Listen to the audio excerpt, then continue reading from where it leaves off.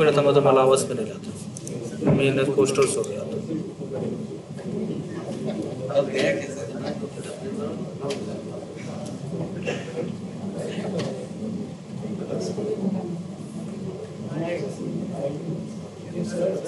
तो आता त्याच्यात आवाज येतो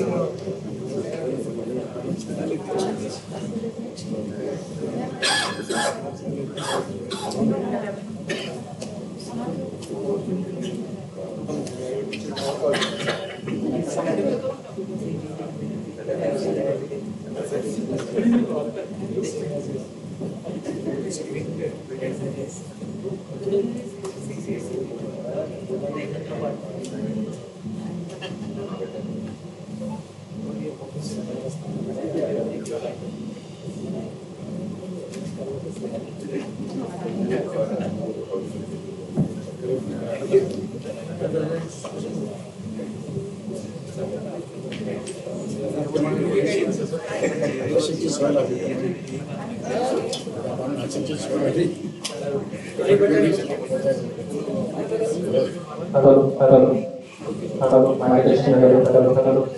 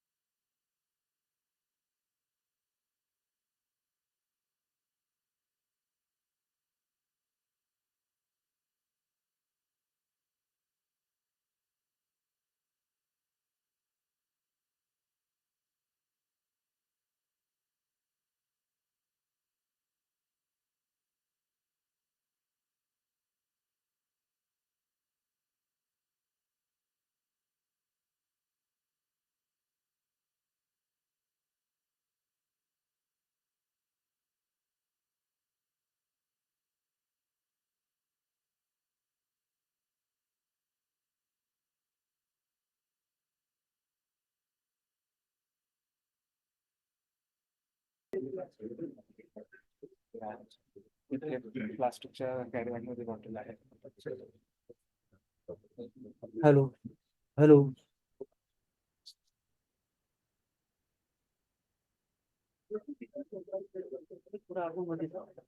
सुरुवातीला लागणार.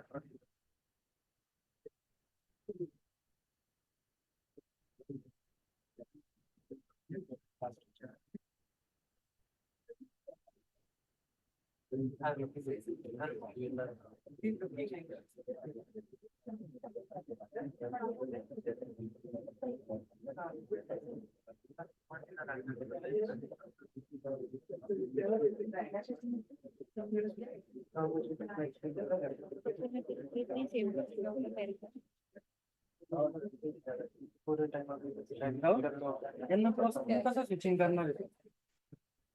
अरे मी हे एकदा ऑन झालं का मी तिथं बसेल ना.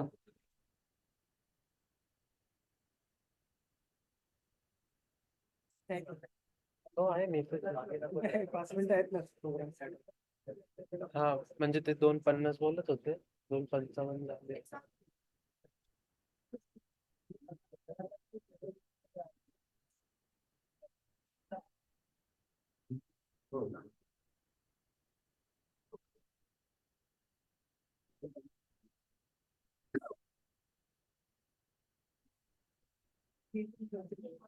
इनोव्हेशनच्या वेळेस तुझं डोक्याचा उठून जाईल.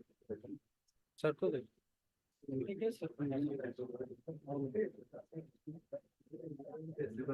तुम्हाला हे डिव्हाइस लागेल.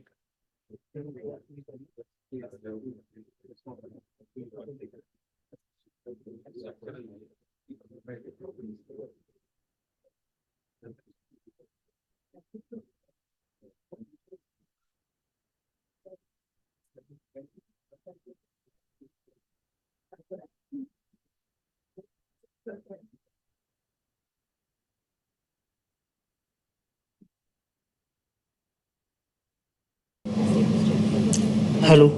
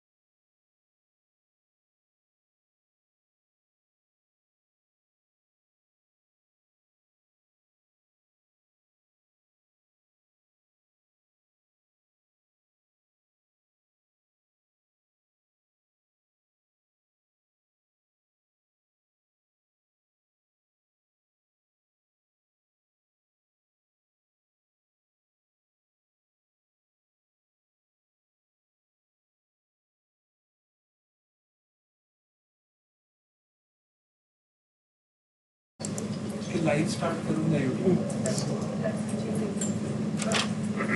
A gentle reminder to put your mobile phones on silent mode.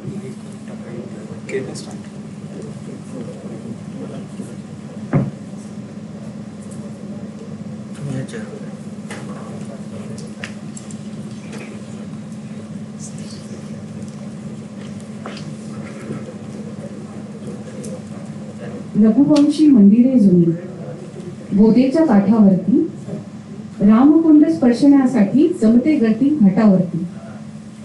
जर असतील पंजर काही वाटेवर बसलेले, आयुष्याचे ओझे दिसते त्यांच्या डोक्यावरती. जीर्ण वडांचा सविनय ताफा दिसतो काठावरती.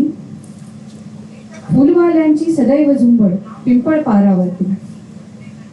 उंच उंच वाडे झुकलेले सद्भावनेने खाली, जणू देती शिर रामभक्तांच्या पायावरती. गोदेच्या पदरात झाकला निवांत तो काळा राम, विसावले खांद्यावर अलगत गुरुदत्ताचे धाम. नागाच्या जळणागत फिरती सभोवतीच्या वाटा, झाडाखाली सुंदर नारायण करतो विश्राम. गोदेच्या पाण्यास पाहुणे श्वास चालले ज्यांचे, अशा पिल्लांना पाहुनी गोदा मनोमनी हळहळते. संथपणे पात्रातून जाते ब्रह्मगिरीचे पाणी, दिवा फुले अंगारा कापूर कुंकू देती कोणी. तरी आपली ही गोदावरी गाते सुरील गाणी.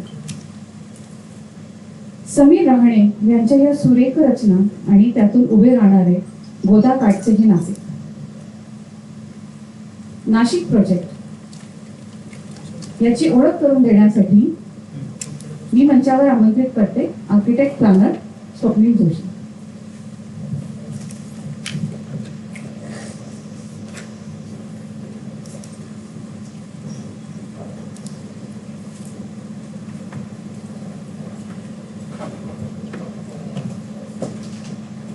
Thank you, Rituji. The Nasik project is a platform for exchanging ideas that promote public scholarship on Nasik. A collective that is envisaged as a working group and action group of individuals from multidisciplinary backgrounds who have come together to deliberate upon Nasik's identity, shaped through its history and appropriate future trajectory that the city region needs to take. The collective aims to propose an alternative vision for the city region that takes an integral approach to development. A future that creates appropriate synergy and balance of ecology and economy, of rural and urban, of nature and culture, while respecting and learning from the spirit of the place, its history and past. The collective strives to be a repository through knowledge collection, knowledge dissemination, and knowledge creation on various aspects of Nasik city region. It is a project where Nasik becomes a laboratory, a testing ground where new ideas are debated, discussed, and experimented through seminars, symposiums, exhibitions, research and documentation, proposals, planning and policy, etc., to help reach a more integral approach to settlements through consensus with all stakeholders of the city region. The Nasik project operates under four interdependent areas, namely history, ecology, economy, and habitat. Nasik has a history dating to ancient times and often overlapping with multiple mythological themes. Though its position in history is evident through its ancient caves, temples, ghats, and wadas, alternate histories of the city are rarely discussed, such as colonial and post-colonial architectural histories. Reading and writing alternate histories offers fresh insights to understand our city. Nasik, being a relatively small city, has not yet lost its connection with nature and its hinterlands. In fact, the very charm and character of the place is predominantly defined by its ecological setting and environment. Amidst the Sahyadri range, Nasik is a crucial settlement in the Godavari watershed. There is an urgent need to discuss and deliberate appropriate approaches that strike a delicate balance between environment and development.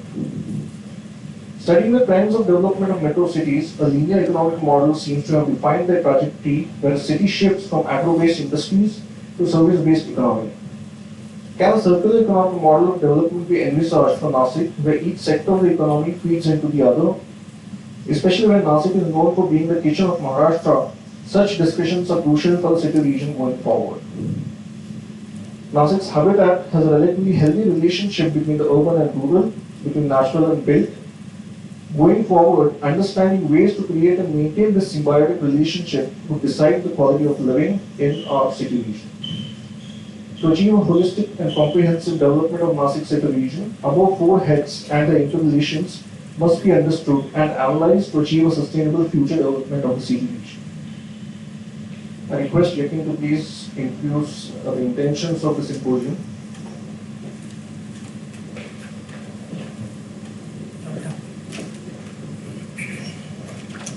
Thank you, Swapnil.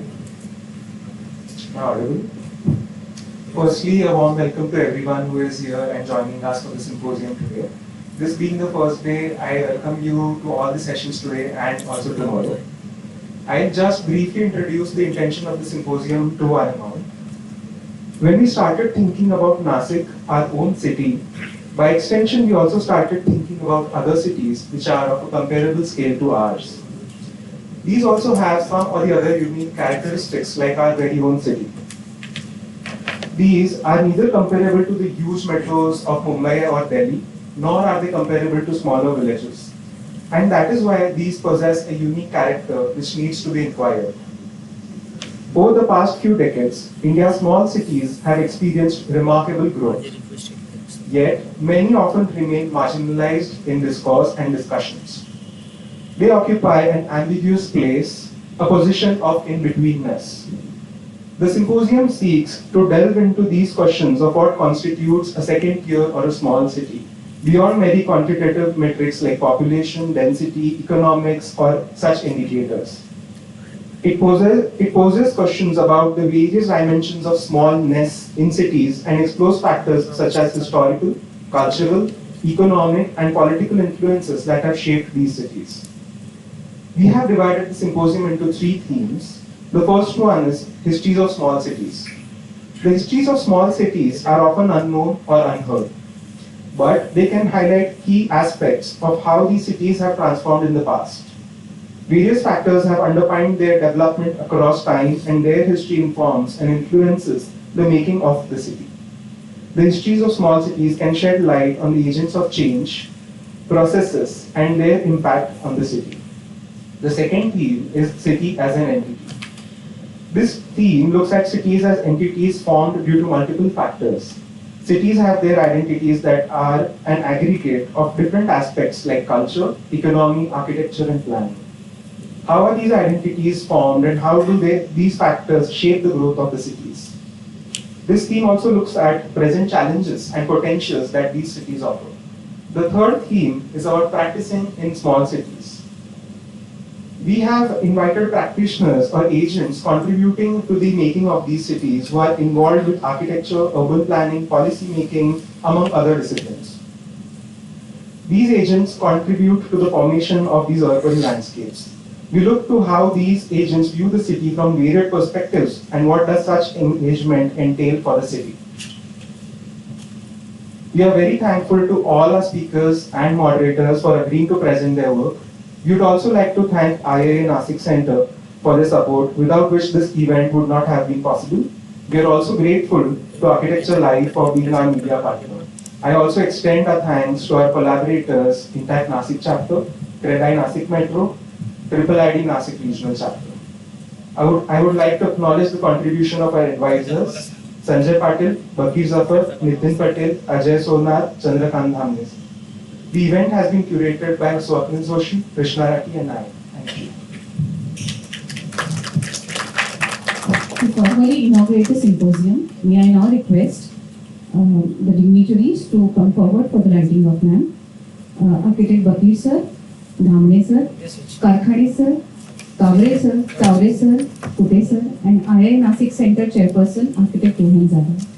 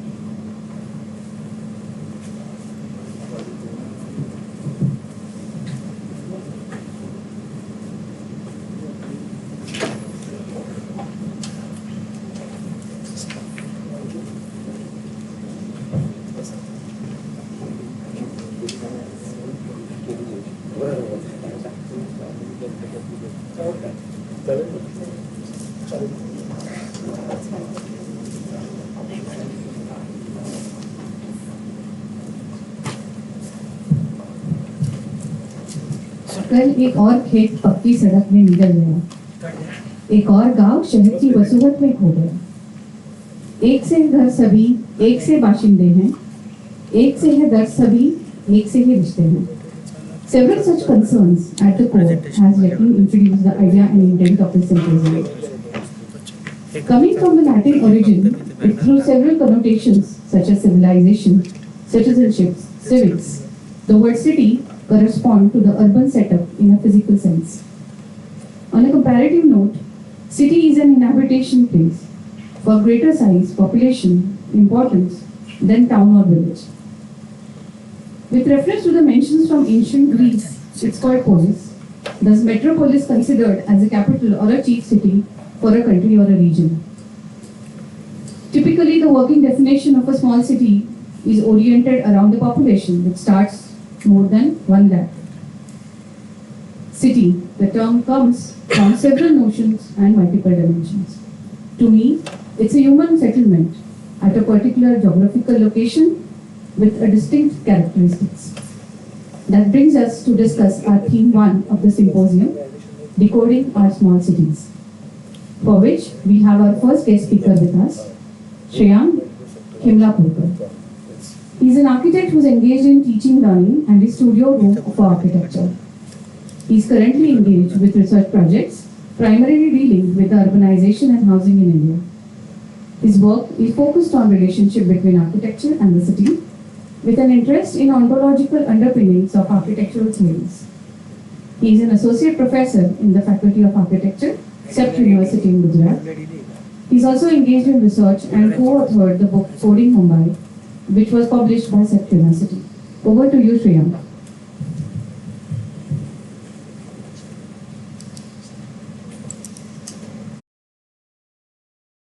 Advisors for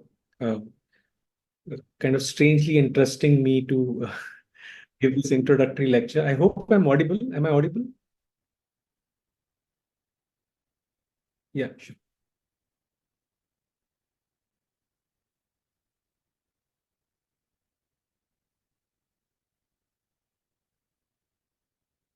Am I audible? Let me know whenever if I'm. Yes, Priyank, you're audible. I think there's a auditorium issue, Rajesh. I think so. Yes, you're audible to the online people. Yeah.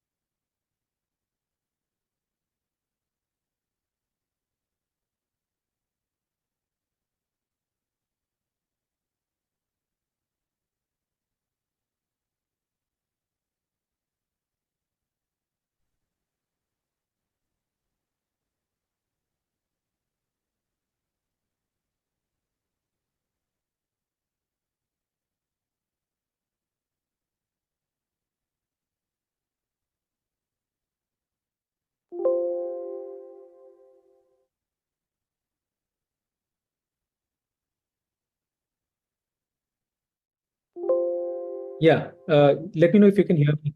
Yeah, is it good? Okay, perfect. So, as I was saying, I think firstly, thanks to all the organizers, Yakin, Krushna Rathi ma'am, Swapnil for thinking of this. Am I audible? I hope so.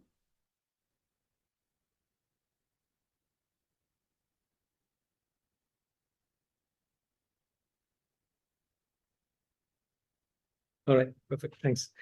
And I think it's kind of an important and interesting event also.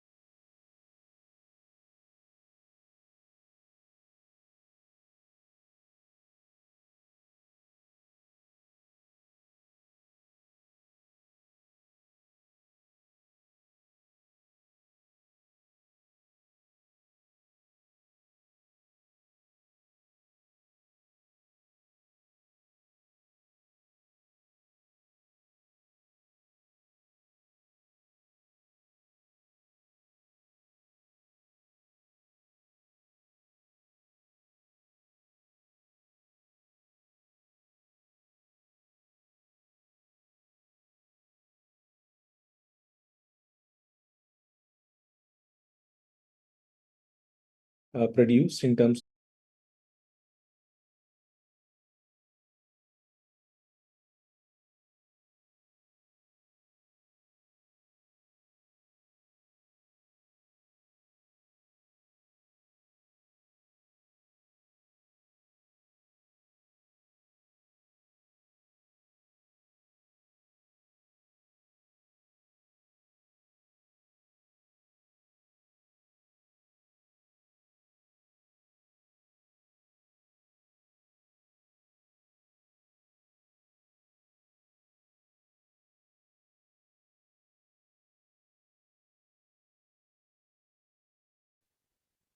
that's a very small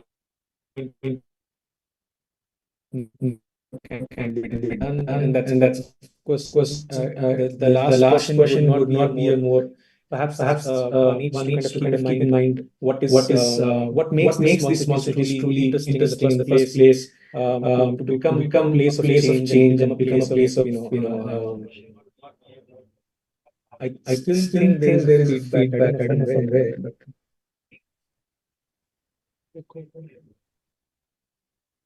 should I continue? Sorry, my bad.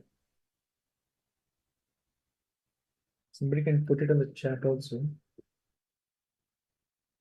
All right, perfect. Yakin's trying to see. Yakin, am I hope I'm loud enough. I just saw your message.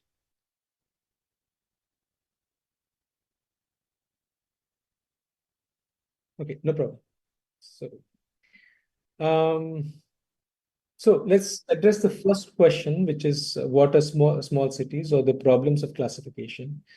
And I think this idea of the problem of classification is not necessarily restricted to cities, but I think it's a really an ontological problem, like where it's very difficult to define and classify anything in reality. But nonetheless, we all have a sense of what certain classifications mean. And it's always when we try to translate those classifications, either numerically, literally, in words, or in graphical representations, or any form of representation, that's where we start kind of, the misalignment and actuality in some sense. So the popular definition of what an urban area in India, especially since the 1961 census, has been this, which I'm sure everybody in the audience knows, that any settlement that has more than 5,000 people, 75% of its male population is engaged in non-agricultural activities. The densities are more than 400 people per square kilometers. Or if any settlement by default is kind of, given the status of a municipality, a corporation, a cantonment board, or a notified town, etc., etc. But I think when I think a kind of a project like this is organized, or when normally we speak of this idea of the tier 1, tier 2, tier 3 city, knowingly or unknowingly, we are kind of assuming and following the HRA kind of, the housing rent allowance model of classification of cities, which really classify cities in 3 scales, 5 million and above, which is XYZ, or tier 1, tier 2, tier 3. Tier 2 being 0.5 million to 5 million, so which has a broad range of cities, which also includes cities like Nasik, Belgaum, and a whole lot of them. And surprisingly, in tier 1, you'll have cities like Ahmedabad and Bangalore and Pune. So we have about 5 or 6 tier 1 cities in India, if not 9. And then tier 3 is that whole bulk of let's say urban areas which have a population of 0.5 million, or less than 5 lakh population. Then there is a classification of census that is there, which classifies cities from class 6 to class 1, which is any settlement that can be classified as a city which has population of less than 5,000 to any city that has population for more than 1 lakh. Now, the interesting thing about this classification is that most people in this audience would probably find anything less than 1 lakh to be a village, because we are not used to thinking about cities which do not have, like, let's say, even slightly wider roads or big cars and hotels and office buildings and things like that, because that is, in a way, let's say, our bias in sort of a medium city size bias, or tier 2 bias and tier 1 bias of what an image of a urban area should be like. And I will address that question in the next part. And the last class, another way of classifying cities is also by function, right? Are cities involved in primary activity? For example, just by the first definition of urban area, if any settlement is involved in a primary activity like mining, which is non-agricultural, and has a population of around 5,000, we can automatically classify it as a city, right? But it can have all the characteristic of a village without infrastructure and so on and so forth. Or cities can be classified as places of industrial production, trade, transport, services. So this is, let's say, one way of classifying cities. The other thing about classification of cities is that the number of cities keep on varying decadally. As and when we have like census undertaken, we get to know how many cities are there in the country. So, for example, in 2001, we had about 5,000 cities, and in 2011 we had about 8,000 cities. Since we did not have a census in 2021, we don't know the latest exact figures, but there are all sorts of figures floating around in various reports across the world. But the numbers vary far and wide, so I did not include that thing. On the right-hand side is basically tells another picture, which is quite interesting, is that according to 2011 census, we have about 5 tier 1 cities, close to 40, and by recent estimates, about 63 million plus cities. So that also includes cities like Nasik. And a bulk of them, which is close to 7,800 urban areas, can be classified as tier 3 or small cities, or perhaps even like what we can call as meso cities. So that's interesting, because what we are saying is that bulk of urban population lives in small cities and not necessarily in neither the million plus cities nor the metro cities. So the imagination of what urban is actually heavily on the side of the small cities and not necessarily the big cities. So for instance, let's say if you look at how this, another statistics that people are familiar with, that by in 2011, we were about 31% urban. I mean, when I say we, India was about 31% urban with closely 37 crore population living in urban areas. And if you look at the distribution of that urban population, you have in mega cities about 14%, 5 to 10 million cities, that is like cities like Ahmedabad, you have about 9% of the population, and close to 70% or more population is distributed in the small red dots that you can see on the map, not the big red dots, but the small red dots in across India. And this is interesting primarily for various reasons, but I want you to keep this number in mind. The next point is really the question of how do you, these classifications are not permanent. Like for example, it need not be the case that if a certain city or a village, even for instance, is a village today, there is no guarantee that tomorrow it's going to remain a village. There's no guarantee that it's even going to remain a small town. Like, for example, on the left-hand side, this is a famous painting of Bombay before Bombay became Bombay. This is somewhere around the 1700s or if not early 1800s. And around the same time, you had city like Mysore on the right-hand side, which looks more urban, more European also in some sense. Center of, let's say that there is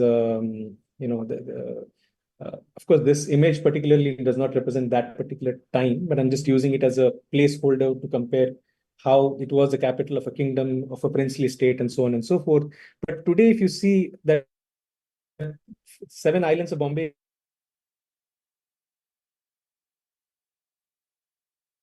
transformed within a span of 100 to 200 years into a bustling world skyscraper. On the right-hand side appears like a small village or a small town.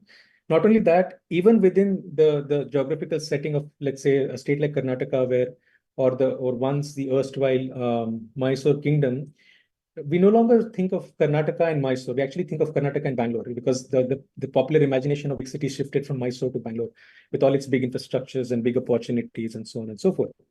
And so that brings to this question of how do we imagine the characteristics of small cities? When I say characteristics, I'm actually thinking of how do we imagine them? Like what comes to our mind when we think of small cities? So for that, I thought that maybe if we can think of scales of popular biases, like for example, there is always a popular bias on any topic that one presents, whether it is from, let's say, art to like architecture to politics and religion and so on and so forth. And similarly, there is also this question of, let's say, biases towards what we consider as urban. And if it's like the only place which matches its kind of, imagination are big cities, because they're the quintessential imagination of what cities should be, from our cartoons to like the things that we ask our students to sketch and write right from childhood. It's kind of, matches the both the excitement and the horror of big cities in some sense. So of course, I don't have to say this is Bombay. This is Ahmedabad, which is about, again, a lot of commercial buildings, parks, wide roads, public transportation, shopping malls. This is Mysore, just short of 1 million population, but you can clearly see an evidence of, let's say, a kind of a glorious yesteryear kind of, architecture in some sense. This is Belgaum, where I'm from. Office spaces, commercial spaces, mixed-use buildings, slight sense of smart city lamps and traffic jams, in some sense of close to 5 lakh population. And actually, this is where the census starts to classifying cities, like the 1 lakh population, according to census, is the benchmark. So what we saw is anything and everything that should naturally classify cities, but let's say census starts to count as cities, something as a city from 1 lakh and above and 1 lakh and below.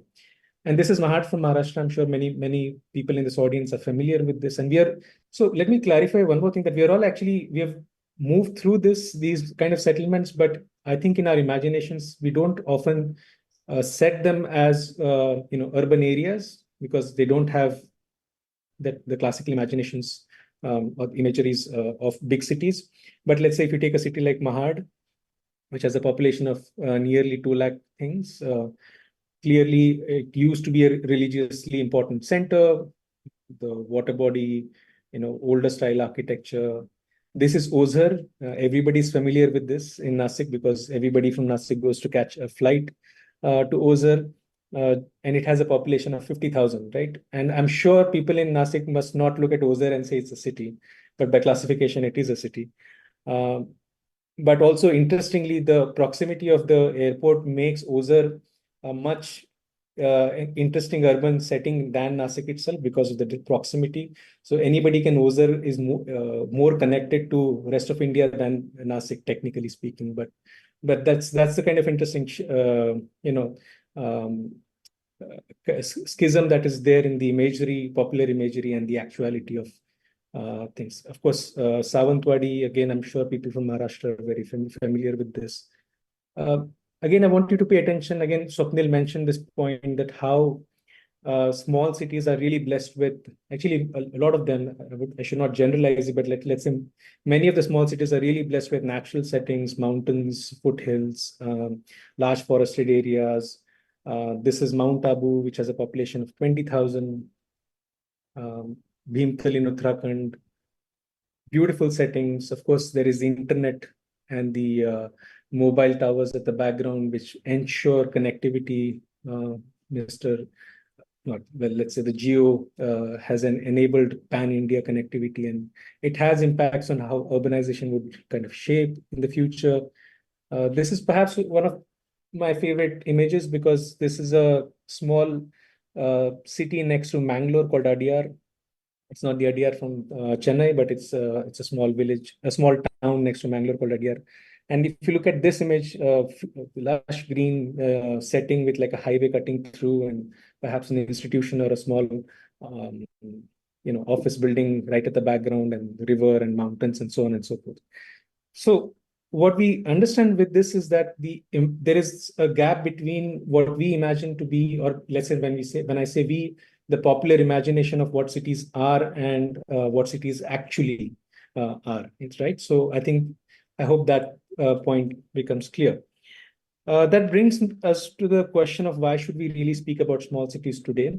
It's not necessarily only because, let's say, the mid-sized towns or tier 2 towns are changing, or tier 2 size cities are changing, but really there is a drastic change emerging across all scales of small cities. And I would like to bring our attention to those changes, including the changes taking place in cities like Nasik and other tier 2 cities. So again, just going back to this point to kind of really establish the first change. And I think it's very important to note that India's middle class size, is increasing. The population of middle class is really increasing. So like I made a point earlier that close to 75% of urban India lives in small cities, what can be classified as small cities. And of which the total urban population of India, 1/3 is middle class, right? It's a huge chunk. But that also reminds us that 2/3 of the population is not rich, right? 2/3 of the population is still poor and remains vulnerable for various factors. Unfortunately, this lecture is not about those aspects, so I'll not touch upon that, but it's a reminder to keep in our mind that while we live in a moment of great prosperity, in some sense, there is a large chunk of population that requires a lot of attention from our side. Of that 1/3 middle class, 2/3 of this urban middle class lives in that number is close to 10 crore people who live in closely 7,600 urban settlements. Now we can't even start naming all these settlements, right? I mean, it's if you look at the HRA classification, I can remember Ahmedabad, Bombay, all the big four metros, and let's say Bangalore, Pune, Hyderabad, and other places. I can name some cities which are in tier 2, but if the number is 7,000 and plus, one doesn't even know where to begin listing these things. Of course, there is a list. But it's interesting to know that it is these non-descript towns is where bulk of the middle class lives, like Ozhar that we just saw, with a population of 5,000 or 6,000 people. Oh, sorry, 50,000 people. And what does it mean? Let's say that brings me to my next point. What does it really mean in terms of urbanization change? It's also known very popularly, I'm sure many of this is a known assumption, a known fact, that the moment we have a large bulk of population as middle class, there is things like food, not just like sustenance kind of food, but also all kinds of food. There'll be more expenditure on housing, education, health, travel, and so on and so forth. This has implications on the kind of programs and typologies that come in demand in some sense to these cities, and that's where architects come into picture, urban designers come into picture, kind of giving form to these sort of demands in some sense. And I'll get to that point a little later, but these numbers don't add up to 100%. So if anybody's making maths, please don't do that, because these are average figures from various sources. For example, this particular chart shows a slightly different number than, let's say, this news article. But again, the point is that it's really the question of getting a sense of where the money is being spent. So it's a kind of an expense side assumption of how urbanization is kind of fueled by this sort of expenditure and desires and other aspects. So it's not a kind of assessment based on on-ground evidences, but it's really the assessment based on where people are spending their money. Another interesting thing is that the size of rental housing across many cities and small towns in India is increasing, especially tier 2 cities. Approximately 28% of urban India lives in rental accommodation. And this is a classical sign of any urbanization historically, that the moment you have more urbanization, generally means more migration and generally means more rental housing. So it's not a bad thing. It's an interesting moment and an interesting scenario that means a lot more housing project for architects. Since I'm an architect, I know, so I always look at what does it really mean for architects? So I don't generalize it too much to make it too broad.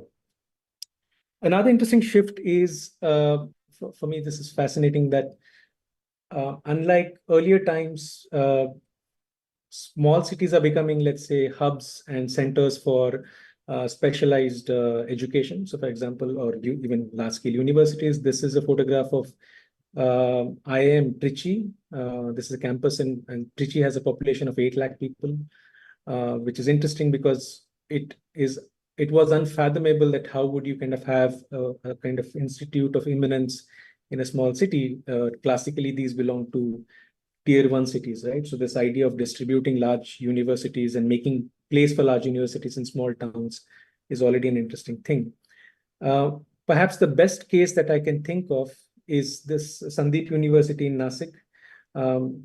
Because this is for the first time, although I had a sense, but this is the first time I actually encountered how universities in small town also fuel international migration.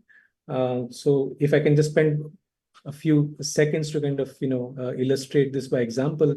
Let me try and find the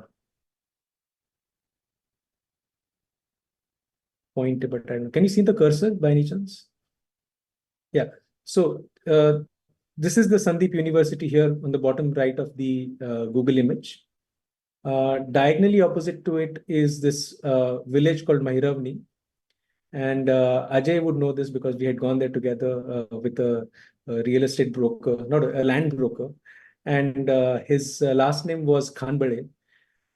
And apparently everybody in this village is Khanbade, without exception. And for us, the most interesting thing that happened that evening was not to find that everybody was Khanbade, but the fact that we saw we're kind of, talking to this person. And that is interesting primarily also because in a small city like this, and that too in a remote location like this, you have, institutions with global connect. And typically, again, globalization does not necessarily move with respect to movement from global south to global north, or from here to far east, but also you have migrations that take place between continents like Africa, cities like Nasik,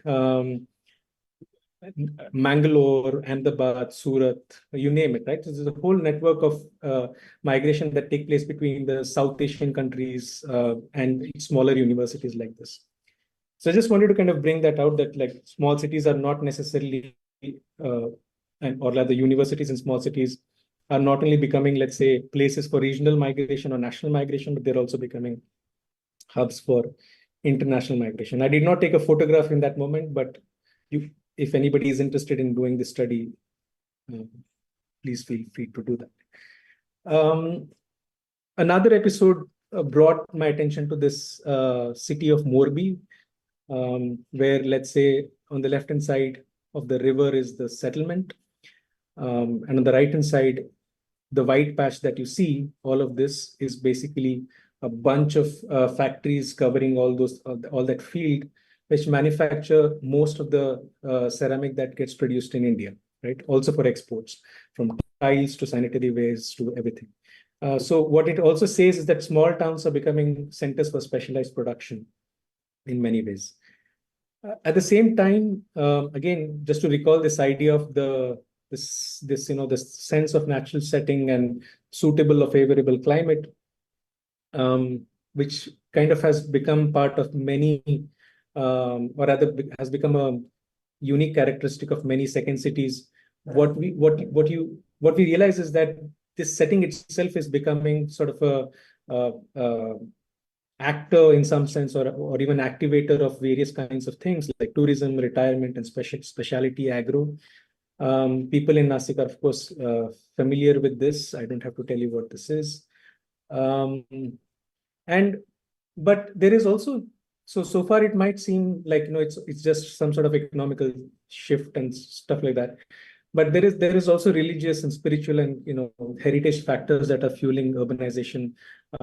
Nasik, of course, hosts the Kumbh Mela, but I'm also interested in these sort of micro shifts that are taking place. So this is, for example, a canteen or a restaurant in Srirangam Island near Trichy. And if you look at the advertisements that are found there, they are making advertisements for luxury apartments and retirement homes.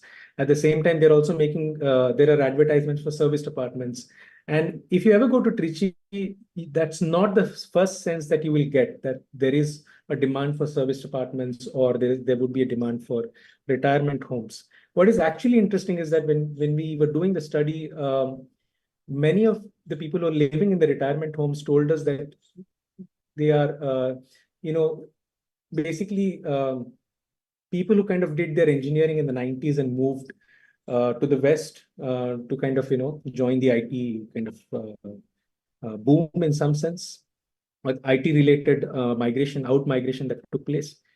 And in their retirement, they want to spend their time close to God, which is a fascinating thing, right? So it's interesting that there are certain kinds of aspects and desires that humans have that, of course, one cannot be mapped merely statistically or let's say can be drawn out by some sort of patterns or something like that.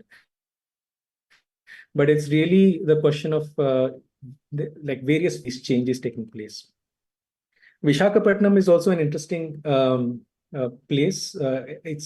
I think they're doing a fantastic job in terms of branding various zones in the city. For example, this image that we've taken is of an area called a startup village, which of course, if you look at it's got nothing like the characteristic of a village. But and if you look at the image even more carefully, it says Sunrise Incubation Hub.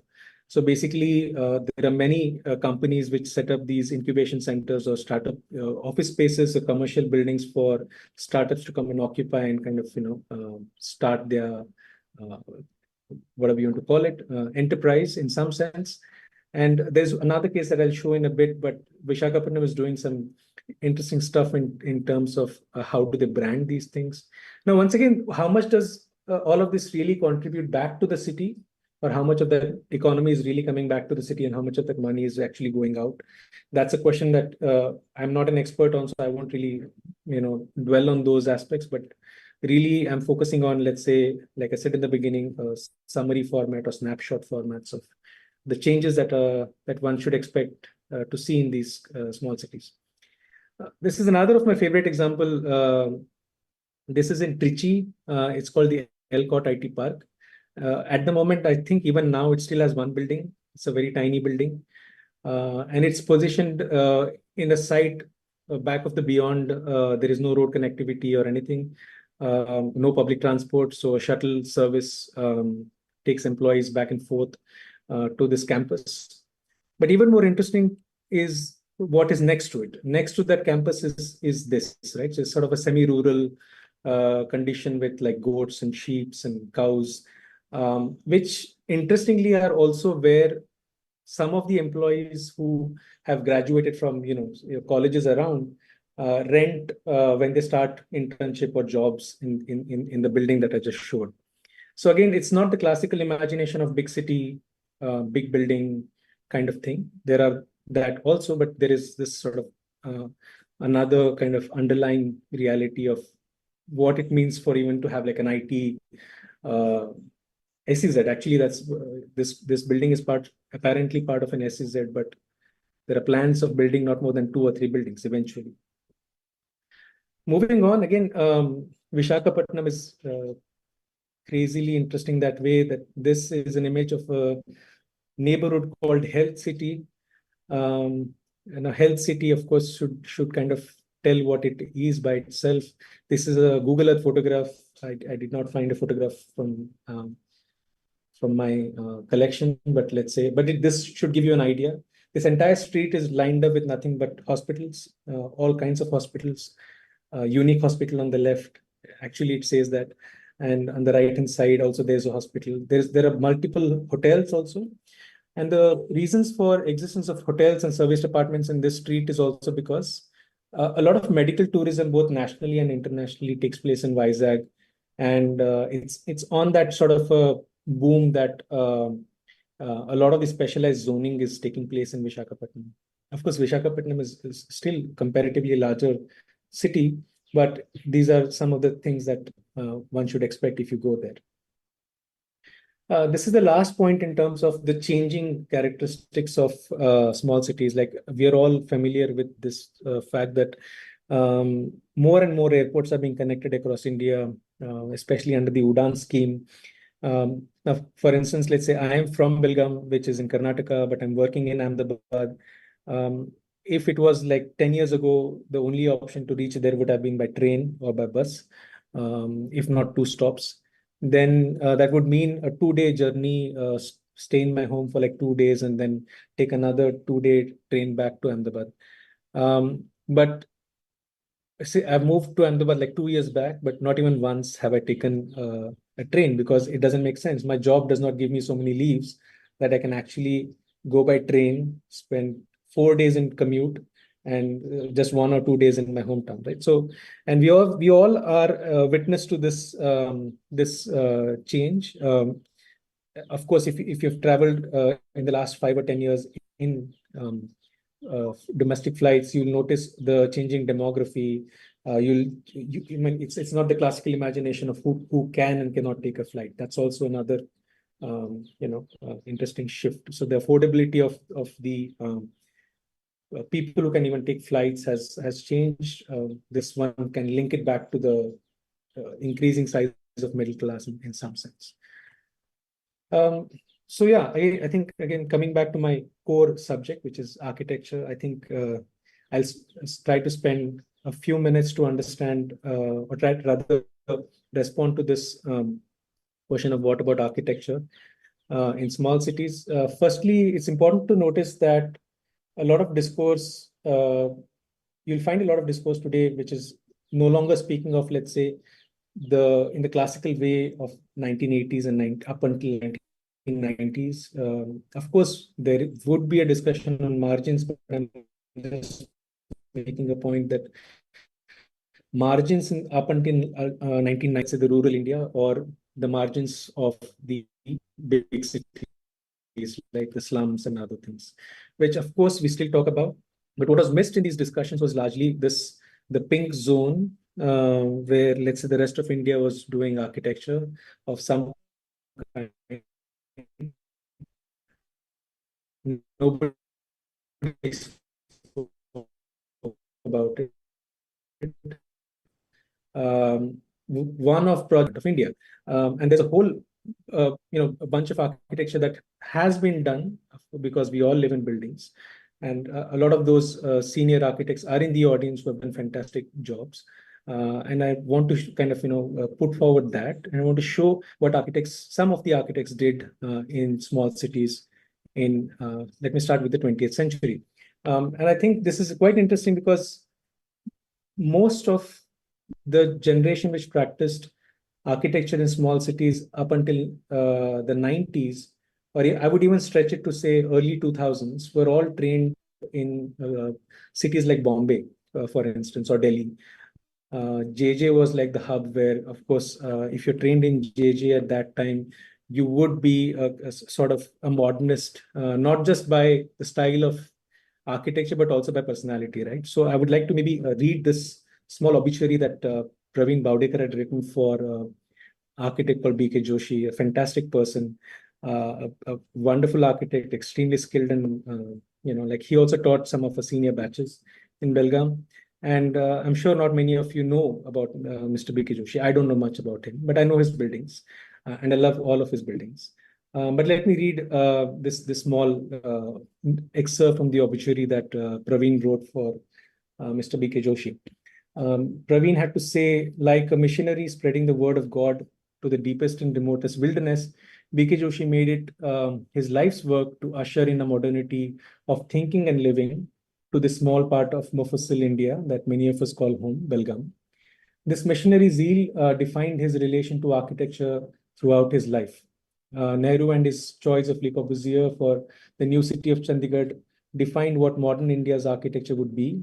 And BK Joshi was part of the vanguard of architects who took upon themselves the task of shaking India from its colonial trappings and forcefully pushing it into a new democratic modern aesthetics.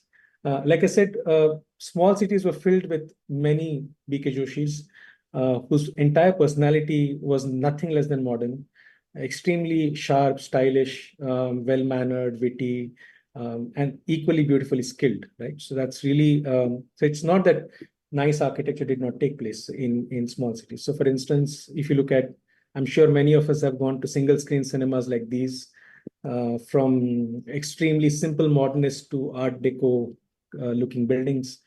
This is one of my favorite examples. This is the Agriculture University in Ludhiana.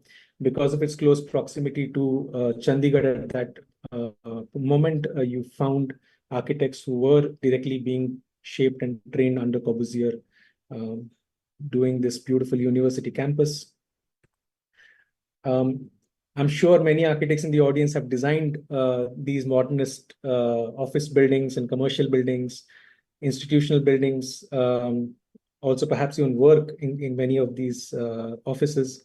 Although they may now appear run down, but when they were built, they were like really ahead of their time with some fantastic concrete work, which I think many contractors would shy away from doing today.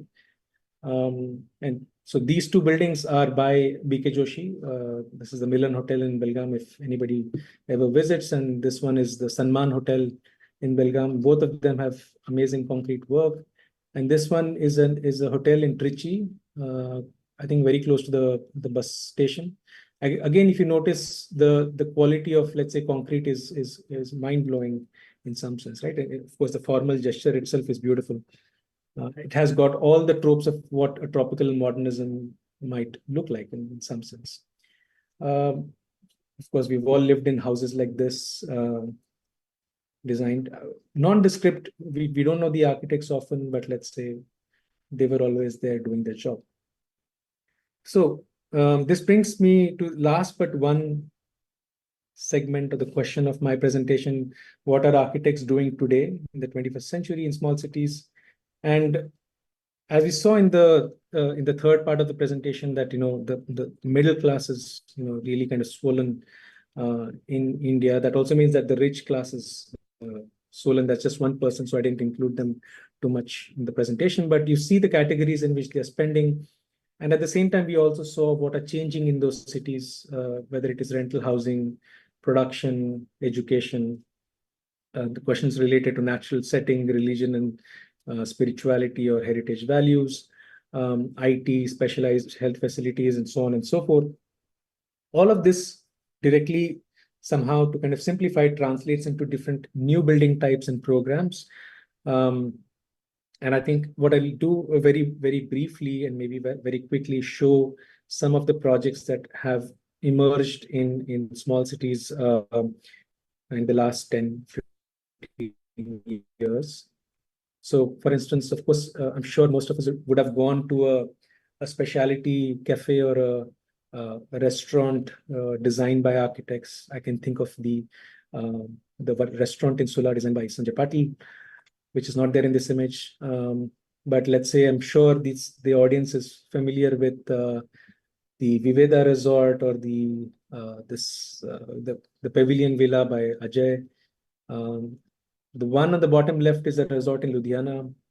All of these are like examples of what architects are doing today in these small towns, from individual houses, mid-rise housing apartments, farmhouses, with all sorts of rental hostels. The one on top is from Aurangabad. The red building below is from Belgaum, designed by Praveen Bavdekar.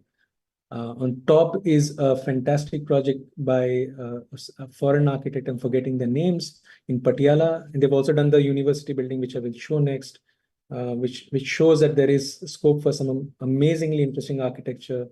And the image on the bottom is an assisted living and a healthcare facility in Dehradun. In terms of educational typology, of course, this is that university in Patiala, the Thapar University. SPA in Vijayawada, Sameep Padora's Maya Sumaya Library in Kopargaon, not very far from Nasik, if I understand correctly. I've never been there, but I think it's quite close from Nasik. And this is close to Pune, a school by Case Design. We would wonder what architects are doing in this segment, but they are doing a lot of work. The famous temple by Sameep, the spiritual center, the Jetwan Spiritual Center by, again, Sameep. The one on the top right corner is a large satsang hall by Siri Architects, done in marble and large span RCC construction. The guest house for some Jain pilgrimage center in Pavapuri, I think in Rajasthan. A whole bunch of, again, commercial kind of architecture, office spaces, both for institutional as well as for leasing and renting. Great range of industrial, architecture. Not many people venture into it, but I think there is some interesting work that is emerging in Sanand. This is the StoneX factory in Kishangarh, warehouses, a workshop by Abin Design Studio. I've picked up these images largely from the popular website, so that it also shows what exactly is being published from India, from our times. And the map that I showed earlier actually is an indicator of where these projects are built, and by bulk of them are being built not necessarily in these big cities, but some amazing work is emerging in second cities and third cities. I think a segment that is really surprising in our times is the once again, after a big gap between the 90s and let's say early 2000s, we once again have the sort of a resurgence of this typology of museums and galleries emerging. Sameep's Hampi Arts Lab, or there is a Vishnuvardhan Memorial in Mysore, which I hope to visit next time. The famous Smritivan project by Vastu Shilpa Foundation, the Centenary Museum in Belgaum by Praveen Baudekar. And of course, last but not the least, the transport nodes. This is an airport in Trichy designed by a firm outside India, but you can see that there is a sort of scope in terms of expressive architecture, to put it in a very nice sense. This is, sorry for the wrong name, this is a convention center and a bus terminus in Goa by Rahul Deshpande. And this was a surprising find for me. Soumitra Ghosh's Lucknow airport terminal, a very, very kind of bold, expressive architecture in some sense. So that's basically what, in terms of architecture, is happening. And this is the last point, which is not necessarily a point per se, but more of a suggestion in terms of, like Swapnil was saying, what to keep in mind, what is essential for, let's say, second cities and small cities to keep in mind with respect to going ahead. I think working with the core areas, the core strength areas is important. So how do you sustain those core, whether it is environmental, cultural, manufacturing, service, so on and so forth? How do you kind of work within and kind of strengthen those core areas? How do you prepare for climate change? If you're seeing the news, even Western cities with some of the best infrastructures are crumbling these days. So our cities definitely require more preparation. As such, our infrastructures are not the best at the moment. And of course, we need to think about the urban poor, who would be the most vulnerable to climate change. We all can perhaps install ACs, but that might be difficult for everybody to do that. And how do you kind of, and I think the last 2 points is really what I want to especially urge to, let's say, the bureaucrats, the representatives of the city in the audience, like, how do you kind of make room for good architecture, design, and construction? And of course, for the collective like the Nasik project, how do you kind of support new research and scholarship around small cities? This is not a comprehensive list again, but I think it's more like an appeal to people for people in the audience to keep in mind that how do you kind of recognize what your core strengths are, and how do you support research activities that can help you work with those core strengths in some sense. So I hope I didn't take too much time, and thank you for your attention, and that's it from me. I'll stop my presentation. Thank you so much.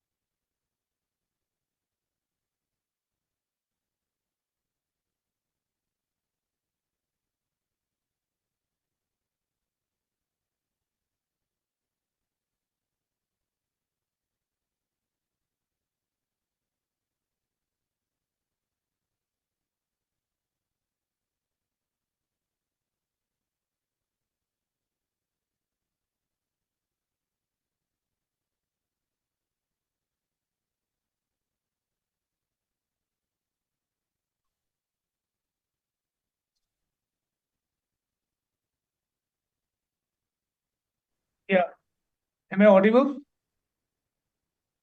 To me, yes. Yeah, hi Shreyank. Hi, Rajesh. Yeah, this was very comprehensive talk and presentation, Shreyank, and thank you for doing this. Uh, I'm happy that you touched upon a lot of physical and tangible aspects of small cities, and it gives me a better scope and a lot of room for talking about non-tangible aspects of small cities or cities in general. So, before that, of course, I would like to thank the Nasik project, Yakin, Swapnil, and Krishna for inviting me and requesting me to do this conversation with you. And even before I get into small cities, I have some questions about small cities. But before that, I will like to understand the meaning of city. So my first question to you is, cities are often defined by more than just their physical elements like buildings, infrastructure, and roads, population, or maybe size or the spread. But in your view, as a theorist, as urban planner and architect, what gives the true meaning and soul to any city in general? It's a tough one. Primarily, I'll tell you the reason why, because I think definitions by themselves are always limiting, in the sense that, like I said in the beginning, right? Because it's not, you know, set a certain or provide rather a certain piece of what we think a certain uh, thing would be, and that's true with the case of cities also. And if you ask me, like, if there is something really essential that really makes a city, of course, it's people, uh, and what people do in that city. I think this is without which I think they would not be a city. That's primarily the thing, and So that's you what I was mean, trying to focus on in the presentations as to what people are doing in the city. Yeah. yeah. So you mean it is people who actually define city. Then of course we have culture, then we have food, habits like traditions, heritage, a lot of other things which I think give meaning to city. See, I have lived in Nasik, and that is why I very much connect with this particular symposium. 20 years ago, we were talking about Nasik as a small city aspiring to be a bigger city in next 5, 10 years. And after 20 years, we are still looking at Nasik as a small city. And we are talking about small cities. What, according to you, are the major challenges, possibly economic or something else, that doesn't let city grow beyond certain limit? Yeah. No, so in terms of cities growing and shrinking, it's always an interesting thing. I think growing and shrinking is my opinion, they're more purely economical things, unless a natural calamity kind of wipes the city away, like in the case of Pompeii. I think by and large, it is really the economy of the city that allows or not allow for a city to grow. For instance, let's say the classic case of Bombay, because there was a demand for more cotton, you had to set up more mills, which means you need people to set those mills and you need people to run those mills. And because the demand in which the city was participating was so large that it automatically made overnight a bunch of seven islands into a large metropolis in some sense, right? So in a way, and moment that thing was gone, if Bombay would not have turned to other forms of economies, it would have really gone away with that. And that's what happened with Mysore. And in fact, these are also like bigger examples, but one of my colleagues from C is interested in, let's say, uh, smaller villages, what we consider today as villages, were once thriving port towns, which had direct connections with, like, let's say, Greece, Rome, Africa, you name it. And Surat is also a fantastic case like that, because, um, I mean, for me, it's amazing to know that Chaya actually came from Africa to India, right? Nilkant Chaya. and which says a lot that in the sense that Gujaratis as a group from various zones had direct links with trade links with African cities. So that means that as I think this idea of what makes a city grow or stop the growth is the participation that the city has in larger economy in some sense. So that's So, Shreyank, this economy does not happen on its own. There are people sitting in power or decision-making positions. Do you think cities at times face this biasness from people who are in like powerful positions and who possibly intentionally do not let cities grow? What should be the role of such policy makers in such cases? I will come to urban planning later, but policy makers, I think, decide on economy also. What is your view on this? yeah. So here there is both sides to the coin. One is, let's say you would always have situations um, where the money is concentrated with limited people, and they would always try to influence policies of where the money should flow in some sense, right? On the other hand, you have plenty of examples, bottom-up approaches. The most popular being Yeah. Magarpatta, where I think it's Magarpatta, right? Correct me if I'm wrong. Where, let's say, I think Yeah. so, where people kind of organized and decided that they want to really participate in the whole IT economy. The third example that comes to mind is, let's say, in the north of Bombay. I don't know why I'm forgetting. Anyways, so the case was this, that the village was declared to become part. No, sorry, that the village was kind of declared to become part of, yes, declared part of to be part of a municipal corporation. And the villagers decided that they don't want to be part of the municipal corporation. So there are also cases where people don't want this idea of development, this idea of growth, primarily also because they thought that they would have to pay more taxes than, let's say, that they're paying at the moment, or that they are the natural setting that they are living in, land prices would go up, and they would have to be dependent on a neighboring city for services and like water supply and electricity, which they can organize on their own. So there are always stories of a whole range of which cities really want to kind of let the money flow, and then cities that don't want to be classified in as cities or kind of enable growth. Kerala is also an interesting example where it looks rural but is the most urbanized state in the country. Tamil Nadu is interesting because it willingly classifies small villages as census towns so that the urbanization rate appears larger on paper and so many other things. So yeah, there's a whole range of things that are possible in that.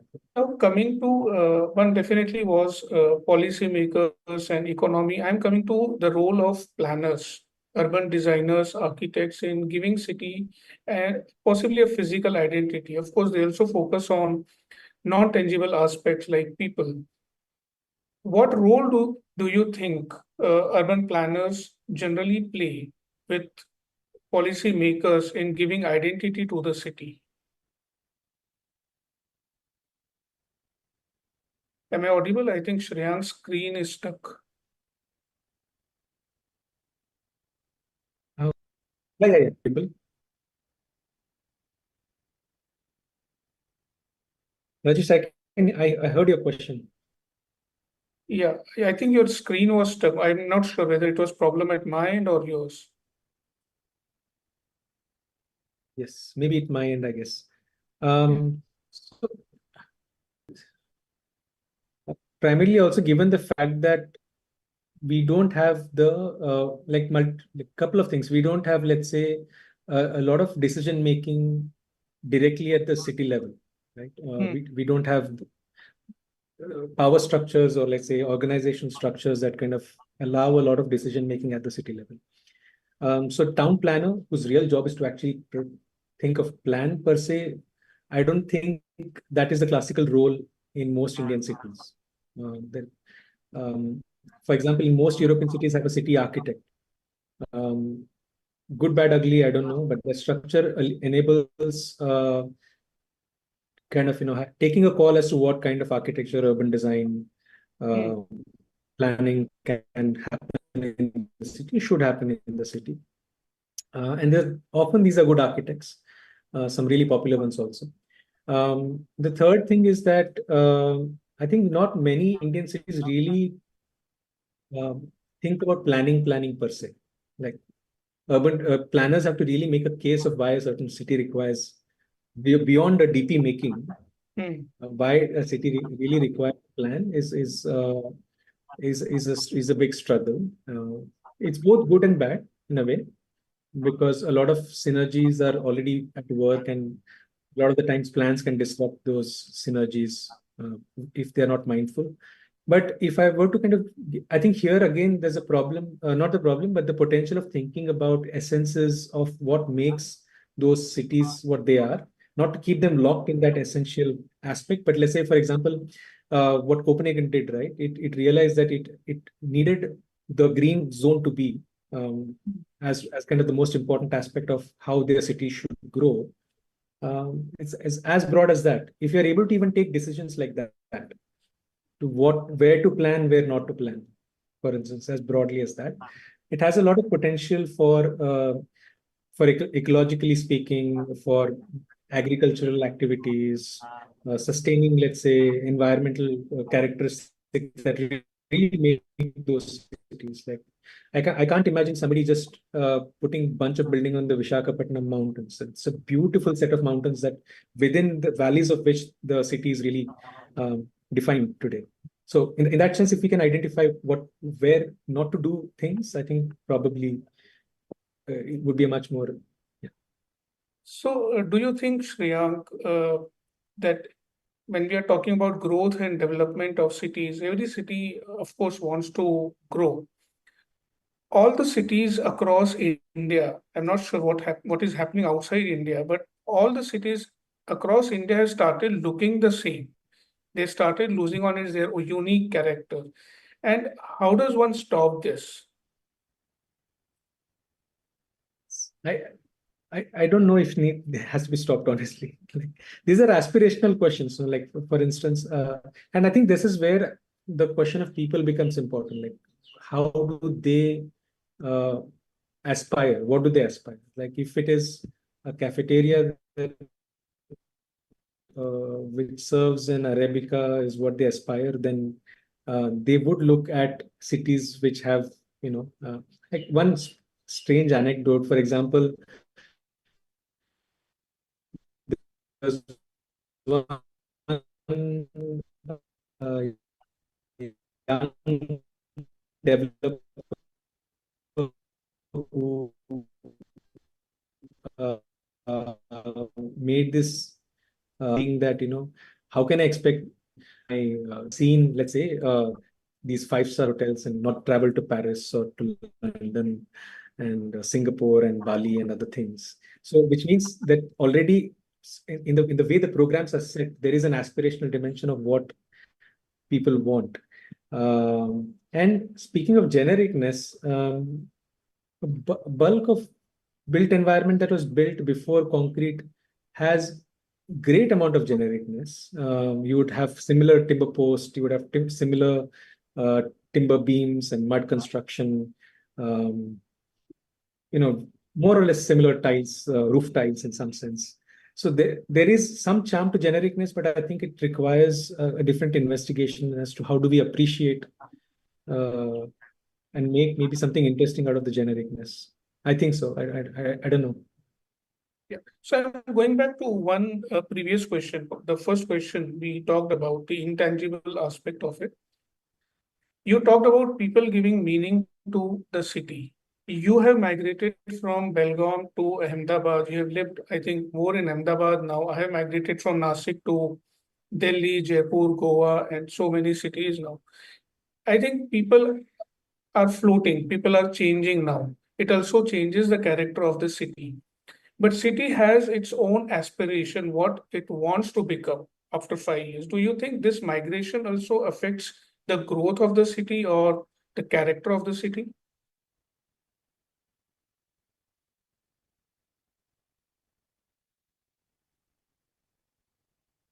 more population coming to your city. And the only way it can happen quicker is by migration. And it's a good thing that if people migrate to cities. And I think what is changing is that the migration patterns are changing, which means that, and this is a sustained effort since the 1980s when the National Urban Commission was set up. People have been thinking, policymakers have been constantly thinking, how do you reduce the stress on big cities? It has taken a very, very long time for that to kind of lead to this moment where you have better connectivity, better opportunities. It's still affordable. If people are willing to spend 14-15% of their annual income on housing, which shows that it is not a big chunk. If I can't say the same thing about Bombay. Like I think the Bombay, the proportion would have been different. I would be spending more than 50% of my income on housing and then on food and then every other aspect, right? But the fact that in tier 2 and tier 3 cities, people are spending 15 to 20% of their income on housing shows that these are the places where housing is affordable in some sense. And that encourages innovation. So this is my last question. If time permits, I'll also have one more question from the audience. Every city aspires to be something in future. It keeps on growing. Maybe some growth is sometimes slower, sometimes very fast. And then there is aspiration of a politician sitting somewhere saying हम बॉम्बे को Shanghai बना देंगे या पुणे को Singapore बना देंगे. So this conflict is actually faced by almost every city. Even I'm sure that some politicians or some policymakers are thinking about changing Nasik to something else. But Nasik wants to become something. Yeah.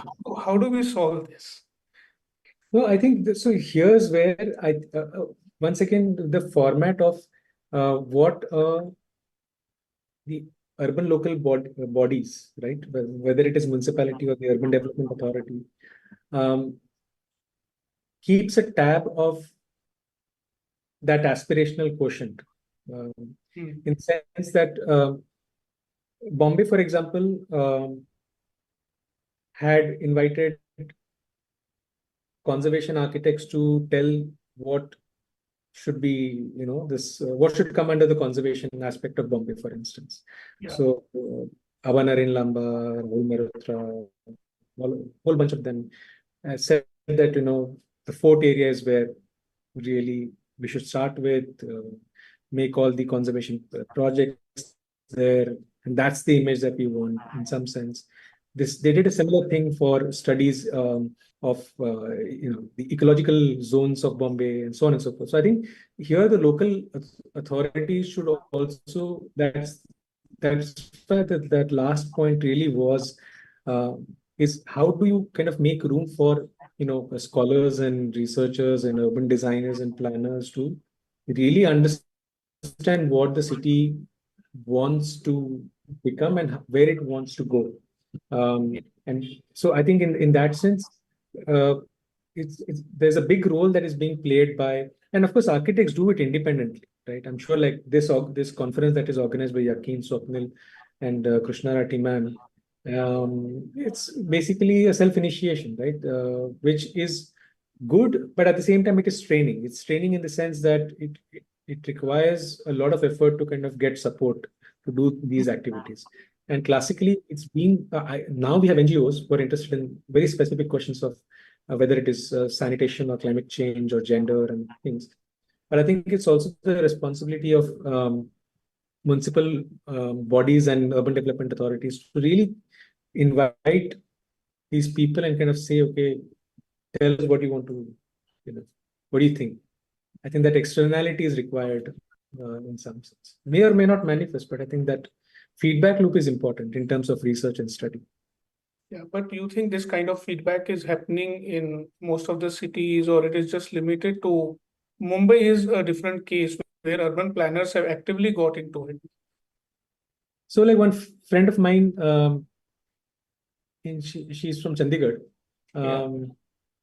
and she,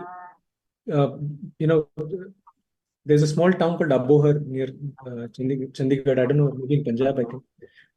And when there was a smart cities thing going on around Abohar, it's a very, very small place. Hmm. Um, she went there and basically did a bunch of studies for them and said, maybe you require a community center, or how do you picture a smart city project, right? So maybe you require a health center, maybe you require a library or community space. And they, fortunately or unfortunately, they also got the project, but it did not get fully complete, so on and so forth. But I think the fact that not many people know what to do with smart cities, which is project-based kind of release of money, if I understand it correctly. There is a big scope there also, like to really go and say, city requires this, it doesn't require that. Give us money for this, give us money for that. Those kind of things. It's So, possible. this was very interesting, and thank you very much for doing this. What we will do is I'll quickly take one question from the audience, and I'm so happy that there are so many questions. And in some way, I think the Nasik project team should send these questions to you, and through them, possibly these could be answered. So I'm quickly taking up one question randomly. Okay. Okay. I'm not sure who has asked this question. Name is not there. Sorry, there is some feedback. Someone is speaking, I guess. I think they maybe from the audience, I guess. Nasik.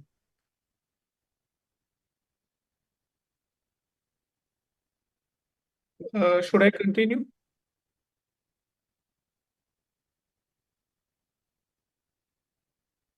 Yeah, I think Yakin is saying we should. Yeah, I'll do that now. So I'm not sure who has asked this question. There is no name. When small cities are developing vertically and increasing the density, and this is vertical development happening in small cities, and how can it be uh, I'm not able to read this word, but how can it be done to considering with the smooth functionality without changing the demographics, or through professional planners, architects, or engineers? How can this be properly done? Honestly, I'm not the expert of that. Yeah. Yeah, so I don't know. So there is a second question. If you don't want to answer the first one, I have just 1 minute. I think this Yakin has sent me a message over here.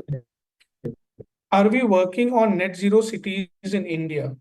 It is easier to do so in smaller cities. What do you think? Attempting net zero in smaller cities. Okay, This is asked by Ashish. sure.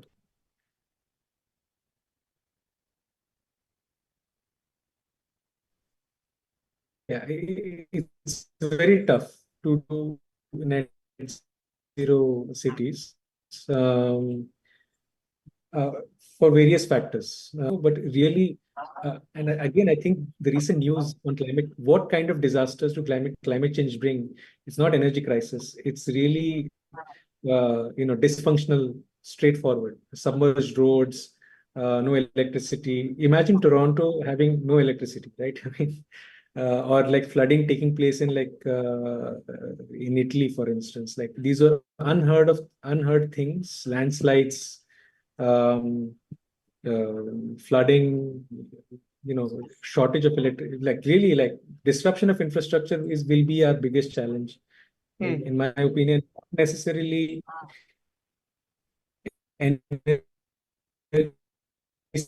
saving um, kind of thing. Disrupts regardless of whether we make our cities net zero or not. So I think the big challenges are really there. So thank you, Shreyank. I think this was very interesting, and I'm also hopeful that there are some questions which are still unanswered. In some way, we will be able to discuss those. Uh, Thank you, the Nasik project team. You can take on from here. Thank you so much, Rajesh, and thanks everyone for listening.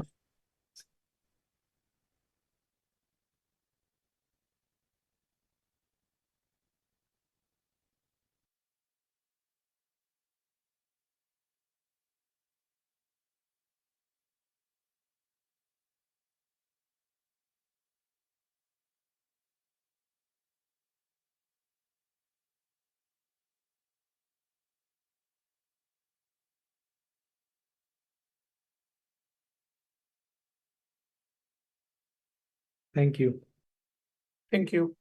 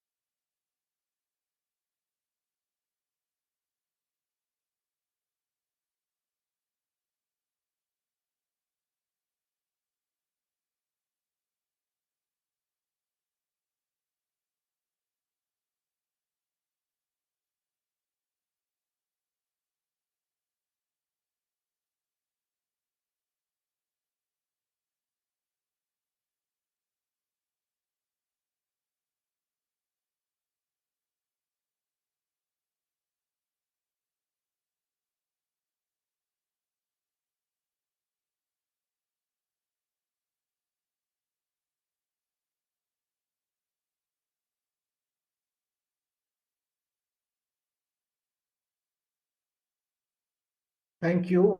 I hope everybody can hear me. If I can't be heard at any point, uh, please let me know. I assume I am audible right now. I was asked to... Okay, good. Let me begin by thanking the Nasik project and, of course, this wonderful discussion by Shreyank and Rajesh, which has kickstarted the whole discussion session very well. I was asked to talk about the history of small cities, and I thought I would start off by talking about what small cities are and where they belong in history. Of course, a lot of what I say will resonate with what Shreyank has already said, but repetitions aside, bear with me. Small cities need to be defined by their context and not by some kind of universal metric. Cities are dynamic, and we'll look at how they are dynamic, how they keep changing. And the characterization as small cities is usually only one phase in the much longer life of a city. Very few cities stay small throughout the course of history. The reason for the emergence and survival of cities are multiple, and they're not mutually exclusive. And we'll see what kind of reasons exist for making settlements into cities, into small cities and larger cities. And the cultural specificities and histories of cities or urban agglomerations is right at the heart of defining and understanding small cities in India. Now, of course, cities are known by the company they keep. And growing up in Pune, we were always a small city when compared to Bombay. But when somebody came from Ahmednagar, we felt like a big city. Ahmednagar was a smaller city by comparison. So there is also this relative scale depending on where you are in a certain kind of social order. There is a pecking order of cities. Let me get my presentation started. Give me a minute.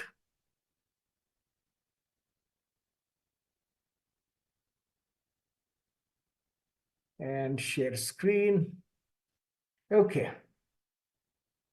I hope everybody can see what is being projected.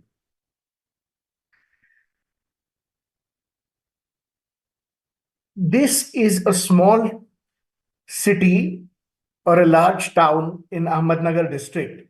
It has a lot of characteristics of an urban space in terms of density in places. This is a historic settlement called Tisgaon, which is in the taluka of Pathardi. It was set up in the 16th century. It is known for a number of important gates. It has a population of over 5,000, which would qualify it in many metrics as a small city. This is what the city looks like. It's an important marketplace. There are still weekly markets that make it the magnet for everybody around in the area. But today it is only an important market town and little else. So would you call this a small city, or would you think of this becoming a small city in another 10 years?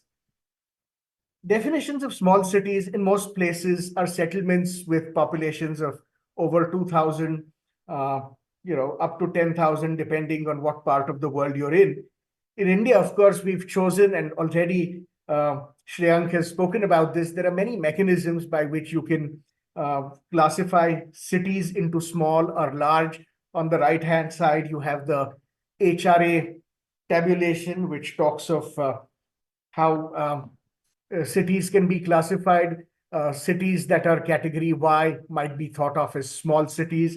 There is also, of course, the census definition from 1961 onwards, and then from the Indian census of 2001, where the definition of an urban area included two types of towns. One were statutory towns, which were notified by governments, and they had local bodies like municipal corporations, municipalities, and so on. And then, any place with a municipality, corporation, cantonment board, or a notified town area committee was declared as a statutory town. And then you had something called a census town, which were identified again based on census data, which was not statutorily notified and administered as a town, but nevertheless a place which had a population of more than 5,000 and had characteristics that could be defined as urban. And by that definition, we have an enormous number of these small cities or census towns. And the number of census towns has been growing. The number of what we might define as small cities has been growing enormously. And in the past 25 years, they've really shot up. So in the 2011 census, you had 475 places which were defined as urban agglomerations, and then, as outgrowths, and also 384 urban agglomerations, which are two more classes of the nuclei of small towns. And so these are the definitions that I was just telling you about. Now, there is another problem where if one is to consider cities as defined only by municipal boundaries, it causes a lot of problem in definitions. Take the case of metropolitan Pune, which is governed by 2 municipal corporations, 3 cantonment boards, and a variety of other kinds of administrative entities. The whole constitutes a continuous urban fabric, but yet administratively, if one is to consider the city, it's only a fraction of what you have. So which part of this would you consider a single city? Is PCMC and PMC really different at this point? Is the cantonment board a separate urban entity? Can the cantonment board be considered a small city, though it actually is part of a continuous fabric that resides within the Pune Municipal Corporation? It's a similar case with the city of Mumbai, where you have municipal corporations in Bhiwandi, Kalyan Dombivli, Vasai Virar, Navi Mumbai, Mira Bhayandar, Ambernath, Ulhasnagar, Badlapur. All these administrative bodies might define themselves as small cities, but again, it's very difficult to disassociate them from the larger urban cluster that they actually represent. But let me start off by saying that all cities actually start small, and we do know this. There is no city that actually starts off on a large scale. It does start off very modestly, and we know this if you just look at historical data of city growth, where populations have exploded in the past 100 or so years. There are cities which have grown, there are cities which have declined, there are cities which have stagnated. We'll talk about all of these. but all cities to begin with are small cities. And being small is only a small phase in the life of a city, because cities are inherently dynamic. They are constantly evolving. They keep changing. They keep changing character. They keep changing populations, and they keep changing their very essence. What the primary function of any urban settlement is also does very often change over time. We'll look at some of examples of some of those. So there are cities that are seasonally small, and then there are cities that are perennially small. So if you consider a typical pilgrimage town like Pandharpur, it's a small city which swells to become a large city seasonally, and then it's a small city again. There are cities which are forever small, and then there are cities which show ups and downs. The city of Aurangabad, we know it's founded in 1610, as a small settlement called Khadki, grows up to be a massive city under the Mughals, goes into decline, becomes an important administrative center under the Nizams of Hyderabad, and then eventually, after the 1960s, in the state of Maharashtra, it sees a period of stagnation. But from the 90s onwards, with industrialization, it's a city that sees an upswing again. So it's a city that started small, became big, became small again, and now is again a big city. You take the case of a place like Solapur, which again starts off modestly sized, shrinks. There is a 19th century industrial movement which really propels it to a significant proportion, and then it starts, not declining, but not growing in ways that one would have expected a city of that size to grow. And then you have really small cities today which have shrunk from a previous importance they had, and that's largely because they were single trick ponies. They specialized in one kind of occupation, one kind of activity, and therefore the minute that importance was lost, these cities were in decline. Sorry. Many of these small cities that you see in Maharashtra today are cities which are taluka places, which had a great importance or significance in the medieval period. But they've lost everything apart from the sense of being an administrative center. And that's the only reason they survive as small cities.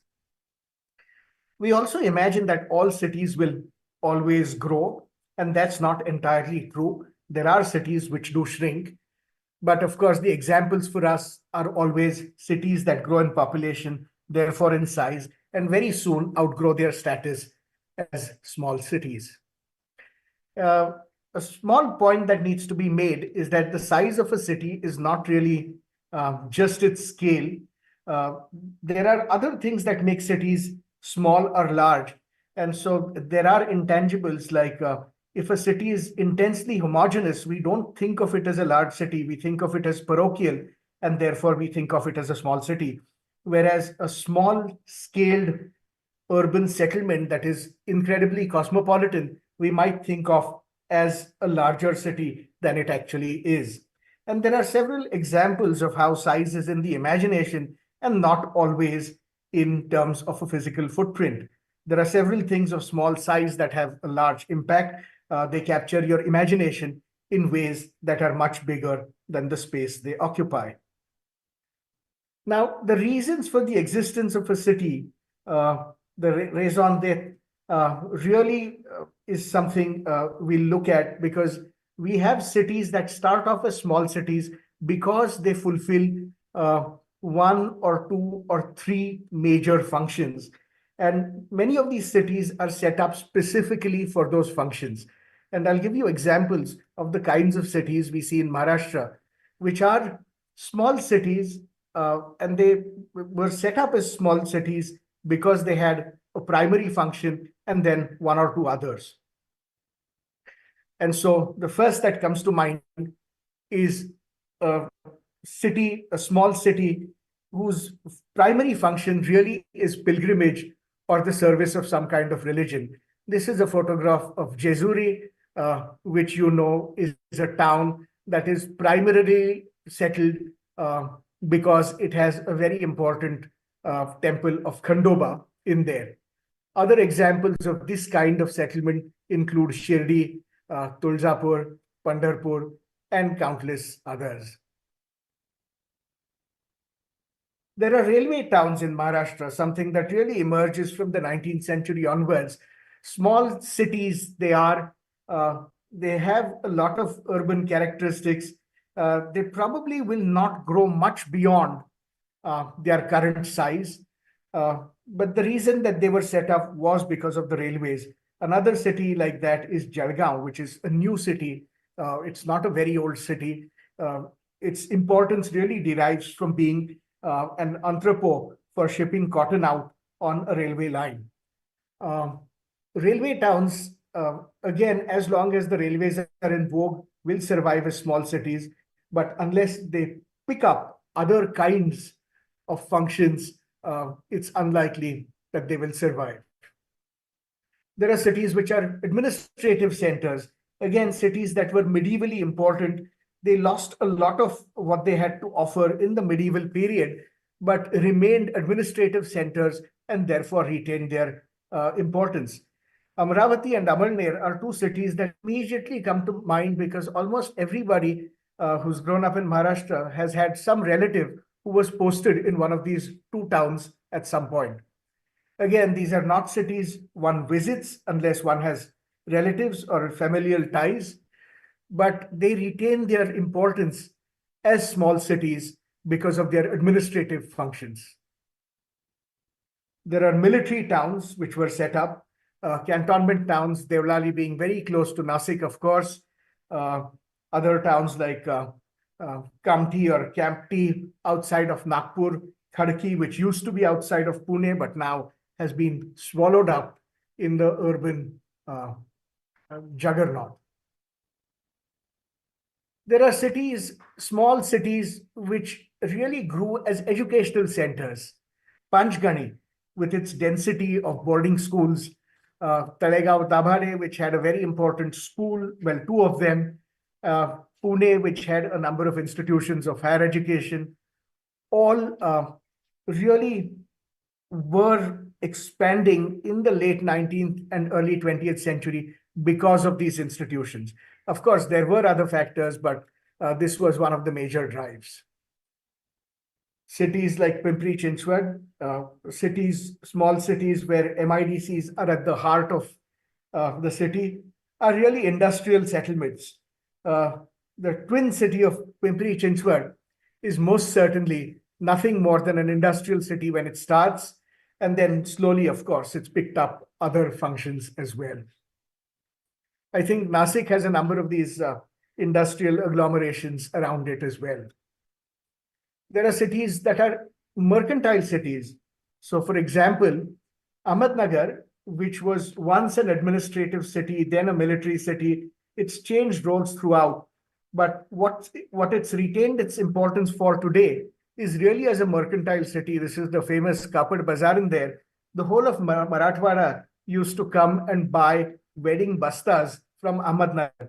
It also became a mercantile city because you had merchants who supplied to the three big army establishments around town. Then you have recreational cities, hill stations, of course, come to mind, but there are other kinds of places beyond Lonavala, beyond Mahabaleshwar, that are small cities exclusively in the service of recreation. Again, Devlali to some degree performs that function. And then there are cities which are historical cities, which have an aura of historicity. These are photographs from Bede, but you also have places like Junnar, you have places like Vai, where people go to, where people live because of a certain kind of historicity that they possess. So if one has to summarize what I've been saying, cities are established and also flourish for a variety of reasons. And I've just listed out about 8-10 reasons as to why cities are established and flourish. All cities start off small, and they are small at some phase in their evolution. Very few of them remain small. They either grow or they sometimes disappear. Cities are dynamic and cannot be small cities forever unless we very specifically design them to be small cities. Smallness is a relative term, and depending on the company a city keeps, it can be defined as small or large. It's not an absolute term. Populations might be one way to define small cities, but that's not the only way. And of course, small cities can be smart cities. There's no correlation, inverse or direct, between small cities and smart cities. Small cities, we will see, are largely going to grow into large cities, what you see at the bottom, where cities that are agglomerations of different reasons to exist tend to grow out of their small city phase very quickly. So Pune might have started off as an administrative center in the 17th century. It became a place of commerce in the 18th. It became a place of education in the 19th. It became a place of industry in the 20th. It had already become a military city in the 19th, a railway city in the 19th. And the more functions you have loaded onto a city, the city doesn't remain small, it grows. There are cities which have only 2 or 3 major functions, and they remain small cities. They do not add on more functions. And again, I mean, you have cities like Miraz, which have 2 or 3 big industries. One of them, of course, is the medical industry. But it will remain a small city till more and more functions are added on, more and more reasons to function as a city are added on. And then cities which have only had a single reason to exist will disappear at the end of their functional life. They are born small and die small. And I'm thinking of the case of Manmad. If it remains a railway town with no industry, without any other function, the minute the railways, perhaps in 100 years, become outdated and outmoded, the city will completely disappear. It will decline. And so historically, I think one can make a case for defining small cities by the number of functions that these cities bear. If a city has up to, well, let's say 2 or 3 major functions, it's a small city. If it starts tacking on functions beyond that, it becomes a large city. And if it's reduced to a single function, it actually is a city that's very quickly going to be in decline. So as opposed to the architectural, there is a historical argument to be made as to how to define small cities. And it's really an argument of function. This functional definition of a city, small city, seems to work. So if a city has a single function, but it's massive in scale, massive in population, it still is a small city at heart. Thank you.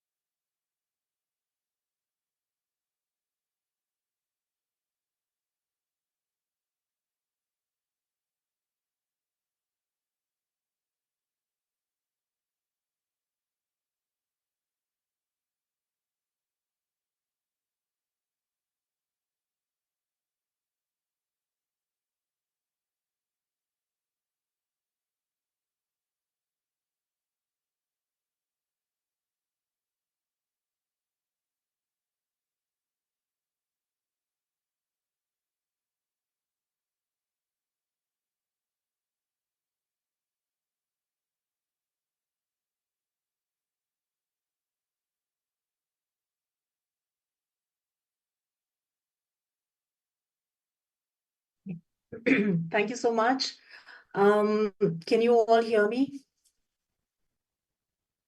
Am I audible? Okay, yes, all right. Thank you, Krishna, and thank you, Yakin, and everybody at the Nasik project for having me over. And I'll just jump right into my presentation. And I would like to acknowledge some of the points that Shreyank, Rajesh, and Pushkar raised today. And I will keep bringing them, interweave them in my presentation as I move forward. So I'll just share my screen. My presentation is in 3 parts. So first I will talk about the city of Surat. As Yakin had insisted that it's part of the panel on history of small cities. And because I have been working on the history of Surat city and also having some projects here, which are history and memory projects. So I'm going to talk about the specific city of Surat. That is the first part. How it became obscure, and also that is where the amnesia comes in from the title. I'll just share my screen. And so, yeah. Yeah. So the first part is amnesia, also how, not necessarily amnesia, but things that led to the obscuration of the city of Surat. And then I'll break and we'll see a short movie which actually talks about the role of the Surat Municipal Corporation and how it wanted to revive the history and the fact that it wanted to revive, so the revival of history projects as a political agenda. What does that mean in the writing of city histories? And then I will show you one project that I have worked on. So it's kind of a different format than the previous speakers. So I wanted to talk about that at one point, as we all know, that the city of Surat was the busiest and the richest emporiums of the world at some point. And then it was not that small. Even if we go by the numbers that Shreyank had shown, Surat by no means falls under tier 2 city. It is at the moment, according to the World Population Review, it's standing at 8.3 million and it's rising. So there is something that happened in between, that it was busiest at some point, it became obscure, and then it's reviving back. And in the revival, the cultural projects are at the heart of it. In between, what happened is that, and which is what you and I know a lot about in terms of, I'm not from Surat, I'm from Lucknow, and what I heard about Surat growing up was that it is a city of plagues, it's usually flooded. So I was scared of the city. And so the city never actually featured as an entity in the nation building project, suffering plagues and floods, and that was the identity to a large extent. Recently, it has rebounded back, and it is becoming one of the fastest growing cities in the world. And in that growing back, and referring to what Pushkar said, the agglomeration, it's bringing a lot of agglomerations, and due to that, it is now again reviving its cosmopolitan nature. And now is the reason why the municipal corporations see a reason to remember its history. Earlier, there was no remembrance of the history. So this is a artwork that it's incomplete, it's still ongoing. This is an artwork that we are doing for the Gujarat Metro Rail Corporation Limit. And so GMRLC is doing a metro in Surat, and what they want is that they want on 2 lines in 6 stations, they want the history of Surat to be primary content. And so this is again, a government project, very much invested in showing the history of the city such that the history becomes commonplace. And it is happening at a place like Surat means a lot. That means that the city wants to say that we have history and we all want citizens and migrants and people who come to the city to know more about it. So what this panel is doing is that it is, and so I'm also a historian, an architectural historian. So looking into the archives, I found that Surat has enormous records of its maritime trade. And so we are trying to list the names of ships that came, where do they come from, what do they bring, and so on and so forth. So that is, another archival research that is happening on the side, but this is a playful representation of what it means for local people. And so it is like all the ships from all across the world were coming to Surat. And this is based on archival evidence. So these are the kind of things that the government is wanting to project to the people. And this is like based on studies. Now, if we go back a little bit, there are some archival evidences of, I'm sure a lot of you must have seen these paintings. This is the Surat Castle in the backdrop. It's an artistic vision. Surat Castle does not look anything like this, but it is an artistic vision of it being surrounded by Akbar. So he was going around the castle and he was not able to, take it, but eventually he did. And so this is one imagination which is there, which also is part of the revival of the memory project, that we have to show the fort that was able to show resilience to an outsider attack. Now, following Akbar's, taking over, the city became very cosmopolitan. And so he started the Hajj from Surat. And then again, you see the castle is in the midst of all archival evidences. Castle had a very important role to play in the city. And all around the city, it was surrounded by sarais for people to live in, for traders to come and trade. Like this was a port. It was a heavy revenue generating port. So the traders would come, and also at the same time, there would be like Hajj Yatris who would go. So it was like never a place where people stayed. It was always a trading post. And that also had an implication that Surat never emerged as a cultural center. There was no need for education. Because people were not living here. So Surat does not necessarily have a history of institutions. And that's very important to understand in the context of the growth, the decline, and the comeback.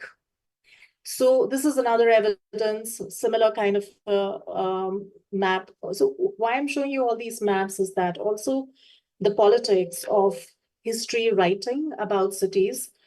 If you compare archival evidence of Delhi, Lucknow, Lucknow is a small city, but still Lucknow, Bombay, Mazulipatnam, Cochin, these are all trading, like important political or trade points. And because of that, the archival evidence would always be very high for these. And Surat, even though it's very obscure, people do not think of Surat as a historical town. The amount of archival evidence it far exceeds the total archival material of Ahmedabad, Baroda, and some other princely states in Gujarat combined. So you can understand that, the relevance which was there when it was archived, and the fact that it's now forgotten. These are again images of, and these are just this. I'm showing you like 5 out of the 5,000 that I've come across. About and this is the castle again, where the visitors are coming and drawing what they see of the city. Now, I will run through this very fast in the sense that why was Surat very important? It was important because it occupied precisely the center of the Indian Ocean. And you could go to Africa, you could go to the Malaya Islands and all, and to the Arabian Islands and all that. And it was very strategically located. Very interestingly, a 1554 map, the south is up. This is the Indian Ocean. And this is where you see Surat. There is no Bombay. And referring back to Shreyank's presentation, Bombay was not there at the time, but Surat was marked. And if I remove the dot, you can also see the fort on that. So it was, again, very much part of the cosmopolitan, urban.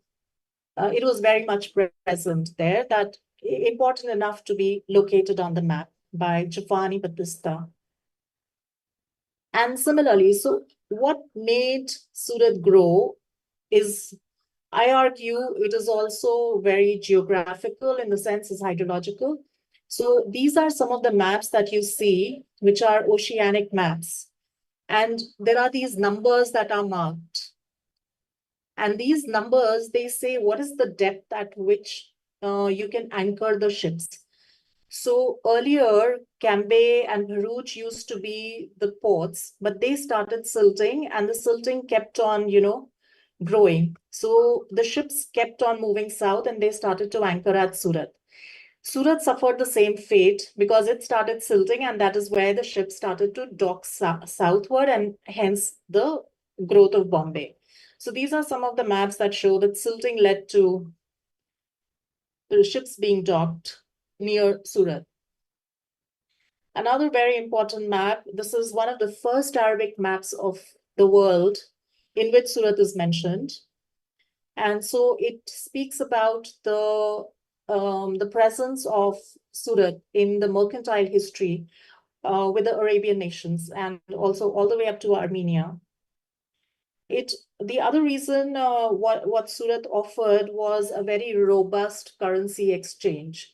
You could mint here. Akbar's after Akbar took over, the Mughal mints were all here. You could mint, give your silver or gold and get it minted into the Mughal coins, or you could exchange, like a foreign currency exchange. So like some dinar, some Persian, this thing is worth 2 rupees or 4 rupees and something like that. So it was very easy here, and that is why it was such a robust port. It had a cosmopolitan presence, in the sense like Arabs, Armenians from all over the world, they were living here and doing trading. It was, again, I repeat, not a place that it was people would live here. They would just be here for trade, move inland, and then go back, or so on and so forth. So that is something that has to be kept in mind. Again, like this is one of the maps, Charles Turner's 1775 map, that speaks about Surat and its connection to the hinterland, which made it very important in terms of the trade routes. Similarly, more trade routes. I'll not go into the detail. This is an interesting map, and this speaks about from Surat. A person travels from Surat and goes all the way to Masulipatam, and he notes all the important places where he found very tasty mangoes. So he marks like Karodra, Byara, all these, and these are all very old names. So he goes to Aurangabad, and from Aurangabad to Golconda, and from Golconda to Masulipatam. So he breaks the map into 3 parts, and he writes all the places where he found tasty mangoes. So it's very thing. But Surat to Masulipatam was also an inland trading route. As I said earlier, what made Surat an emporium is like it's taken from a book by Godenho, which said that traders from China, Malacca, Akem, Makassar, Malukas, and a lot of other places used to park their ships here. And every day there would be thousands of ships coming in and going out.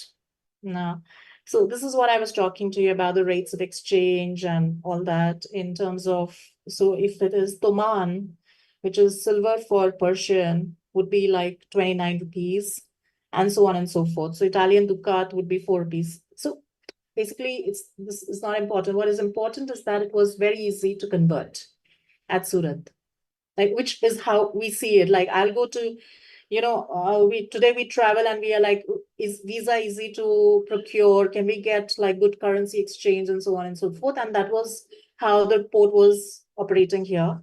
There were mints here that would also convert your gold or silver into the Mughal coins.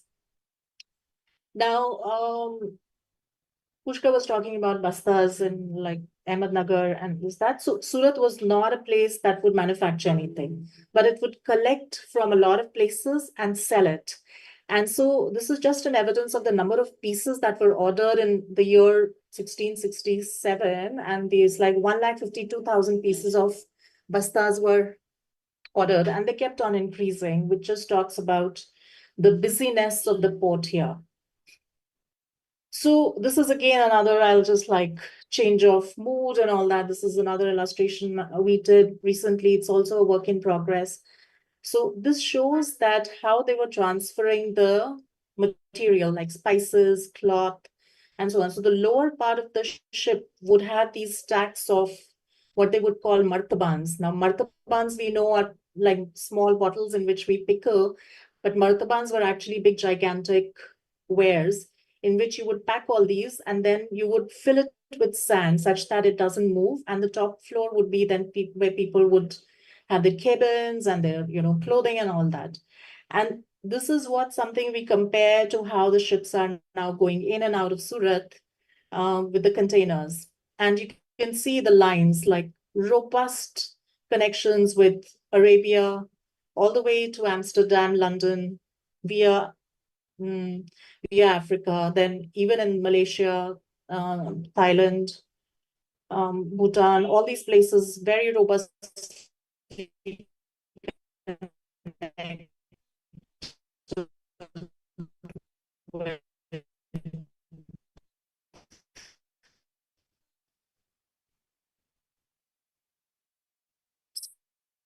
Surat via this thing, come to Surat. And this is the latest map, like 1720, in which you see that this part is all silted. This is Surat. And so it started to become very difficult for ships to dock here. And so it just started to decline because the East India Company decided wants to move its headquarters from here and go to Bombay. And so that was the end of this city. It really went into decline. It went into obscuration. It lost all kinds of attention that it could have received had it been like still the East India headquarter. And following independence, that obscuration continued. So I will come to this project because now this is a jump because this is 2015. And this is a time when we are into smart cities. Surat is already reviving and, it had a plague in 2006. A flood in 2006. It revived back with a bang. And following that, municipal corporation thought that, cultural projects are the ones that are very necessary to bring back the memory of what the city was and its importance. So they started proposing a lot of projects, and restoration of the Surat Castle was one of them. And I was part of the team that was the consultants to that. So this is like it happened in 3 phases. I'll not go into the detail, it's not important, but I will play a movie for you and then we'll move on to the second part of the conversation. So,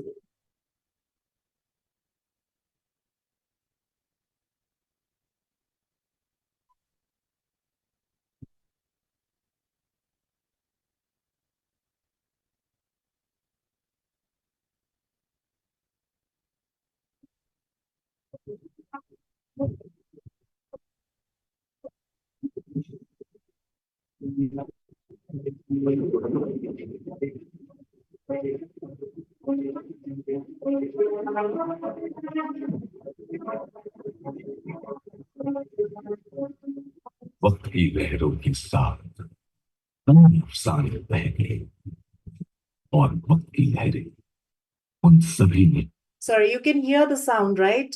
Just wanted to, just like somebody to say yes.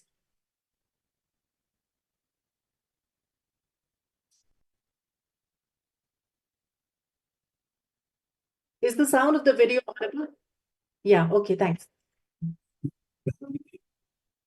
लेकिन कुछ जाबाज किरदार ऐसे भी होंगे जिन्होंने वक्त के सीने पर अपनी मोहर लगा दी, और जब वक्त के सीने पर कोई निशान लगाता है तब वक्त वक्त नहीं रहता, तवारीख बन जाता है। और यही तवारीख गवाही देती है एक बेमिसाल किले की, जो आज भी एक अपराजित योद्धा की तरह सूरत शहर की शान बना हुआ है। यह तवारीख है उन आम सालों की जो इस किले ने गुजारे।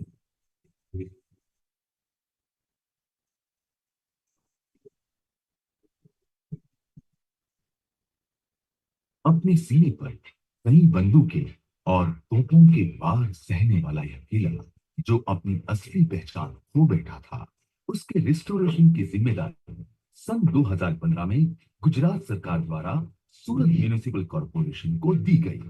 पुनः निर्माण के इस कार्य को आगे बढ़ाते हुए यह पता चला कि किले की दीवारों पर वक्त और हालात की कई परतें चढ़ गई थी। एक के बाद एक परत हटती गई और हर परत के पीछे एक नया राज पाया। इतिहास की किताबों का अध्ययन करते हुए किले के रिस्टोरेशन का काम शुरू किया गया। सबसे पहले तो किले का जो हिस्सा जीर्ण हो चुका था उसे ध्वस्त किया गया और कुछ हिस्सों को मरम्मत के बाद और मजबूत बनाया गया। सुरक्षा के लिए लोड टेस्टिंग किया गया और आगे काम शुरू किया गया। इसमें इस्तेमाल की गई ईंटों का प्रकार, इसे जोड़ने के लिए चुने का मिश्रण, इसके बनाने की शैली, यह सब 14वीं सदी की बनावट से मिलती है। सूरत महानगर पालिका ने अपनी विरासत की हिफाजत को लेकर जो जागृति दिखाई है वो काबिले तारीफ है। इस इमारत पर जो भी अतिरिक्त निर्माण कार्य से परतें चढ़ी थी उनको एक के बाद एक हटाया गया और इस किले का असली चेहरा धीरे धीरे सामने आने लगा। रिस्टोरेशन कार्य दौरान पता चला कि किले का नीचे वाला एक हिस्सा फिरोज शाह तुगलक के समय का है। उसके ऊपर ब्रिटिश कंस्ट्रक्शन और एक तरफ गुजरात सल्तनत यानी खुदावन खान के समय का है। इन सब में से जिस हिस्से से महत्व की जानकारी प्राप्त हो और जो अति महत्वपूर्ण हो उसे रिस्टोर किया गया। इसके तहत फिरोज शाह तुगलक के समय में बने हुए किले पर काम शुरू किया गया। उसमें मोर्टार की चौड़ाई ज्यादा होती थी, ईंटें पतली 1 या 1.5 इंच जितनी होती थी और चौड़ी ईंटें हुआ करती थी। और खास बात यह है कि उस समय लकड़ी के अलावा कोई स्पानिंग सिस्टम नहीं थी, इसीलिए छत बनाने के लिए लकड़ी का इस्तेमाल किया गया था। इस तरह किले को ओपन बिल्डिंग कंस्ट्रक्शन सिस्टम तहत रिस्टोर किया गया। किले में ब्रिटिश काल की जैकार्ड फ्लोरिंग मिली, उसके कुछ हिस्से को भी ओपन रिस्टोर किया गया है। किले के ऊपरी हिस्से में जब फ्लोरिंग के प्लास्टर को हटाया गया तो पता चला कि यहाँ पर कोर्ट न्यायालय जैसा था और बनावट से ऐसा पता लगा कि इसका निर्माण डच शैली का है। किले के अंदर एक टंकी भी पाई गई, संभवतः इसका उपयोग पानी को संग्रहित करने के लिए होता होगा। किले में एक और हिस्सा मिला, इसमें ऐसी व्यवस्था की गई है कि कमरे में नीचे की ओर से ठंडी हवा पहुंचती है और गर्म हवा ऊपर की ओर से बाहर निकल जाती है। इसकी रचना ऐसी की गई है कि कहीं पर भी बाहर से यह टनल्स सुरंगें नजर नहीं आती। यह किले के 5 बुर्ज है और हर बुर्ज अद्भुत है। किले में इस जगह को देखकर लगता है मानो यहाँ हमाम होता होगा। गर्म पानी आने का रास्ता, ऊपर से गर्म भाप के निकलने की व्यवस्था और ठंडे पानी के निकास के लिए भी टनल बनाई गई थी। सूरत शहर की इस ऐतिहासिक धरोहर का पुनः निर्माण करते हुए, सूरत शहर की शान को नई चमक प्रदान करते हुए इस पुराने किले को एक नई पहचान देने का सूरत महानगर पालिका द्वारा यह एक नम्र प्रयास है। यह ऐतिहासिक किला राष्ट्रीय संपत्ति है, इसकी रक्षा करना हम सबका कर्तव्य है। आशा है इस किले की मुलाकात आपके लिए रोमांचक, आनंदमयी और फलदायी बनी रहे। जय Hind.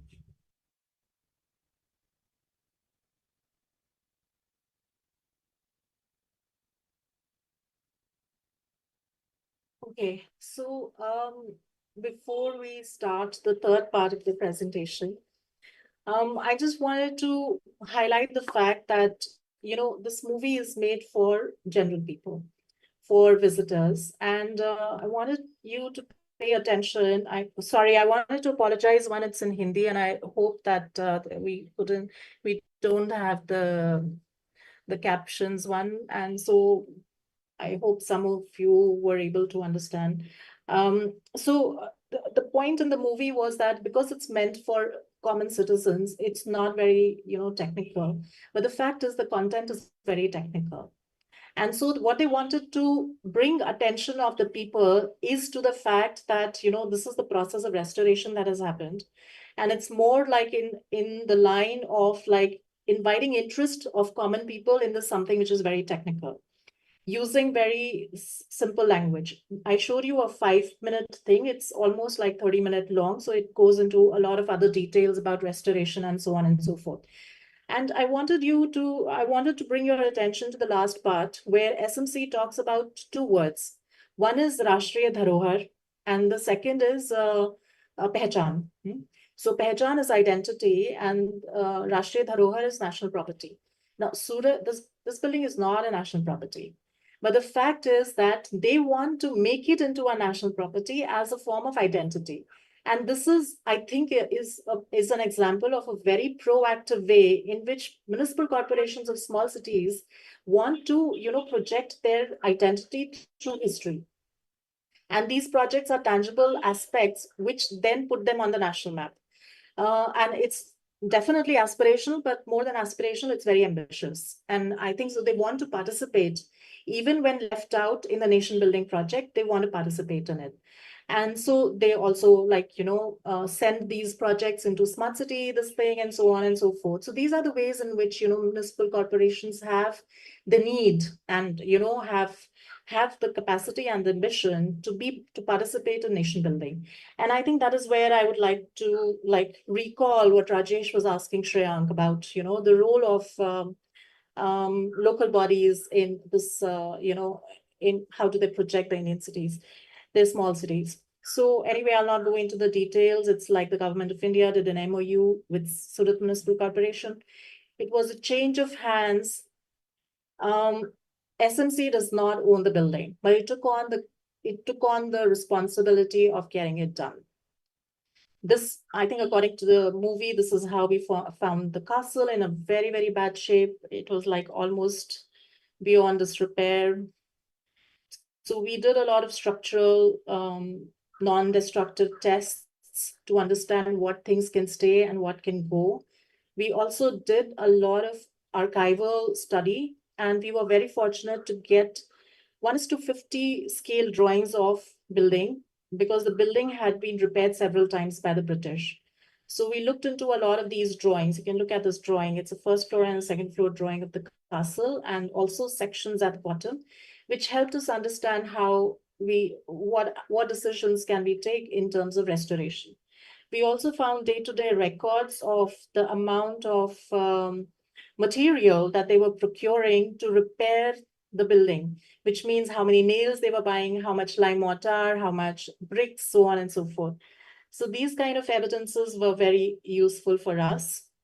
And definitely, because we had also, like, I and my partner, we have like a love for maps. So we always keep collecting maps, and Surat has not been disappointing in the way it appears on postal maps so often.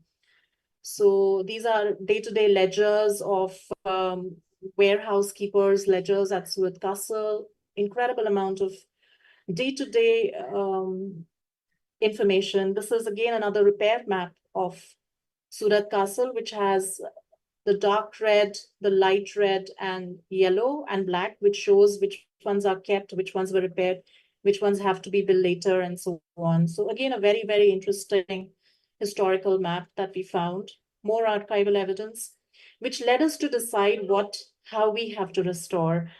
And so we also found evidence, as was seen in the movie, in terms of the variations in the construction technology. And so we wanted to be true to that and showcase it as much as possible. So this is the term that we devised, open restoration. It became like we just used it once, and then it became like a thing, which means that whatever is being restored is seen as it is, and it becomes an educational moment for people, so that people, when they come, they want to see, where is that? I want to see where I can see the section of Tughlaq and British bricks and so on. So again, presentation strategies, like you saw in the movie, this was where the drains were. So we used lighting and material glass to highlight what we found. And so design becomes a strategy of presenting the history of the place. and some more, interpretive artwork to again collate the history of the place with this is a mural that is done on the top, the terrace, which is about the 13 gates that the city had, and this river Tapi and so on. So interpretive drawings again. We got like bricks manufactured to scale to replicate the Tughlaq thing and so on. So it was like trying to get artisans and craftsmen to do it. Integrating of new technology was paramount because we are seeing that the history is about identity building, but it's also about contemporizing the structure and making it useful. So installing firefighting and incorporating sections, materials that are different from the original ones, we kind of embraced that because our agenda was contemporizing. And here I would like to take a moment. I know I'm just like 2 minutes, but I take one moment and say that the amnesia that the city had about its history, the fact that people did not really care, quote unquote, care about the history, has in some way been the reason for city's resilience. It's very quick to rebound back, like flood, no problem. We'll have the city up and running in 5 days, and that is a reality. Plague, no problem. Commissioner Rao comes, cleans the city, and it's up and running. So the amnesia has been the reason for its resilience. And so the amnesia here allowed for the castle to have interpretive interventions. It allowed for having contemporary material palette that can make the building more robust. So I feel as a conservation architect, the amnesia has helped the project go to a different height and become more contemporary and more acceptable. And so also I'm very, fortunate that the building was not part of ASI, because otherwise it would be just going back in history and not coming forward. And this is what you saw, that section and this thing. So we kept it open. It can be seen by people and they just love it. And it's like a selfie point and so on. These are some more images. I'm running out of time. This is the underground water tank. And it's also a very interesting thing. So we kept it, but we opened it. We went all the way down, saw the condition, but we had to close it back, as you saw in the film, because it is not possible to keep it open. And then these are some drawings we saw. One last thing that I wanted to point out is that when we got the castle, it was in the shape, like it seemed like it is all packed here. This whole thing was packed, but then we opened it up because it was two bastions combined together. So we opened up that part, hollowed it out, and made it a walkway so that the people can see the inner bastion as well as the outer bastion. And this is like, again, interpretive thing, again, wanting to say that the structure was built in 2 phases and people need to know about it. Not go into further details, again, like opening the moat, which was closed, reviving, bringing back something that was forgotten, and so on and so forth. So I think I just stop there. And similarly, we found like, some gates that were closed in the later map were actually, earlier they used to have a different kind of an entry. And so we had to find that evidence and then open it up accordingly. So these are some of the sections that show that. But we still could not open this door because of it is 17 feet wide. I'm not kidding. And on top of it is this whole PWD building standing. So we are not bringing the PWD building down as well. And we are keeping the door shut. So these kind of, very complicated decisions we had to take. And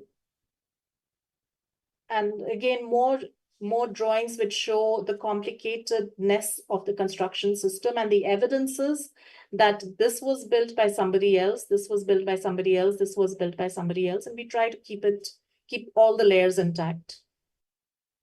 And so this is how the building looks like now. And these are just like winding up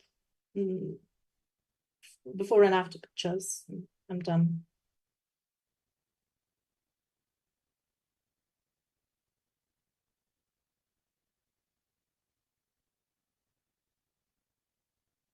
And this is the impact, like the amount of people that are coming in. A lot of school children come, and there are like the footfall definitely, but also the perception that is changing regarding the city's history and culture. And then a lot of donations are coming from people like Nawab of Surat and who lives in Bombay and so on and so forth. So this is what, and basically people now in general talk about Surat as a historical city, which I think is the whole purpose of the project. And so, thank you.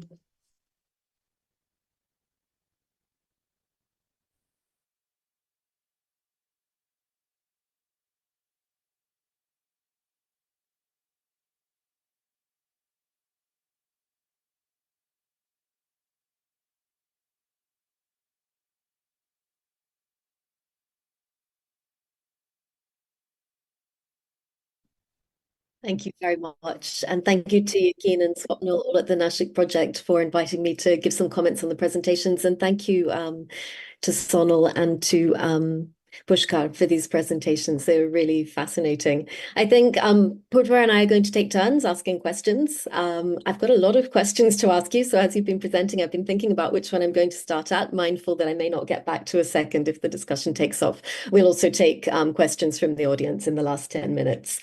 So I think I'd like to ask you about this area of historicity as being itself a kind of generator of cities. The idea that I think Pushkar had mentioned that, or highlighted that, cities emerge out of particular commercial opportunities, military opportunities, defense, trade, and so on. I think you showed us that with Surat also. And this idea that historicity itself is a kind of generator of urbanness is one that I think is comparatively recent. So I was thinking about, for example, the example of Paris. So when the ramparts were no longer needed in the 17th century for defense, they were pulled down. A boulevard was constructed in its original sense as a sort of mound of earth planted with trees from which you could look out over the landscape. When that was no longer kind of feasible, the boulevard was knocked down and we got roads, what was needed by the sort of contemporary city. So the idea of sort of the monuments of the past or the parts of the city of the past were really that they were available to be reconfigured into something else. So obviously when the ramparts are taken down, that material is used for something else and the kind of vision of the city changes. And I'm thinking that perhaps that's something that cities also require, is this kind of ongoing evolution. But in the 20th century, 21st century, we have the idea of historicity as a kind of characteristic or an economic generator of a city. And so we get sort of cities for tourism, whether it's for tourists of the city itself who go and visit monuments, whether it's for people who might come to the city. And I'm just wondering whether, what are the sort of qualitative opportunities gained and lost when we take this approach, when we say that actually now this is a category that's going to be given space within cities. So it's kind of to both of you, really.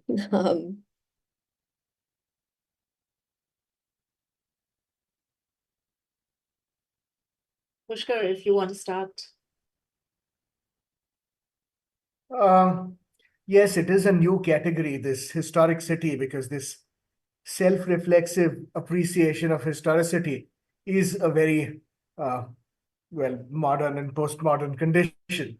And certainly, we value historic fabric in a way that's very different from how we might have valued it 100 years ago. But again, I mean, it is, one more reason for a small city to exist or to be put on a map. So, for example, Panvel, which is, a small city, part of the larger urban agglomeration around Mumbai, has been trying to assert itself as a historic city through a number of publications, through community participation, and I think through a tool that a lot of us have discovered, which is heritage walks. So,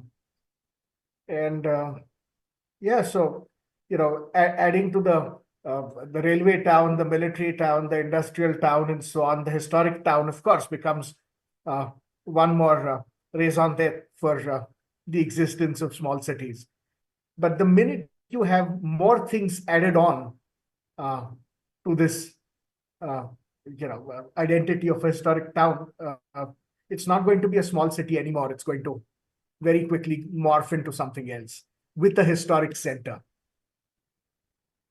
And I think it's important. Yeah, I think that that's really well put. I think it's very important that we talk about the qualities that come with this type of generator of city, that we sort of talk about and celebrate what this brings. We've all got visions of the market town, and I think you showed a fantastic example of this. It's bustling, it's kind of constantly changing, it's temporal, it's maybe busy on some days of the week and not of others. It's linear, perhaps. What are the kind of forms and characteristics of the historic city if we generate cities around this sense of historicity? I think it's fantastic for the citizens to become involved. I think one thing that it does do is it generates a kind of close relationship between citizens in their cities, at least many citizens in their cities. Is it sort of, is it across the board, or are there people who are kind of not also getting in touch with the potential of these projects? Sonal? Okay, so I think the historicity as a generator of urbanness and the projects related to it. So I'm reminded of, so in the amnesia or in, the amnesia, or what we can call is like callousness or not necessarily being very much interested in keeping the history. We have kind of lost a lot, and especially in Surat, they removed, and it happens in a lot of cities, they removed the fortification and make a ring road around it. And so, and we don't have any evidence of it. But I also am not interested in nostalgia. All right, there was something, it would have been nice to know what it was. But as you said, the cities grow, and if it's not needed, then it's knocked down. But now in the revival of this history project, I was very much fascinated by small gestures that I saw in the city of London. And that's something like a blue plaque. So it doesn't occupy too much of the thing. It is very important. It helps, it helps generate interest if people are looking, and then you can go and look for more information. But it doesn't occupy real estate in terms of the city. And if the city's primary concern right now is economic growth or some, occupational, or like how, what it stands for, then maybe sometimes historical structures might be just taking up real estate value that is not real estate, that is not actually affordable by anybody in the city. And I think that needs to be, kept in mind. So the history projects, I think, can take on a different dimension, shape, and size than actually keeping the thing itself. Now, I mean, and then I know I'm making a very controversial statement, but it depends on, again, what is it that we value. The other thing is, like, if there is building, the things that can be, adapted and merged into something new. And so the distance and the boundedness of the historic versus the new, I think that at least has to go, because that is real estate. And I don't think so we can afford that. So that is where I have a slight difference of opinion with, with Pushkar when he said that the historic cores will remain separate. I think there is a need, and I think that is where we are moving towards, like, interweaving of those things. I think you've raised a really interesting point, because if we look at what made cities so fascinating back in the 16th or 17th century, it was because they gave us access to the world. When Samuel Pepys said about London, the man who's tired of London is tired of life, it was because you could encounter people from everywhere, inventions from everywhere, knowledge from everywhere. And I think now that we have access to that in other ways, perhaps the sense of history is something that provides that fascination. So rather than having a geographic fascination, we're seeing that perhaps the city has a time-based temporal fascination. And I think that things like the blue plaques are a way of, connecting people to that. So you're right that you do, when you go to a city or a heritage walk, when you go to a city where this information is available, you kind of feel excited about being in that place in a different way. So perhaps, this sort of sense of history is really a way of bringing back the excitement that's perhaps been lost, at least from mid-sized cities. Like, I think the really massive cities still have that sense of kind of awe, but if you consider that Paris in the 16th century was 250,000 people and was the city that contained the world, that's the size of kind of contemporary Nadiad, which very definitely doesn't contain the world, though it has kind of different qualities of value. But yeah, so perhaps rather than looking for sort of cosmopolitanness, we are looking perhaps more for kind of the connection to history, and that's equally exciting. And especially, the history doesn't have to be large. It can also be very small history, as you point out. But yeah, I would also say that we don't want to end up with, some European cities in particular, you've ended up with almost a sort of Disneylandification of historic things, so that they become something that you come and look at and observe. And I think the idea of the city is also that it's kind of constantly transforming. And I think this is something that Pushkar picked up on. So we do need this sense that things can keep changing.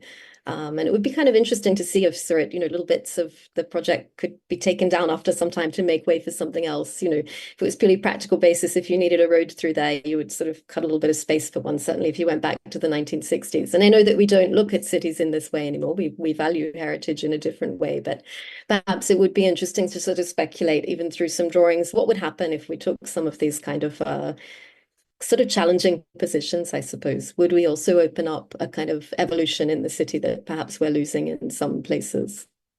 I think I've taken nearly 10 minutes there, I think. Shall I pass over to Pushkar? Purva, sorry, would you like to ask your question?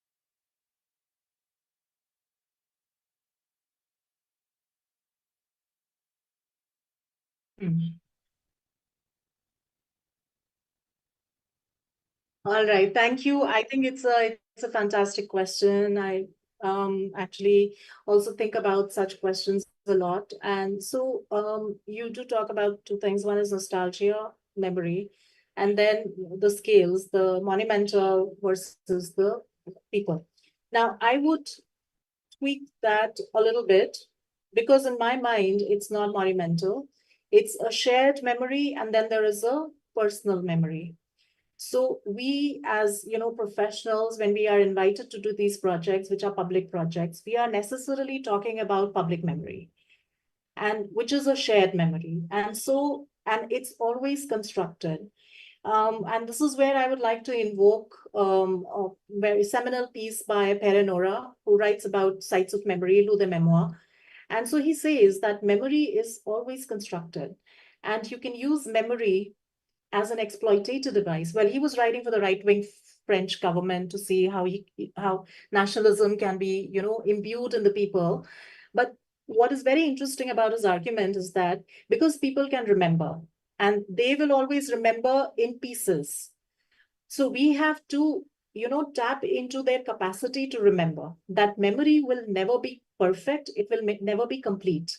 So we don't have the burden of recreating everything, because it will always be incomplete. So instead of a history project, it becomes a memory project, and in which the agency to remember is with the people. We will only give triggers. You look at this and you remember something. You look at this and you remember something else, so it becomes a trigger project. And in that, it becomes very creative. We don't have to complete the whole story. So, that is where it is like, the monumental versus, because monumental, we can bring a lot of people to share their memory. And individual memory, we are not concerned about what they want to remember and all that. Their individual memory, they will themselves bring to the project and remember it the way they want to remember it, or remember past as they would like to remember by what we are triggering. And the other thing is the nostalgia. Like, what is the role of history, like you were asking, and how do we go about it? And here is where I would like to invoke some of important writers such as Hobsbawm, Eric Hobsbawm, and also like a more popular one like Yuval Harari, who says that we need to look at history not for the mistakes that we did or what we can learn from the past, but to be prepared for the future. So they totally, in their argument, they are dismissing the nostalgia project. The history is not about nostalgia. It's about collecting facts so that we are better prepared for tomorrow, because tomorrow's problems are going to be very different from problems of today or the past, because the world is not going to be the same. So I think this is where I also draw my inspiration and thinking from. And I try to keep away from nostalgia, even though like some of the projects tend to push you in that direction, but I try to avoid the nostalgia agenda. Actually, adding to that and in agreement with what you've said, it's impossible to retain everything from the past. We have to selectively edit material artifacts from the past. So you can't save every building because everything is historic past a point, but one has to be selective. And using the term that you used, a trigger, we have to selectively define what triggers are.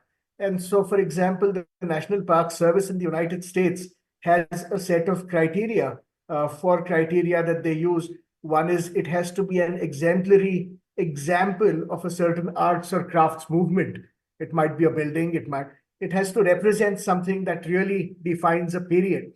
It has to be associated with a famous event or a famous person, and so on. So we don't have these criteria. You can't save everything, but there are certainly things which serve as better triggers, and those have to be retained, at least in part, if not in their entirety.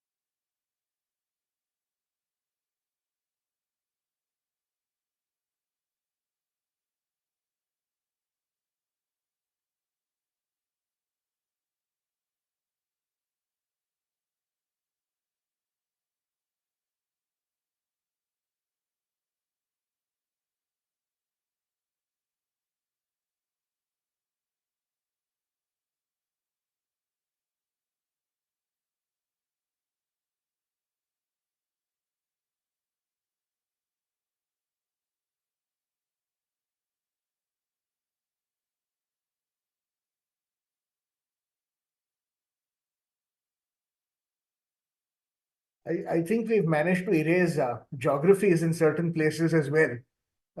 You go to the Navi Mumbai airport, and where there used to be hills, it's completely flat land now. So I don't think geography is a more permanent or easily accessible anchor. We are perfectly capable of destroying both the historical and the geographical as some kind of essence of a city. I think cities grow, cities change, and it's impossible to control that kind of momentum, because if you don't let cities grow, and as Sonal was saying, don't sometimes allow for the use of real estate in new ways, cities tend to stagnate, and stagnation is actually regressive. I mean, the natural course of a city in order to be prosperous is to grow, and to stifle it in some way, because you have memories and associations of a different landscape, is not quite organic.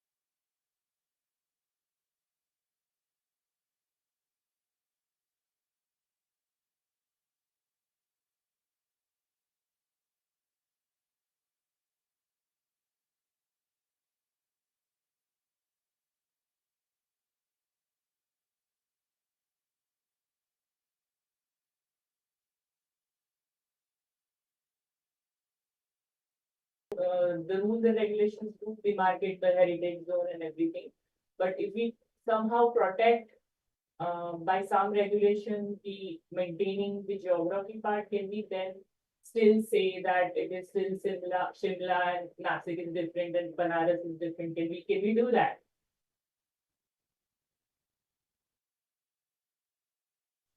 I think see, of course, like, I think we can do it. It's the problem is that we don't look at it. We look at it in segments.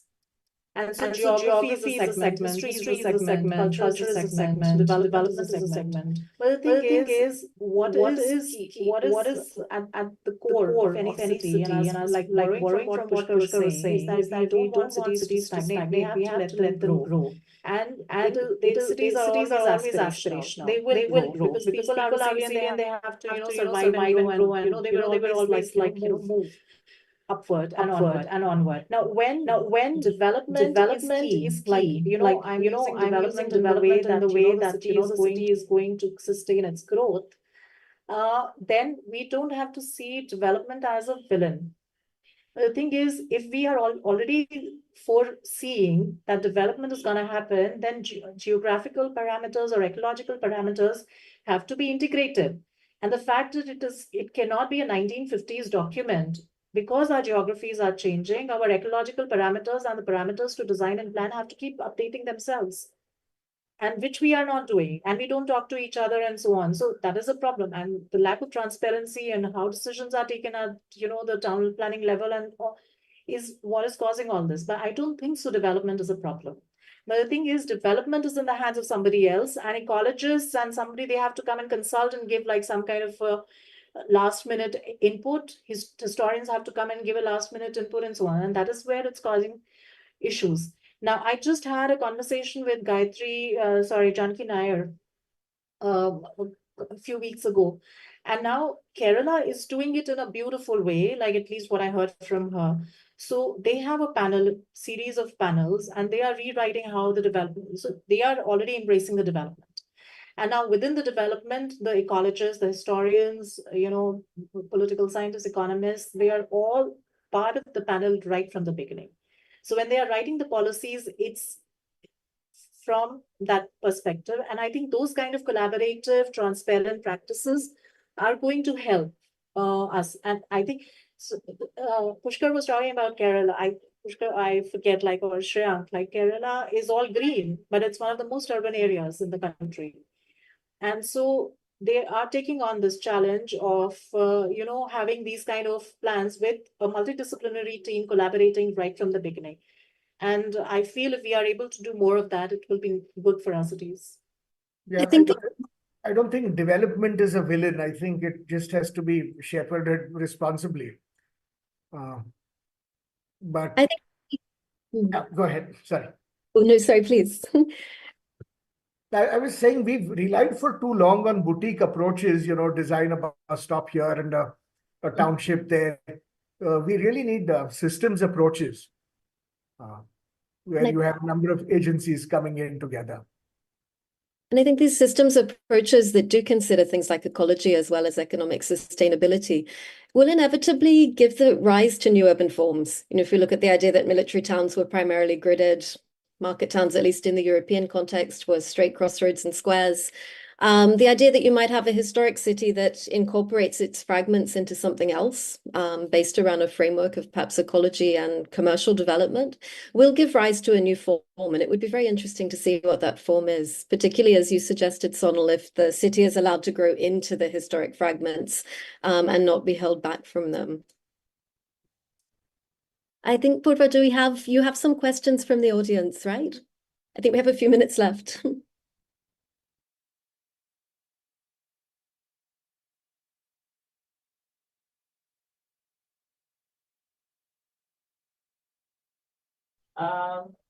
In the memory projects on the as architects, we are familiar with drawing, doing the technicalities, materials, getting it executed and everything. But the project is much more than that after it has been done, especially with conservation projects and memory projects that we are mentioning here, because we are wanting to contemporize it. We are wanting to re-establish the history into current fabric and everything. Then what are the other skill sets that we as architects need to have, or do we then involve a lot of other players into it, like NGOs promoting some events, and like what are the all other aspects of it, and where architect stands in whole this process, the post after the project is conserved and put up back for people to use. That I would like to know. So yeah, definitely NGOs in terms of generating interest, because NGOs get a lot of visibility, and they are also able to generate visibility in terms of various groups like children and schools and so on and so forth. So definitely that in terms of like bringing visibility. And I think the project is also taking on another shape now, with the municipal corporation inviting other professionals to create something which is called digital narratives, which it's like projection mapping and creating digital this thing, audio visual this thing and so on, and creating. But I think that it can have a life of its own, and it can have other professionals. Considering this memory project, like there are two aspects to it. One is the content of it. Like, what is it that we want the people's attention to come and trigger their memory? And for us, it's the building itself and parts of the building, because that is our domain. Everything else, museum artifacts and all that, that is not our domain. So there is an overlap. And I think those professionals come in, they bring in about, what can be the artifacts that can be put up, projection mapping, and so on and so forth. Our job after this project is over is to continue to oversee its maintenance, which I think is a very important aspect, because such projects, and especially buildings, if they are fragile and historical, they will continue to require attention. And so in the maintenance project, we do have like a contract for a long term, in which the maintenance is always ongoing. We have people who are already tendered in to like do a inspection every 15 days and do like a little bit of repair work and so on. So that is always going to go on. In the maintenance project, however, and this is where I would like to respond to Catherine's this thing, that there are opportunities for some parts of the building to go away if they are not anymore, so the maintenance allows for that, and it allows for its change. So the memory can also change. And I think that is the beauty of the project, and that's the challenge of the project.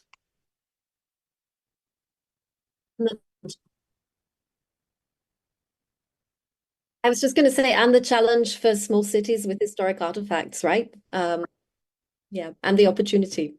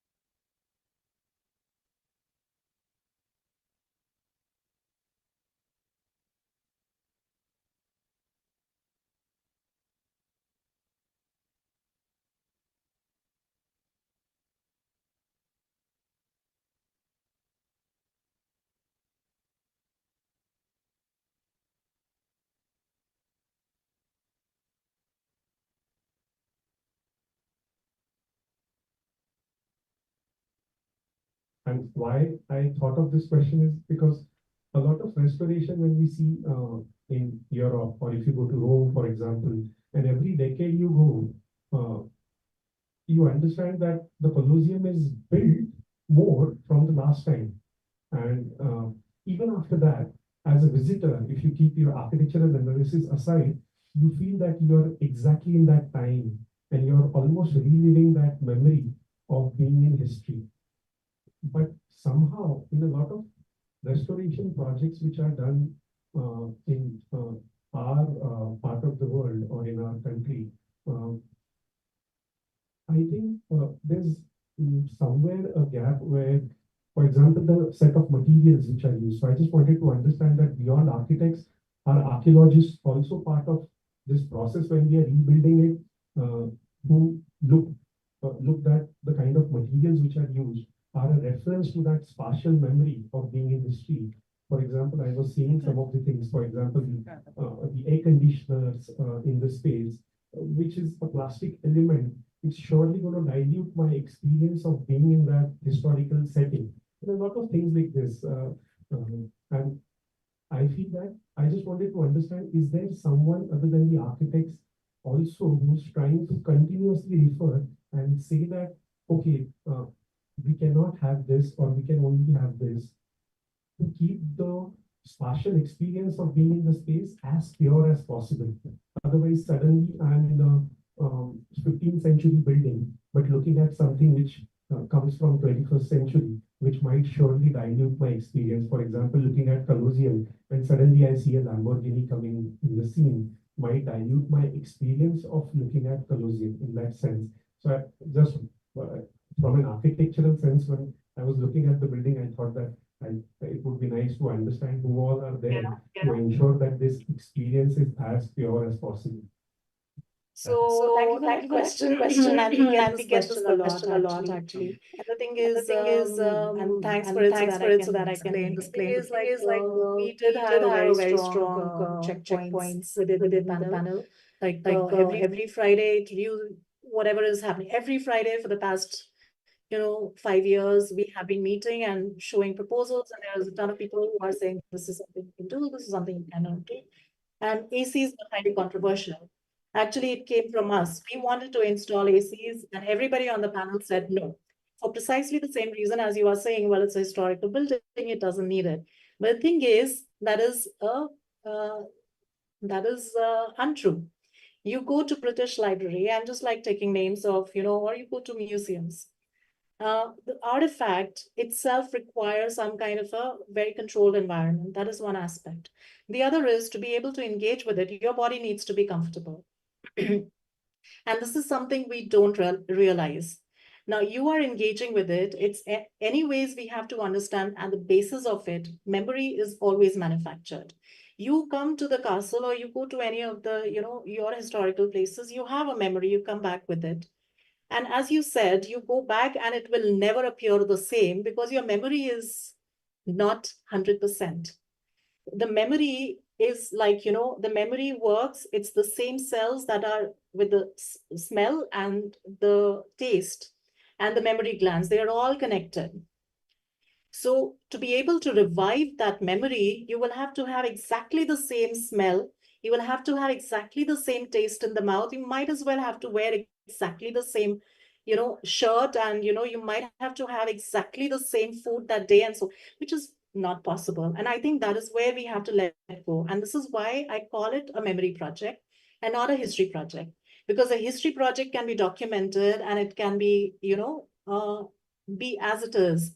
But the memory, which is then dependent on how you experience it, gives a lot of freedom. And sometimes, like we have the ACs and all, they are all like, operated automatically. So if nobody's in the room, it's all right, and so on. But you will not realize the amount of footfall that is there and people who want to be in the AC rooms and spend more time in that. And that is something which is like the comfort level of the body that we have to ensure. And that was the reason why we wanted to pitch for it. And I've already spoken about the artifact itself. Like, we always consume in parts. We never consume in full. And so I think that is where, that's how we look at the memory project.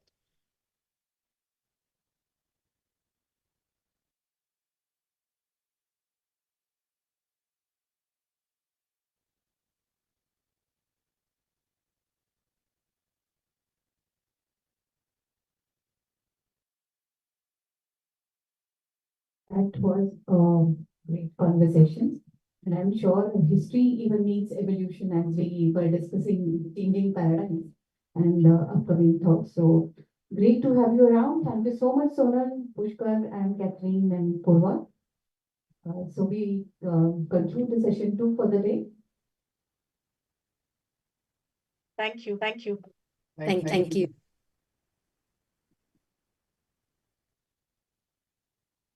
So gather from high tea at the lower ground.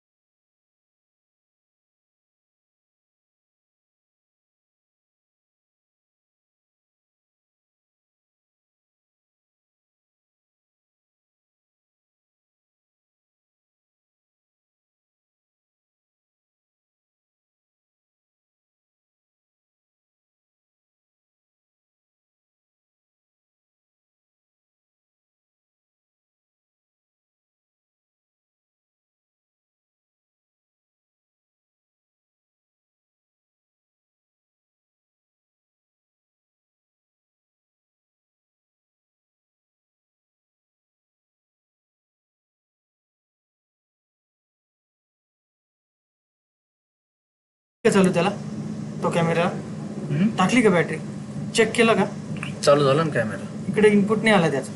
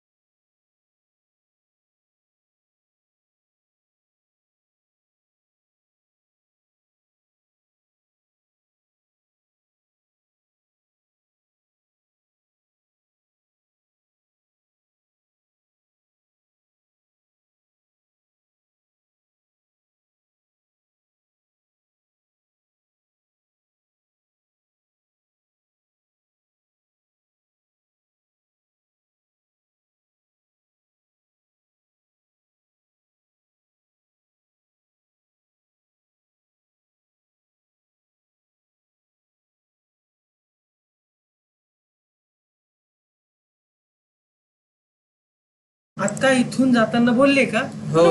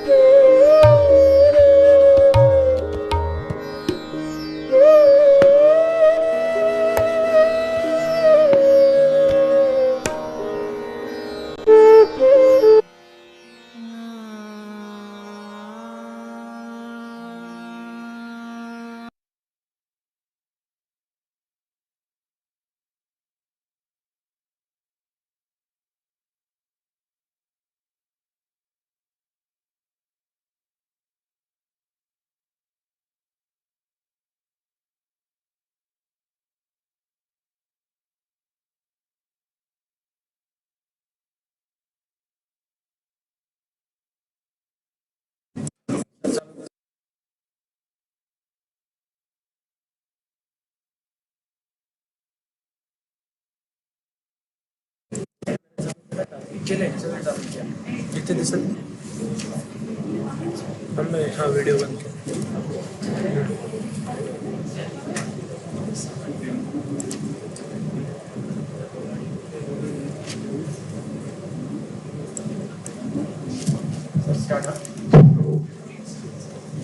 To begin with that, theme 3 for the day, synchronizing the rhythm between self and surroundings. The idea goes some way towards explaining why man's impact upon the land has been much more immense.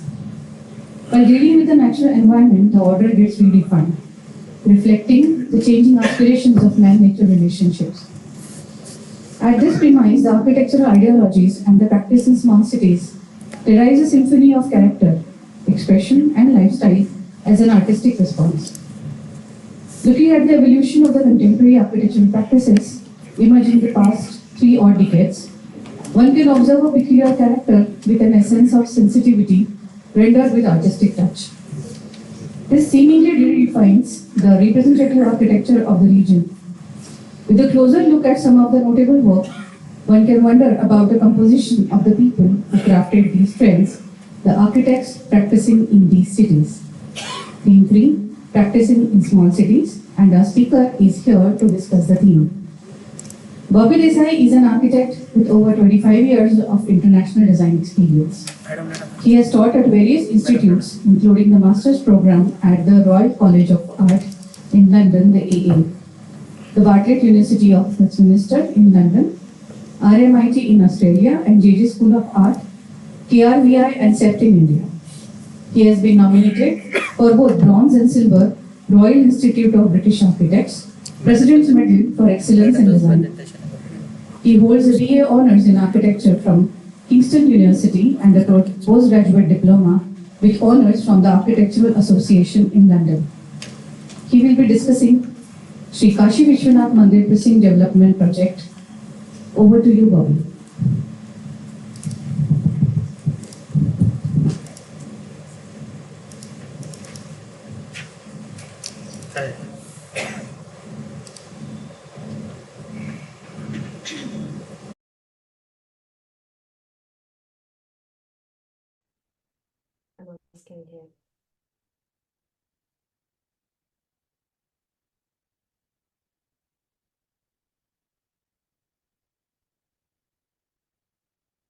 Hello.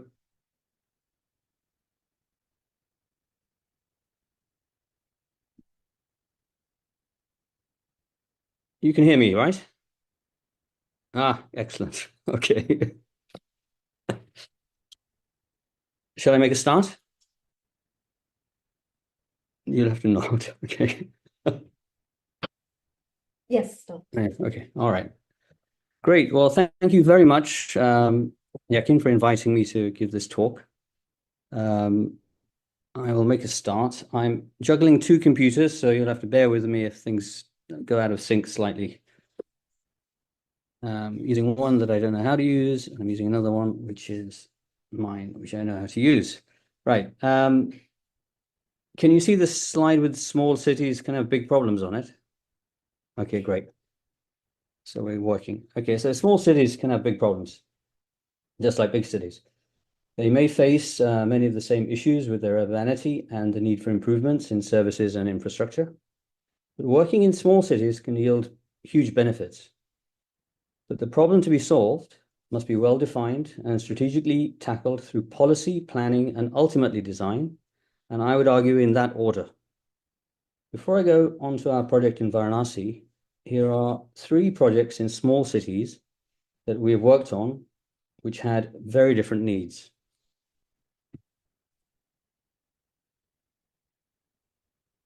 So Bhuj, post-disaster reconstruction. Okay. I've just been told to be closer to the mic. Can you hear me?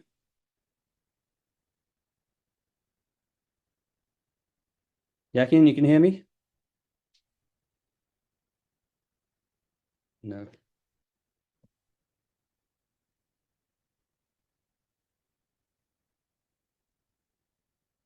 Turn off the camera and come try to fix me.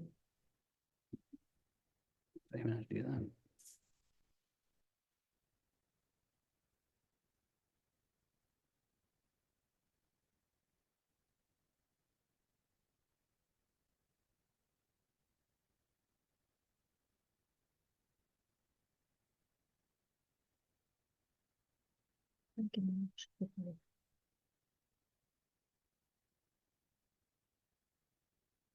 Yeah.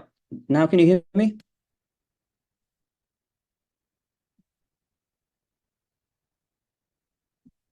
Okay. I'm closer to the mic now. And you can hear me, right? Okay. Where did we get to? Okay, Booj.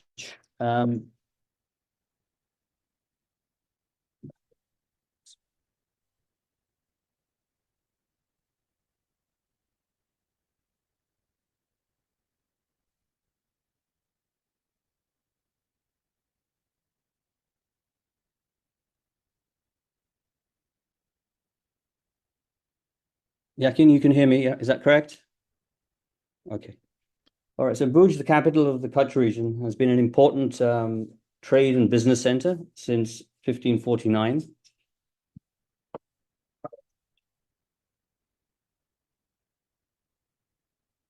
However, since the earthquake of 2001,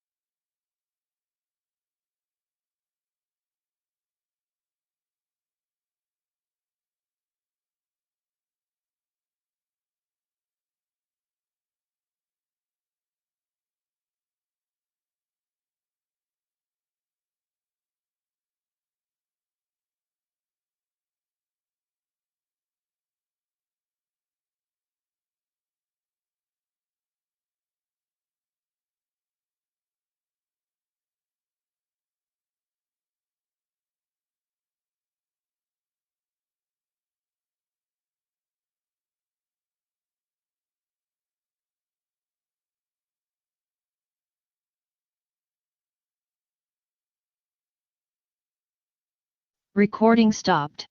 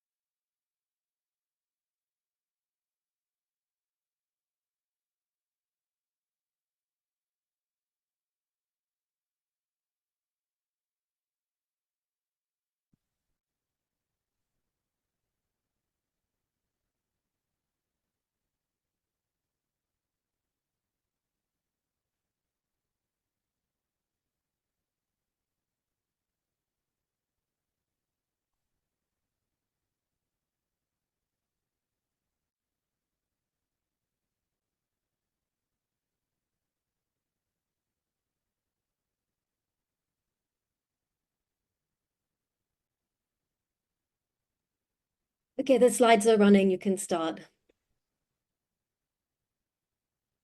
Okay, thanks, Catherine. Bear with me, I'll just open this. Great. I'll start from the beginning. Thank you, Yakin, for inviting me to join this Recording in progress. Discussion. Practicing in small cities. Small cities can have big problems, of course, just like big cities. They face many of the same issues with their urbanity and the need for improvements in services and infrastructure. But working in small cities can yield huge benefits. But the problem to be solved must be well defined and strategically tackled through policy, planning, and ultimately design in that order. Before I get on to our project in Varanasi, here are 3 projects I'd like to show you very briefly which we have worked on, which had very different needs. Next. Bhuj, the capital of Kutch region, has been an important trade and business center since 1549. However, the January 2001 earthquake, which was a magnitude 6.9, caused severe destruction in the city. The densely built and populated wall city, in particular, was severely affected. Buildings constructed in stone and mud collapsing onto its narrow streets.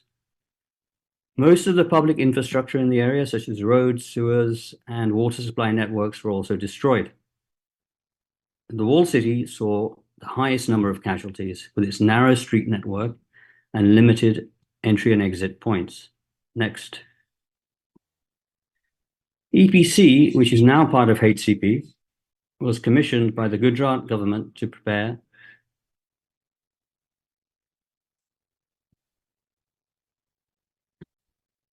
the town planning schemes for 130 hectares of walled city of Bhuj. There were approximately 12,000 individual plots of land and over 20,000 properties in the walled city.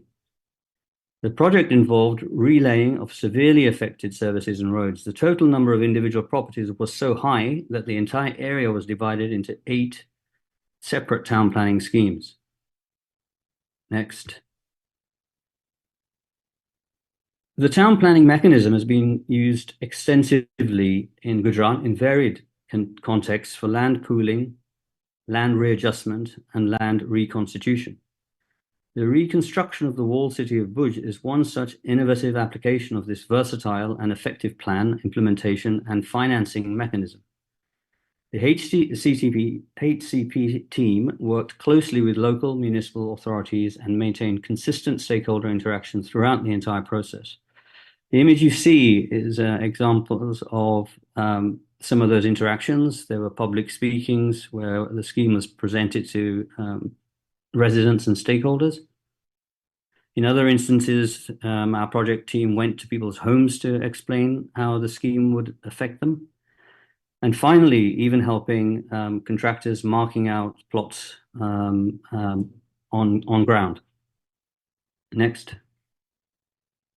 The objectives of the TP scheme were set out, and they were to create efficient street networks and provide open spaces to enhance safety and to enable effective disaster management practices in the future. A lot of the devastation and the havoc caused by the earthquake was because of the typology and grain of the walled city. The TP schemes improved the configuration of plots, making way for better land use and more efficiently designed buildings. The second project I'll go through very quickly is the Himmatnagar Canal Development Project, which transformed a largely unused canal and its surroundings into a much needed and valued public space. The plan also reconnected 2 parts of the city through a series of footbridges, encouraging community interaction and commerce. Next. The canal was used for irrigation during the monsoon season, but for most of the year it had little or no water. The redevelopment holds water throughout the year. This allows people to be closer to the water through a pedestrianized lower promenade. The image at the top shows how the Nala, it was essentially a Nala, was. Below that is a rendering of our project, and this is the final executed project. The plan provides for public gardens, commercial facilities, and informal market, vegetable markets, and a food vendor zone. The project works on a self-financing mechanism using revenue generated from the commercial development, either side of the canal, to fund maintenance and upcoming future developments. Next. And finally, Puri. The final example is in Puri. I'll touch upon this very quickly. The Jagannath Temple at Puri is one of the Char Dhams, the 4 significant pilgrimage sites in India. Nearly 50,000 people visit the temple every day, with numbers reaching over 2 million during the annual Rath Yatra. Next. The precinct faces many of the challenges one finds in Indian city centers, such as inadequate parking, public amenities, unorganized vending, poor traffic management, insufficient infrastructure, and unplanned security. The project shows how strategic planning and engineering can be used to create meaningful public spaces and infrastructure that support day-to-day activities of a community, but can also tolerate the incredible stresses of a unique once-a-year event. The plan works with the existing square concentric geometry of the temple. A radiating grid generates an inner pedestrian plaza, which incorporates historic Hindu monastic institutions, whilst giving devotees and visitors ample space to disperse and rest. The outer development zone accommodates cloakrooms, queuing spaces, food courts, and security towers. The plaza in front of the temple is a multi-purpose space and serves as a starting point for the Rath Yatra. The perimeter road allows traffic to bypass the main processional routes, clearing the plaza for chariots. Through these interventions, the redeveloped plaza can safely accommodate one of the largest gatherings of pilgrims in India, and therefore possibly the world. Next. So each of the 3 previous small city projects have very different needs and bases. Bhuj was a disaster management and reconstruction project. Himmatnagar, localized public space creation and infrastructure improvement. And Puri, facilities design to accommodate extreme temporal events. Next. Back to Varanasi and Nashik, drawing parallels. Despite being distinct in their cultural and geographical characteristics, they do share several commonalities: riverbanks, ghats, and pilgrims. Both cities hold immense religious importance and serve as major pilgrim sites. Every year, there is an influx of thousands of pilgrims. But significant differences too, the main being density. Nasik is almost half the density of Varanasi, which has major impacts. Delivering projects. I'd like to talk about delivering projects because ultimately that's what that's what we need to do to make improvements. But municipal corporation offices across India have filing cabinets full of unrealized and unimplemented plans. A design solution ultimately needs to be implemented to bring benefit. Next. HCP has been able to implement projects in villages, towns, cities of all scales all over India over many years. We've been delivering large transformational projects whilst juggling the needs of multiple stakeholders. Next. Bringing multiple stakeholders together for the focused purpose of delivering a complex project requires a tailored decision-making and delivery structure. These are known as special purpose vehicles. HCP has worked with SVPs for various other projects. So all the 3 previous projects in small cities were delivered or designed certainly. Puri is unexecuted using this method. An example in Ahmedabad, of course, is the Sabarmati riverfront development. A steering committee was formed consisting of representatives of all stakeholders, including state government and municipal corporation, the development authority, landowners, and multiple NGOs, which represented the informal sector. So this was a river in 2002, which was transformed to the river now. Here are some before and after images. The images on the left are from 1970, and those on the right from 2015. On the left, you can see that many private plots had built their own defenses to protect themselves from erosion. Aerial view showing both east and west banks. The project creates a vast tree-lined, traffic-free public space, nearly 24 kilometers in length, and makes the river accessible to all and not just private landowners. The riverfront has become a space where the city celebrates. Next. Next again. The slide This slide shows how the riverfront will be extended over time. Phase 2 is already under construction. Next. The second project I'd like to show you, which has been developed using the SVP model, is the Gandhi Ashram project, again in Ahmedabad. Next. This is an aerial image of the Gandhi Ashram from 1949, where you can see, bounded by the yellow line, are 55 acres. That was the original site of the ashram in 1949. Next. Over time, the ashram lands had been divided by the ashram road, which started off as a bullock cart track originally, and then has become a major road in Ahmedabad. What we now call the ashram comprises of only 5 acres. The plan is to integrate the 5 acres with the other ashram lands by redirecting Ashram Road, creating a consolidated Gandhi Ashram memorial area of approximately 55 acres, so roughly the same size as the original ashram. This will sit within a larger Gandhi Ashram precinct. So this is the 55-acre master plan.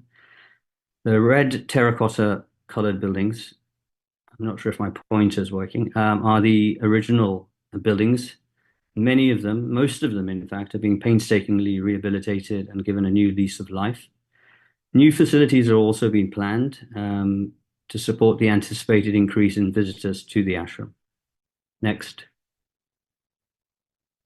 This is an aerial view of the site very recently in 2024, earlier this year, in fact. Next. And here are some renders showing the character of the proposed conservation work and the new facilities. Next. The ghats leading down to the river. Next. And now on to Varanasi. Next. The gray area here is Varanasi. The distinct footprint of the Banaras Hindu University campus can be seen, center bottom of the image. It's a city with a rich historical and cultural legacy. The image on the right is an early pilgrimage map of Banaras. You can see the Vishwanath temple in the center of the map. The drawing on the left shows different pilgrimage routes, which have different types and grades of yatra that are followed today. It still remains an important pilgrimage destination. And it's a city steeped in mythology and spirituality.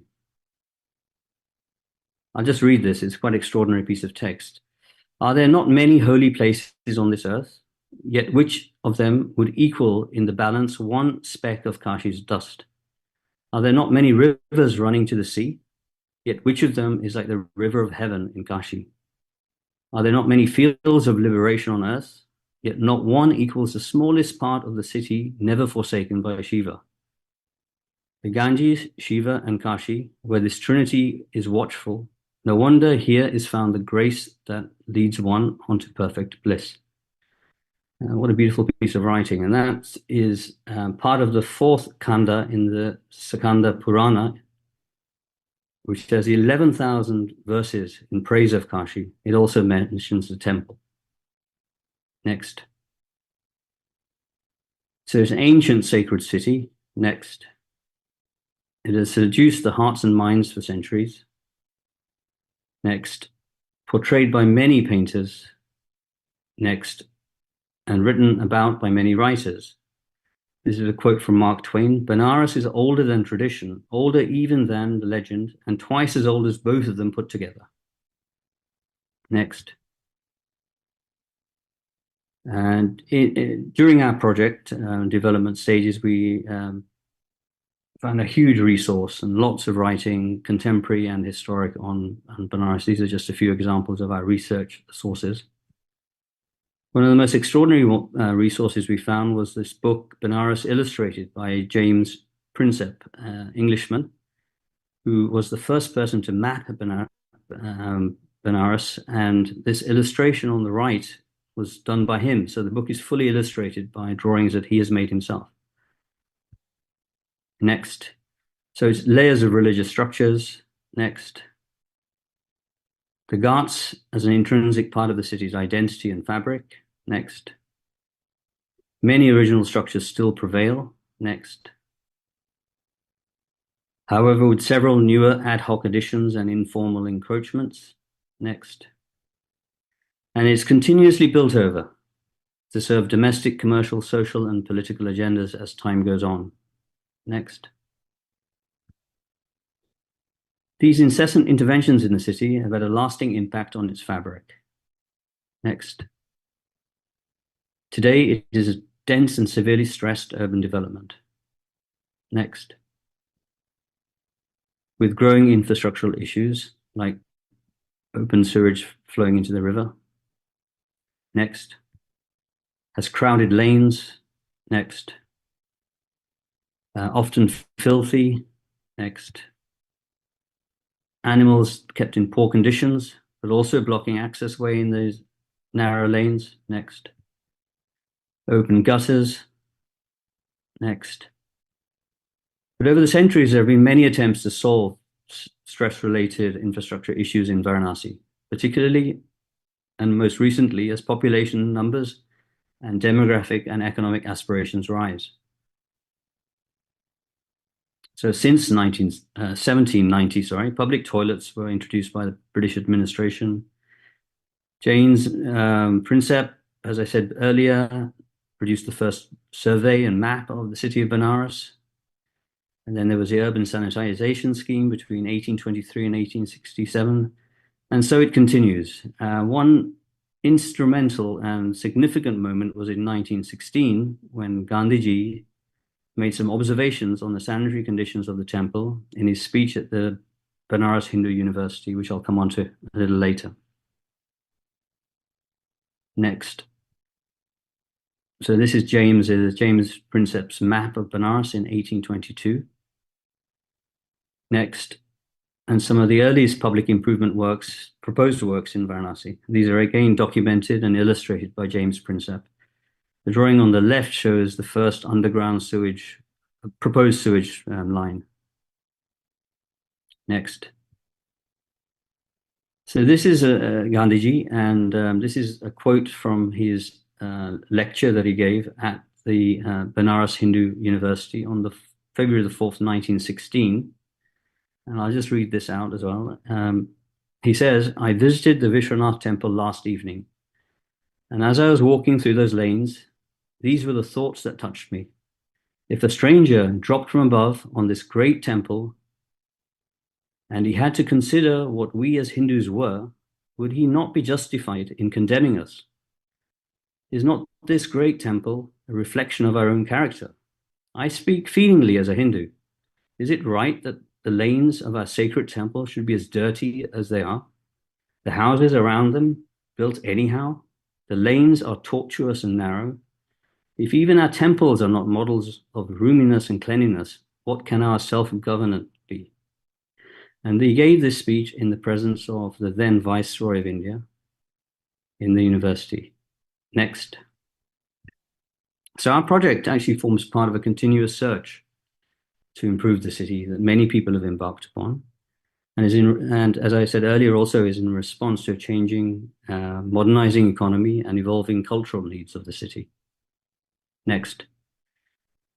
A strategic special purpose vehicle was set up for the project in Varanasi. The following brief was established by the client committee to improve facilities for residents and residents, pilgrims, and tourists. Next. The brief was to develop a comprehensive master plan for the redevelopment of a special area to provide a setting befitting the significance of the mandir, which is one of the 12 holiest places for Hindus, provide amenities necessary for the comfort, safety, and security of tourists and pilgrims, provide a pilgrimage path leading from the Ganga to the mandir, provide settings for social, cultural, and civic exhibitions and events, improve the ghats within the precinct, and restore them to their former beauty. Next. So HCP were designed, we were commissioned to prepare a plan for the development of Kashi Vishwanath Mandir, Manikanika Ghat, and access from the Mandir to the Ghat at Varanasi. That was the one-line brief title of the project. Next. So what were the characteristics of the project precinct? I'd like to introduce you to what the precinct was actually like. In the center, in the center of the screen, you'll see a little yellow rectangle. That represents the location of the special area that the committee had decided upon, where the temple is. You zoom in, you get a clearer picture of it, and get a clearer picture of the density of this part of Varanasi. Next. I'm not sure where you are, Catherine, but are you on the special development plan? Slide 73 it should be. So this shows what the area that had been defined by the board, which is an 8.2 hectare site. Next. This drawing is a figure ground drawing, which shows the main landmarks, which are the temple, of course, the masjid and the ghat. Next. A brief history of the temple. Next. This is a reconstituted plan of the original temple. Next. This diagram shows how the mosque was built on the existing temple plan. The footprint of the mosque has changed over the years due to multiple renovations. Next. Here you can see part of the old temple as part of the mosque itself. This is an illustration again by James Prinsep in 1834. Next. And here's a more recent photograph clearly showing that the remnants of the original temple can be seen as part of the rear wall of the mosque. Next. The current Vishwanath temple was commissioned by Maharani Holkar, who was the Holkar queen of the Maratha Malwa kingdom in India. Next. Here are all three main components of the precinct: the masjid on the left, which is barricaded, the well, which is in the center of the image, and the temple to the right. Next. Interestingly, the golden temple dome resembles the form of the domes of the masjid, which is very unusual and in contrast to the usual form of Hindu temple spires. Next. You can see that the temple is hemmed in from all sides with encroachments and ad hoc development. Next. These are the precinct landmarks: the temple, the well, and the masjid. Next. So the precinct today, next, is densely built. Next. Has many temples of all scales and sizes, and in all sorts of strange locations, and all equally sacred to pilgrims. Next. Here are some of the larger temples. Many of the temples in the area are absorbed into buildings or encroached upon by buildings. Next. The laneways are very narrow and congested. Next. It is a low-income neighborhood. Next. There are ad hoc encroachments on heritage structures. Next. And a lot of these encroachments don't have sewerage infrastructure. So here you can see pipes dropping straight down from encroachments, discharging in the open. Next. There are homeowners and tenants. Next. Shopkeepers. Next. Priests. Next. High priests. Next. Sadhus. Next. And of course, crowds of pilgrims are omnipresent. Next. Tourists as well. Next. And open cremations are still carried out. Next. Therefore, large areas are needed for the storage of piles of wood for cremations. Next. Policemen and, next, armed security checkpoints are the norm currently. Next. So what was our design approach to the master plan and the brief? Next. The development area measures approximately 150 meters deep by 350 meters long. Next. and in section rises about 30 meters, so almost a 9-story building in height, across the 350-meter length. There you can see the temple is in a slightly sunken area. Next. So our initial response to the site, I mean, like most people who visit Varanasi for the first time, I quite romanticized the laneways and the character of the streets. And the first response was really to work with the 2 existing alleyways, access routes from the river up to the temple area, but by providing small public spaces en route for pilgrims to rest. The other thing that was very evident was that the area immediately around the temple would need to be cleared to provide a parisar, or what's known as a temple campus. In these early design iterations, we placed that quite logically, orthogonally to the temple. Next. This has the same strategy for the parisar, but here we focused on the idea that maybe a singular principal way from the river up to the temple might be easier to manage and maintain, especially considering the numbers of pilgrims which were anticipated. So we focus on a single larger route coming up. Then there were several hundreds of variations of that theme. Next, sorry. This should be slide 111. But the orientation of the parisar was causing all sorts of circulatory problems, visibility problems.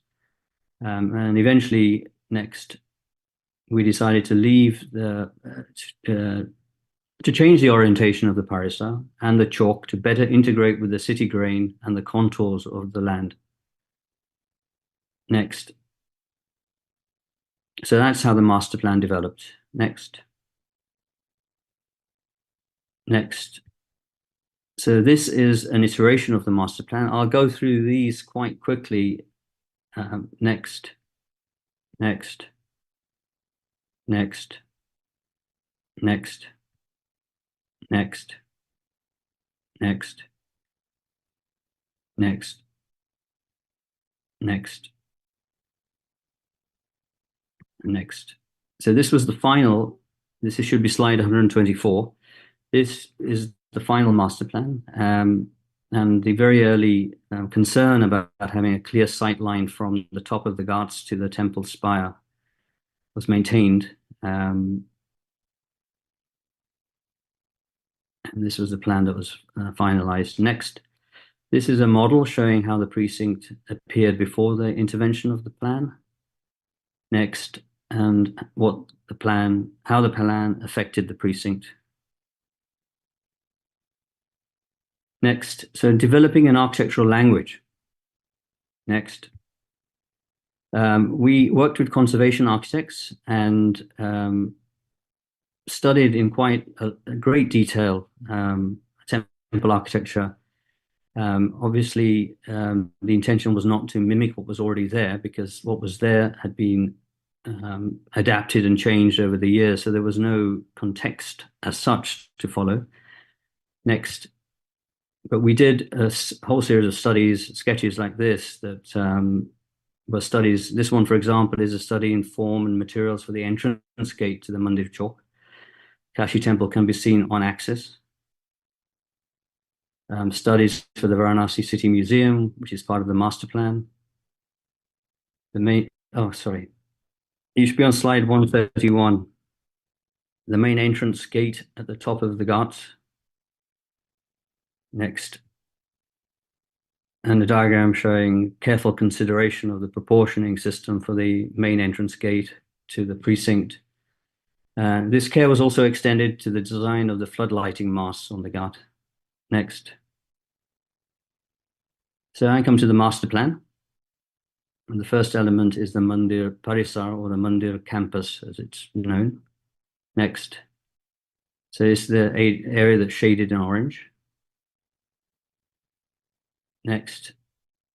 just a recap of what was there previously. The temple was very much hemmed in on all sides by ad hoc development and encroachments. Next. Here's a plan. Next. So this was the extent of the temple land at that point in time. Next. So this was the defined campus, the Parisar, which was 75 meters long by 42 meters wide. And essentially is a colonnade next, and essentially is a colonnaded circulation route where people can queue to go into the temple, also can sit in the shade of the colonnade and watch life go by. Next. Here's an aerial shot of it in after construction. The red arrows show the access points, and you can see people queuing in the space. Next.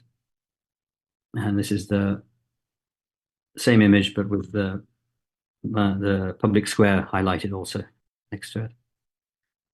Next. A drawing through the Parisar showing the elevation of the temple campus.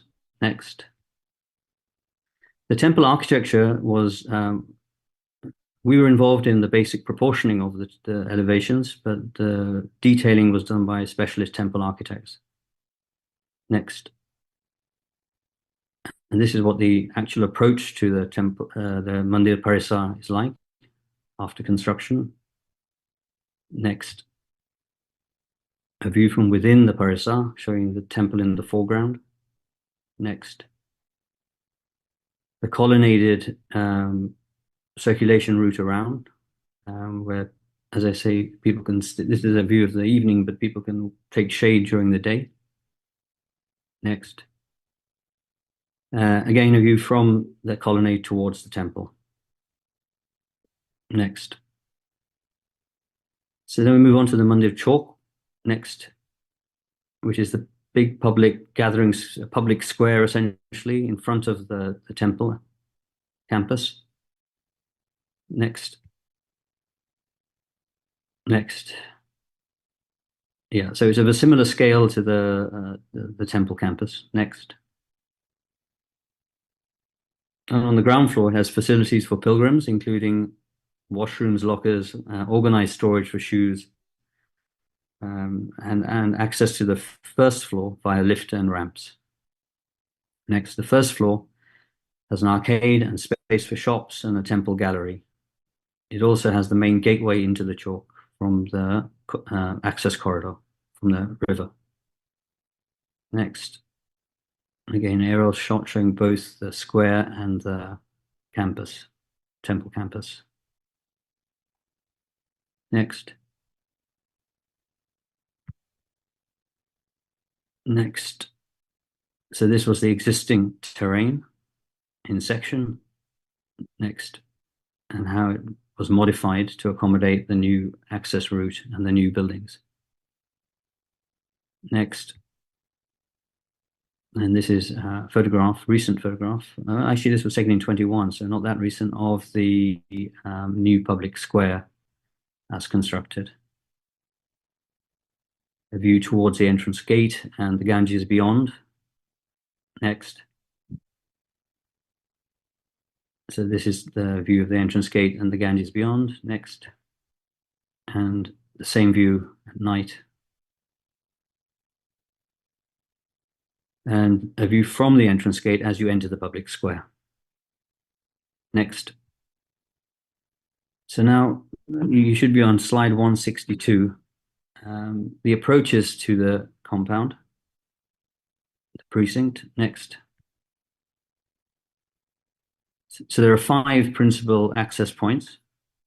The first is up from the river along the corridor, and that is on axis with the temple itself.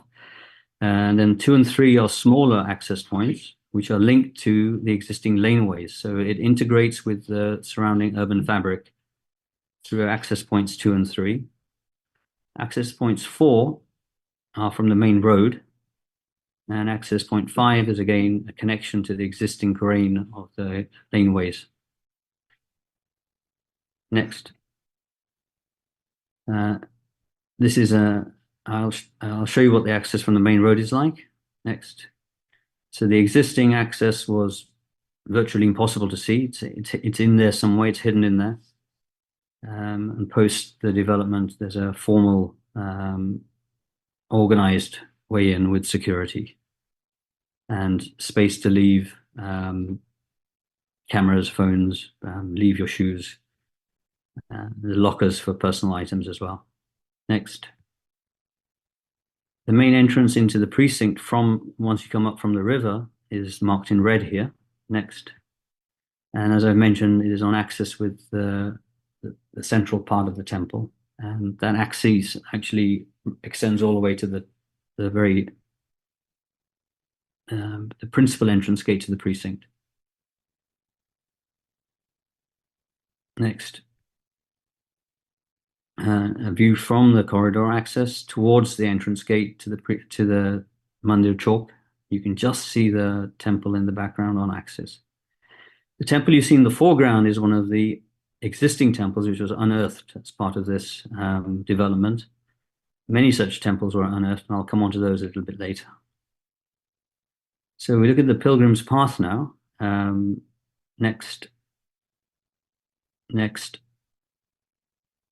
This should be slide 171. The existing paths from the river were through these little narrow laneways to the top of the hill, essentially, where there'd be huge amounts of congestion. Some of those photographs I showed you earlier of people queuing. And one has to bear in mind that a lot of the people that come to Kashi are elderly and very difficult to get to the temple from the river. Next. So this is a view from the river towards the temple. The temple is back there in the background somewhere. It's very difficult to even see where the entrances are, but they're marked there. There's Nilkantha Gali on the right is one way up, and Lalita Ghat has an entrance on the left. So we come by boat. So next slide 174. So this was a condition of the access for pilgrims. Often dirty and very steep, very difficult to negotiate. Next. The Lalita Ghat entrance was equally challenging for people with mobility issues and also very difficult to get to when the water was at high tide level. Next. And this is a typical alleyway on the way to the temple, pilgrim's path. Next. So this model shows the existing access way. Next. And how the redevelopment project improved that. Next. Next. And yeah, this is a render of that the new access way up to the temple. Next. And an aerial view showing how the landform was modified to create sort of ceremonial ghat, which has to the left a jetty for boats to arrive and can be organized, can organize the delivery of people to the ghat. Then there's a huge plaza, which is for public gatherings, festivals, cultural events. And then the steps that take you up to the main entrance gate, which then connects you to the access to the temple. There are just left of the gate, just right of the gate, you see a linear structure, which is a ramp structure. So there are ramps in there that take you up to the higher level. There are also lifts in there. Next. So the cultural and civic institutions of the campus. Next. There's a hospice.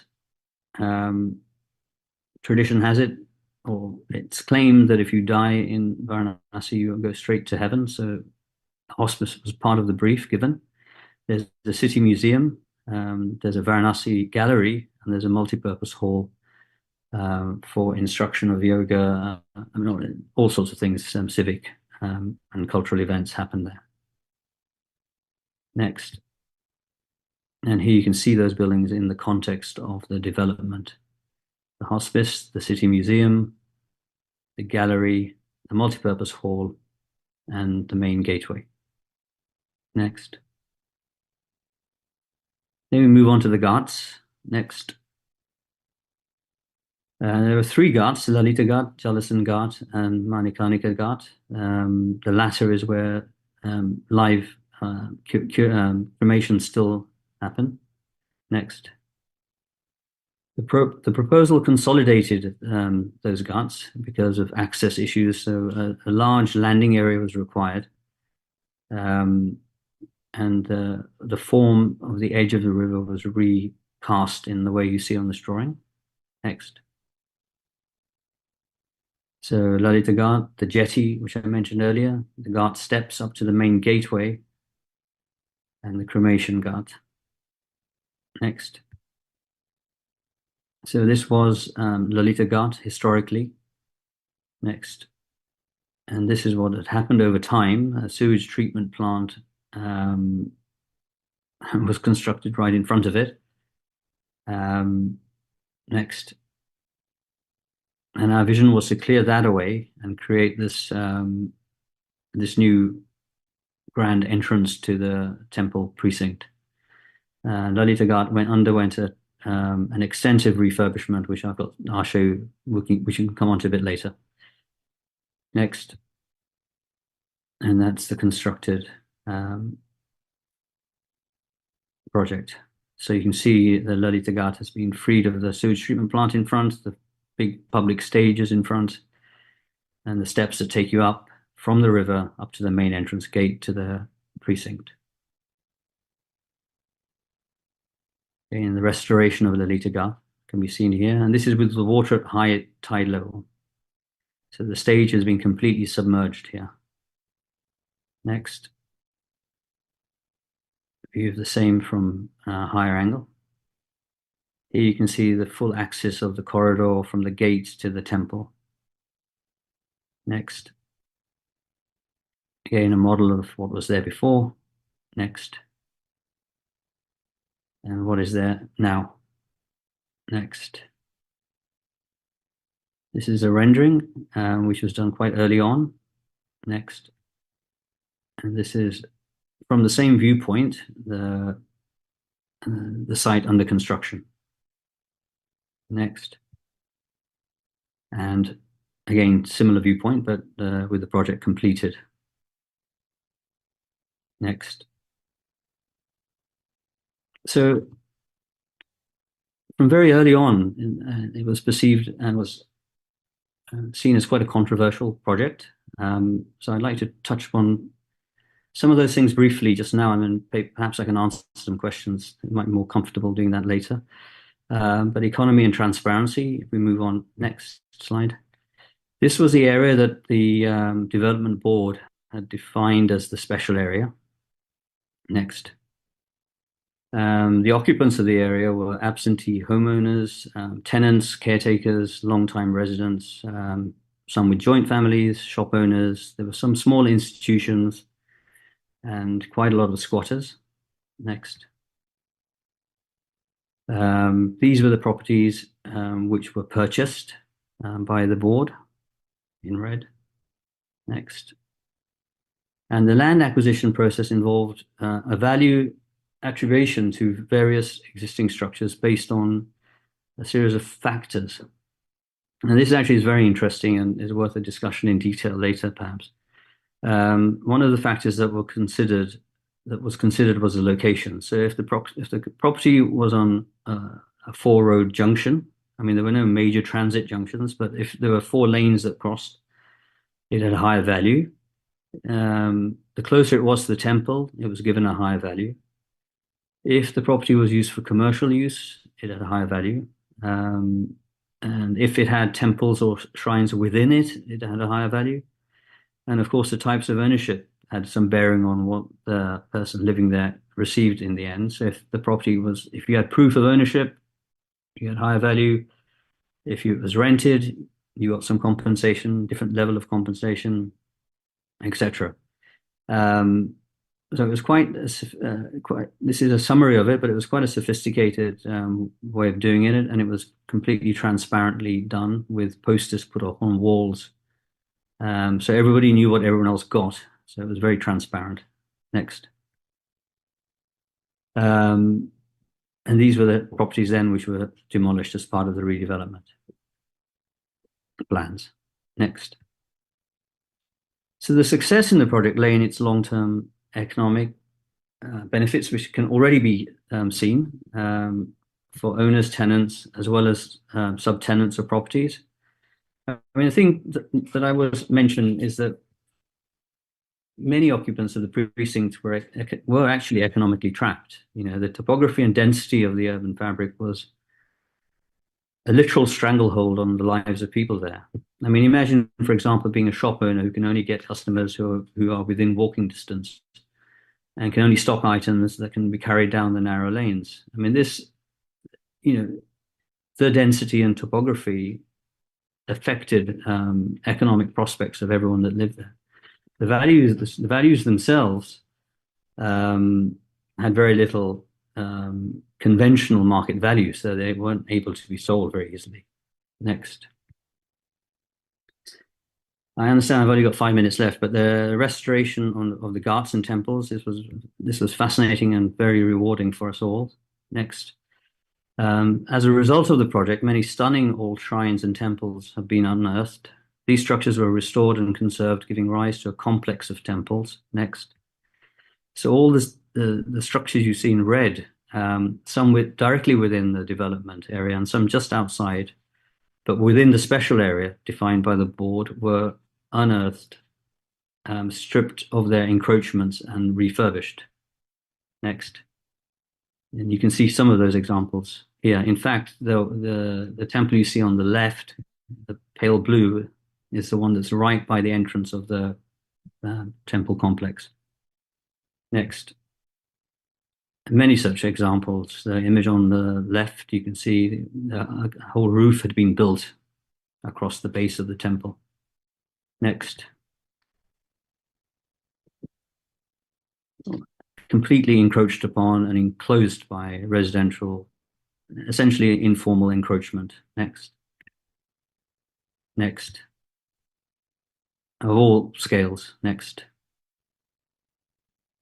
Next.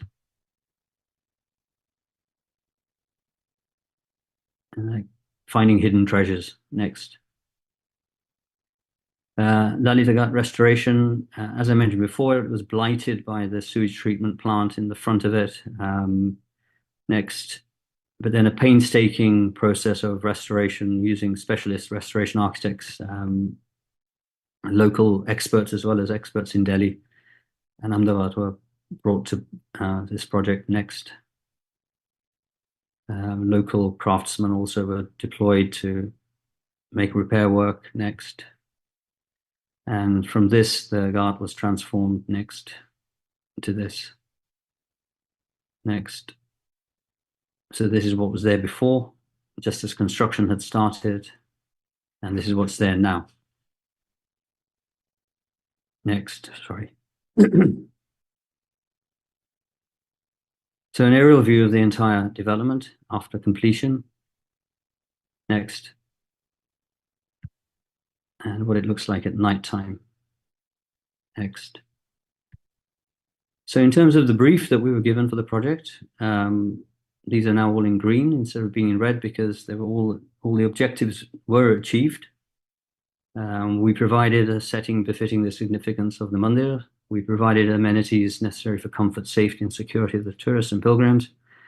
We provided a pilgrimage path leading from the river to the temple, and provided settings for social, cultural, and civic exhibitions. And we improved the ghats within the precinct and restored them to their former beauty.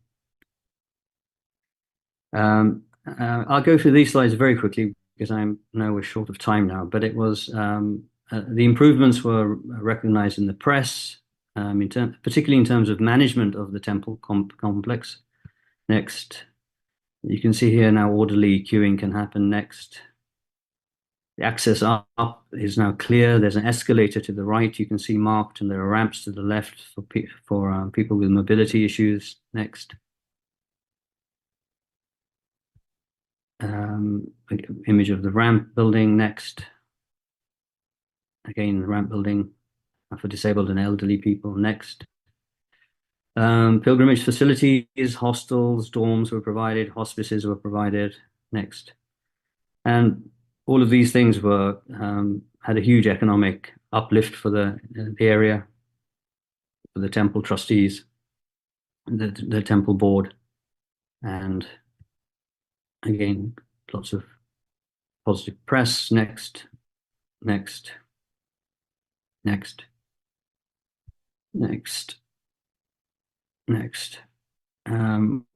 If we can go on to slide 239, I'll just take another couple of minutes to talk about sort of how the project was documented and how it was monitored throughout the whole process. So it's vitally important on projects like this, which have scale and complexity and multiple stakeholders, is the communication of the project to build awareness and to build consensus. So we actively prepared exhibitions. We were involved in press and social media monitoring for the board. There were multiple public consultations throughout the whole process. There was a website, a project-specific website developed, which was public. Gave interviews. There were public presentations. We made publications. We made project brochures, and also a graphic novel. Next. Made presentation models, which are in exhibitions like these. Next. And the project and social media monitoring. Okay, I think we'll skip all of these. Go next. On slide 259 is, I'd like to just mention these. These are brochures that the office produces for projects. Next, and this we produced two for the Kashi redevelopment project, and these are small A5 folded brochures which can be unfolded and provide key information, and these were handed out to people on the site. Next. So this is the second one of those, and we also produced a graphic novel to find an innovative and more sympathetic way of telling an emotive story of a visitor coming to Kashi. Next. These are some examples of pages from that. Next. So slide 259. So is this a big project in a small city, or is this a small project in a big city? Is the question. Next.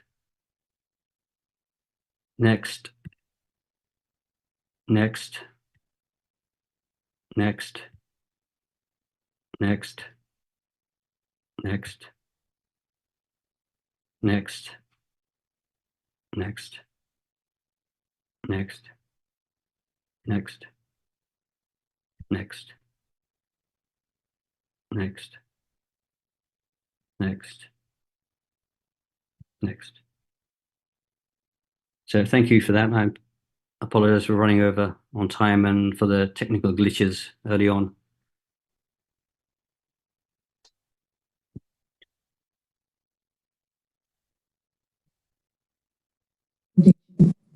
Conserving heritage values with development and management of resources is yet another story presented so elaborately here at one of the most sensitive regions. We now invite architect and urban designer Archis Kulkarni and architect Nitin Patel to extend the dialogue further.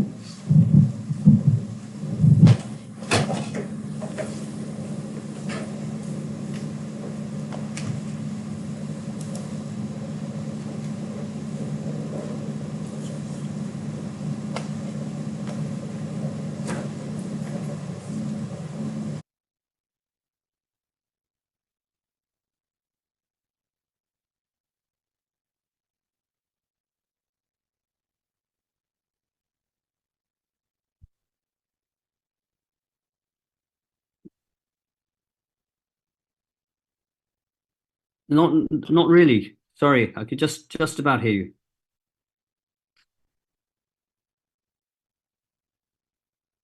Yeah. Yeah, try again. Hello.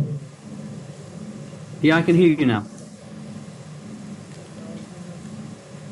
Can you hear me, Bobby? Yes, I can hear you. Oh, hi. So it's good to see you after long. I think I saw you last when you had some years in Sonal. It's been long.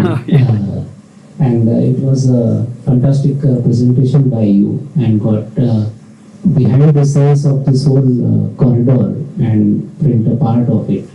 So I would not like to ask on the actual design process or something like that, but would like to ask how this design of this overall Kashi Vishwanath project or corridor received by the public, and was it put for the preview of public, and were there suggestions or modifications implemented after the public it was open for public preview? And also, what about the peripheral master plan? I mean, this was about the corridor which was leading to the temple, but peripheral master plan in terms of parking or the influx of crowd, how HCP build upon it? So your first question is about public consultation and if there was a robust feedback mechanism between stakeholders, general public, and the design team, right? And the second question I couldn't really follow, but I'll answer the first question first. Yes, at the outset, there was many public consultations which identified in the first instance the need for the project, not the shape of the project, not the final outcome, but actually was this needed. And I think that it was very clear that this is a World Heritage Site. You get international visitors, you get people of all ages and abilities coming from all over India. And the provision and what was provided for them was simply not good enough. And it was also bordering on dangerous. If there was a stampede situation, or if someone had, God forbid, a heart attack, there's no way an ambulance could get there. So a lot of the considerations that are incorporated in the master plan, which I didn't touch upon, things like emergency access for ambulances, a lot of these things have been built in. In terms of parking, no, there's not been a great deal of, there was not a great deal of provision given to parking. Some has been given, but that's principally for emergency vehicles. And the reason for that was that it was actually very difficult to get cars to that point in any case, from any other part of Varanasi. So it was very unlikely that you'd get visitors unless they came by taxi, in which case they would be dropped off and the taxi would move on. So the parking wasn't really part of the client brief, nor was it really necessary. I mean, the last thing you want to do is give away valuable space in such a dense context to empty cars, essentially. Then throughout the design process, of course, we were in interaction with the board, and the board would bring on people, subcommittees who they had appointed, to ask us questions and challenge us on various smaller aspects of the project rather than the master plan itself. So there are lots of discussions on what was needed for the pilgrims, the food provision, spaces for them to have lockers. There were lots of shops in the precinct before, and of course those shops got cleared. And so there was an audit done. There was a shop owners committee formed, which was part of the board. An audit was done on what sort of shops were there, what sizes they were there, and the same number of shops were given back to the same owners in the new development, albeit in a different configuration, in an arcade which has now been created. So yes, I mean, it would be incorrect to say that everybody was satisfied. I mean, no one, that never happens. But I think that the positive press, particularly in relation to the negative press that was there during and the initial stages of the project, really does reflect that it has been welcomed by most people as a positive addition to the Varanasi landscape.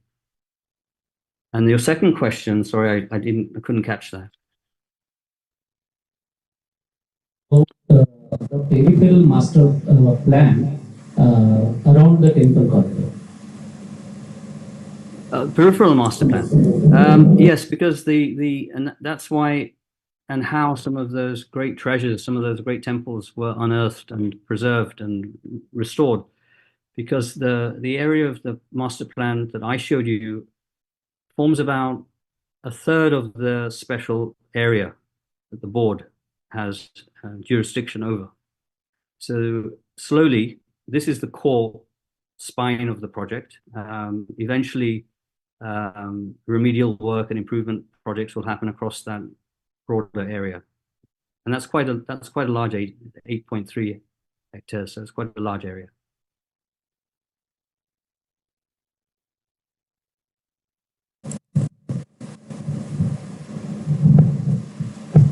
Hi, Bobby. Hi. Thank you for a fantastic presentation. My question is, how did the public consultation stage help the vision of the project to be more inclusive? What I mean is, from its initial top-down process where the board or the state has given certain objectives for the development, during the public consultation stage, did the design brief evolve or the architectural expression from the initial stage? How does that public consultation has influenced the project from its early on? Okay, I mean, I think it's partly the same answer. The public consultation was there from the very beginning, and I think in particular in terms of the people who would be affected directly by the development, they gave very vocal feedback all the way, throughout the project from the very beginning. The project wouldn't be what it is now without those inputs. There were a lot of changes. I mean, I flicked through very quickly some of the iterations of one master plan strategy, but there were 2 or 3 others. And the sizes of things, the requirement for the pilgrims facilities, the local broader community wanting in the campus, a community center. All of these things were added to the brief. They were not part of the board's brief, but they were added to the brief throughout the ongoing design development process. So they've been, all stakeholders had a very strong input. Not all suggestions could be taken on board, of course, but I think on balance, most of what everybody wanted was included. The second part of what you asked was about the architectural expression. That, I have to say, very few people were interested. I mean, it's quite surprising. We put up drawings and sketches, and we had a wonderful young man working in the office who was a wonderful watercolor artist. So we had these beautiful renderings drawn up, and everybody would look at other things. They would look at the model, they would look at that, and we would give variations on approaches to the architectural language. And very few people had input. I think some people did, and we did take things on board. I mean, some of the motifs, like arches, we've done them in what I feel, a very contemporary manner. They're not pastiche, they are modern. But the use of traditional forms and traditional materials, and to some extent traditional proportioning systems, which we did do a lot of research on, has given the output, has given the quality, the visual quality of the buildings that they have.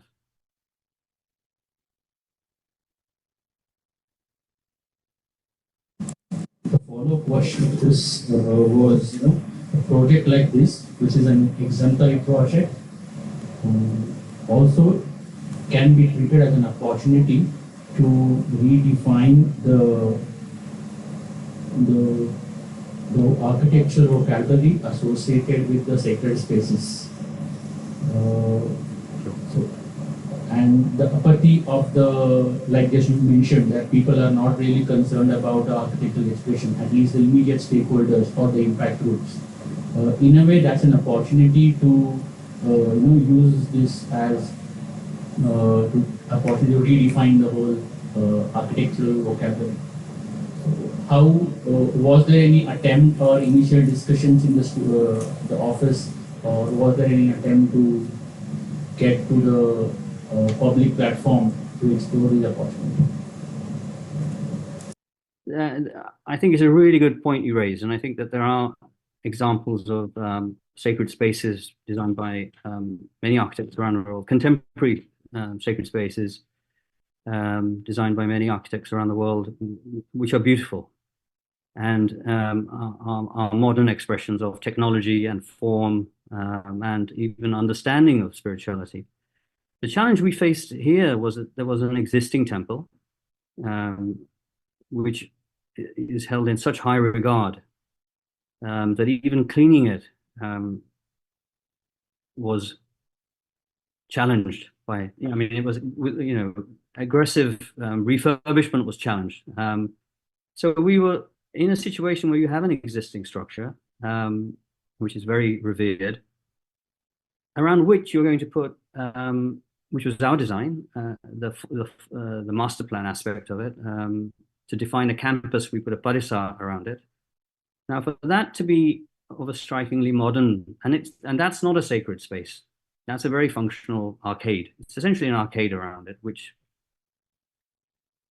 allows the organizers to control the number of people that enter. So it's basically a fence, you know. For that to be of a very striking architecture or very contemporary or contrasting architectural language, I think would not have worked particularly well. And we did relinquish design of that in detail to the temple architects. And they have templates. They don't sit and draw anything from scratch. I mean, they know from the beginning what they're going to do.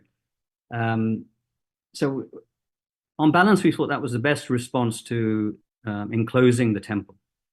I think in all the other buildings, you'll see that I think they are very contemporary, but they're not sacred spaces, you know. So I think that burden or that challenge isn't there with those. So they were much easier to deal with in terms of their narrative. They're just they're contextual in the sense that they use local materials, local stones. They're contextual in they use some architectural forms and motifs, and they're contextual in their massing. You know, nothing goes above, you know, it's all kind of sits well within the overall context.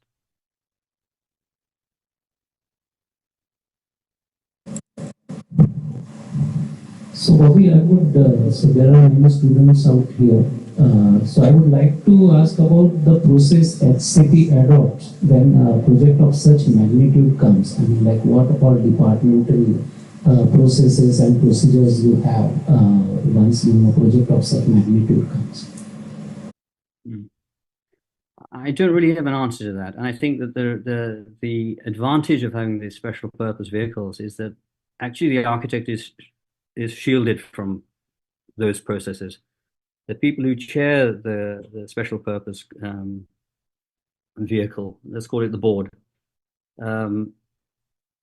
the whole point of setting that up is that it's like a task force.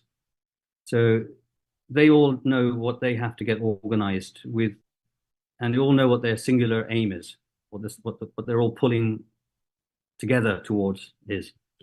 And I think that's what makes the project happen. I think if one was to try and negotiate a project of that size, scale, through traditional bureaucratic processes, it would never take off. I mean, I think some of the processes you're hinting at would stop it from getting off the ground. And I think that the earlier part of my presentation, that's really the point I was trying to make, is that small cities have big problems, but you know, the great thing about working in a small city is that it has it can have a more all-pervasive character to it, unlike a big city, which can be very anonymous. And that's an advantage. And I think that is an advantage that helped us in this project. The other point I was trying to make is that when you have so many multiple stakeholders, if you put together a special purpose vehicle group in that on that project, certain regulatory changes can be affected. You can slightly change some norms for that special area because it's in the service of the project. If you imagine trying to go to municipal corporation to get a waiver on a margin through the normal processes, then the project could never happen. And I think that we've been extremely successful and fortunate to be able to join those sorts of dots together on the big projects that we worked on.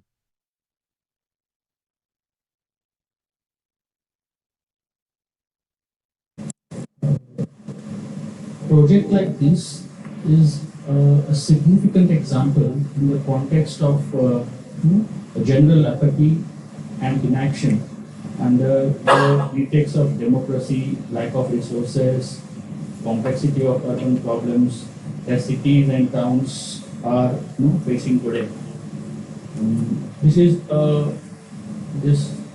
This project shows that with right methodology, the interventions can happen.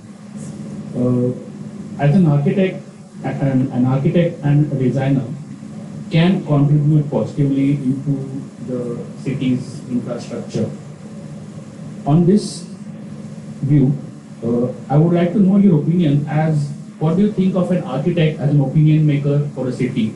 Because this project, although you said it's a small project in a big city or big project in a small city, this project had a nationwide presence.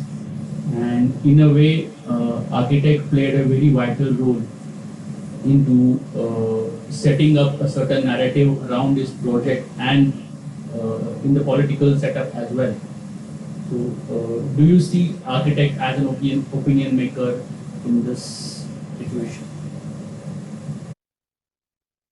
I think it's a tough question. I think to some extent, it's inevitable whether the architect wants that role or doesn't want that role. I think it's to some degree, the architect is always going to be seen as the designer. But I feel that on the scale of projects that you're talking about, the architect's role is not so much as the designer. We're the integrator of ideas, we're the integrator of all the outputs from our consultants, we're the integrator of inputs from stakeholders. And I think that design, and I think it's one of the first things I said is actually it's policy planning and design. And actually that is the correct sequence. If you want projects like these to succeed or to even get off the ground, you need structural policy change. And that can only happen if stakeholders are the municipal, everyone's involved. Everyone in the municipality has to be involved.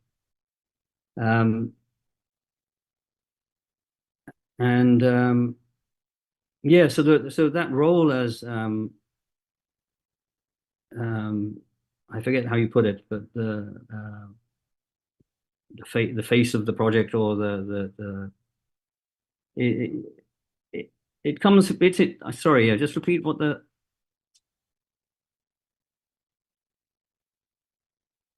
I didn't hear you.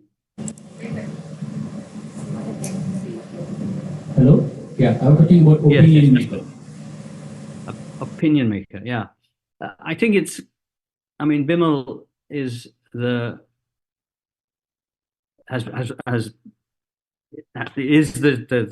architect behind this project, without a doubt. We have a big team, and a big team of consultants.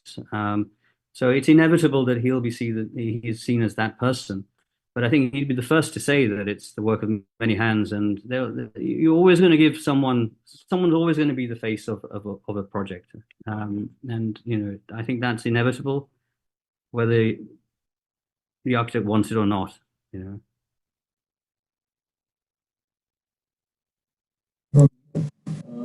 The project site, as you described, is extremely complex, and all the small cities who aspire for such kind of interventions in their core. The projects face issues because of the statutory bylaws. When such scenarios or such projects are conceived, are there any special statutory structure that is created for these specific projects, or is it is it encompassed by the overall city level bylaws? Sorry, I don't think I quite followed. Yeah.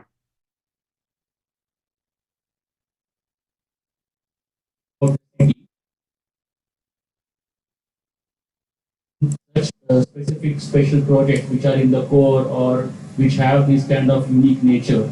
So should the bylaws can be crafted slightly separately for a project like this, or should the bylaws, should the project, align itself with the existing bylaws? I'm taking this as a case of one of your projects at Wadala, the Port Trust project. So with reference to that, I'm asking this question. Can something similar, did something similar happen in the Varanasi project as well? Yeah, and I think that if you take examples outside of India, for that is often the norm. Certain neighborhoods, from neighborhoods to larger precincts, if they have a special character, then there often are very different. There are always overarching kind of development norms, but even those, there's always some degree of flexibility. What I found working in India was that there was no flexibility. That the bylaw was the bylaw, even if it made no sense in a particular context, even if it was proved to be hugely wasteful in terms of land use, the bylaw was the bylaw. You have to provide this setback, you have to do this, you have to do that. I think that again, coming back to the special purpose vehicles, is if you can define, like we also in Gandhi Ashram, if you can define an area of land and justifiably apply slightly different or slightly modified or fine-tuned set of bylaws and regulatory constraints that are good for the project. I mean, I think that should be more and more the norm. And I think that maybe in smaller cities there's a greater opportunity for that. I mean, I don't know. I mean, maybe there is.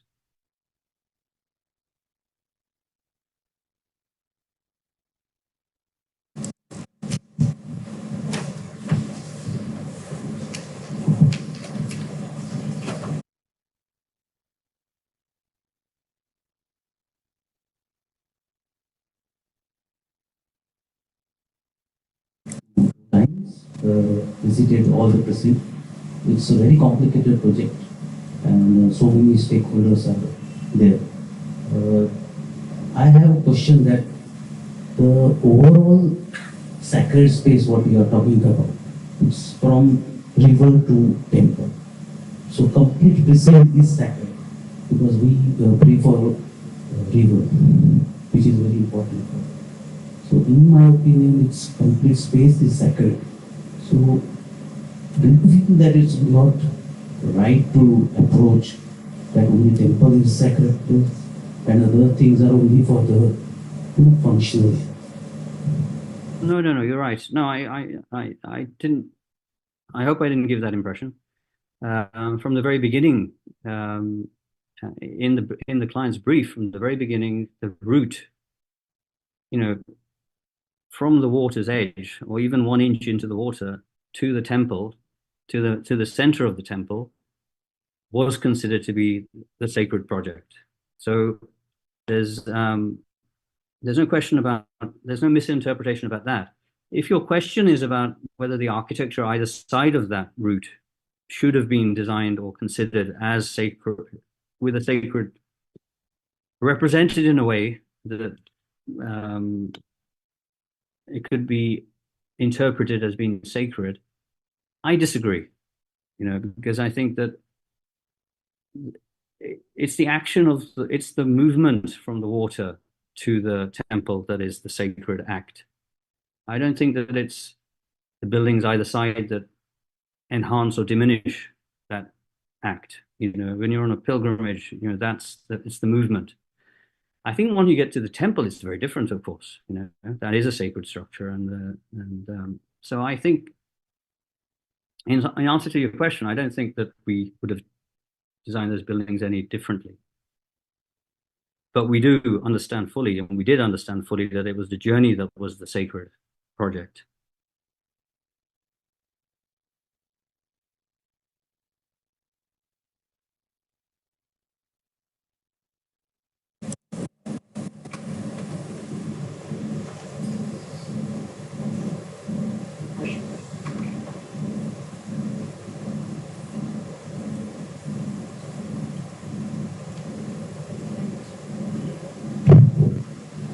That I guess comes to the conclusion, and thank you so much, Bobby and Nitin, Archis, for such a wonderful discussion. So, by concluding today's 3 sessions that we started with etymology and trying to understand the various dimensions and notions around the small cities. But we totally understand that almost 3 sessions went more into discussing the history, heritage, and identity of the thing. So tomorrow we again meet to extend this discussions over 2 more themes, and our team will speaker at the end of the day. So see you tomorrow and have a very good evening.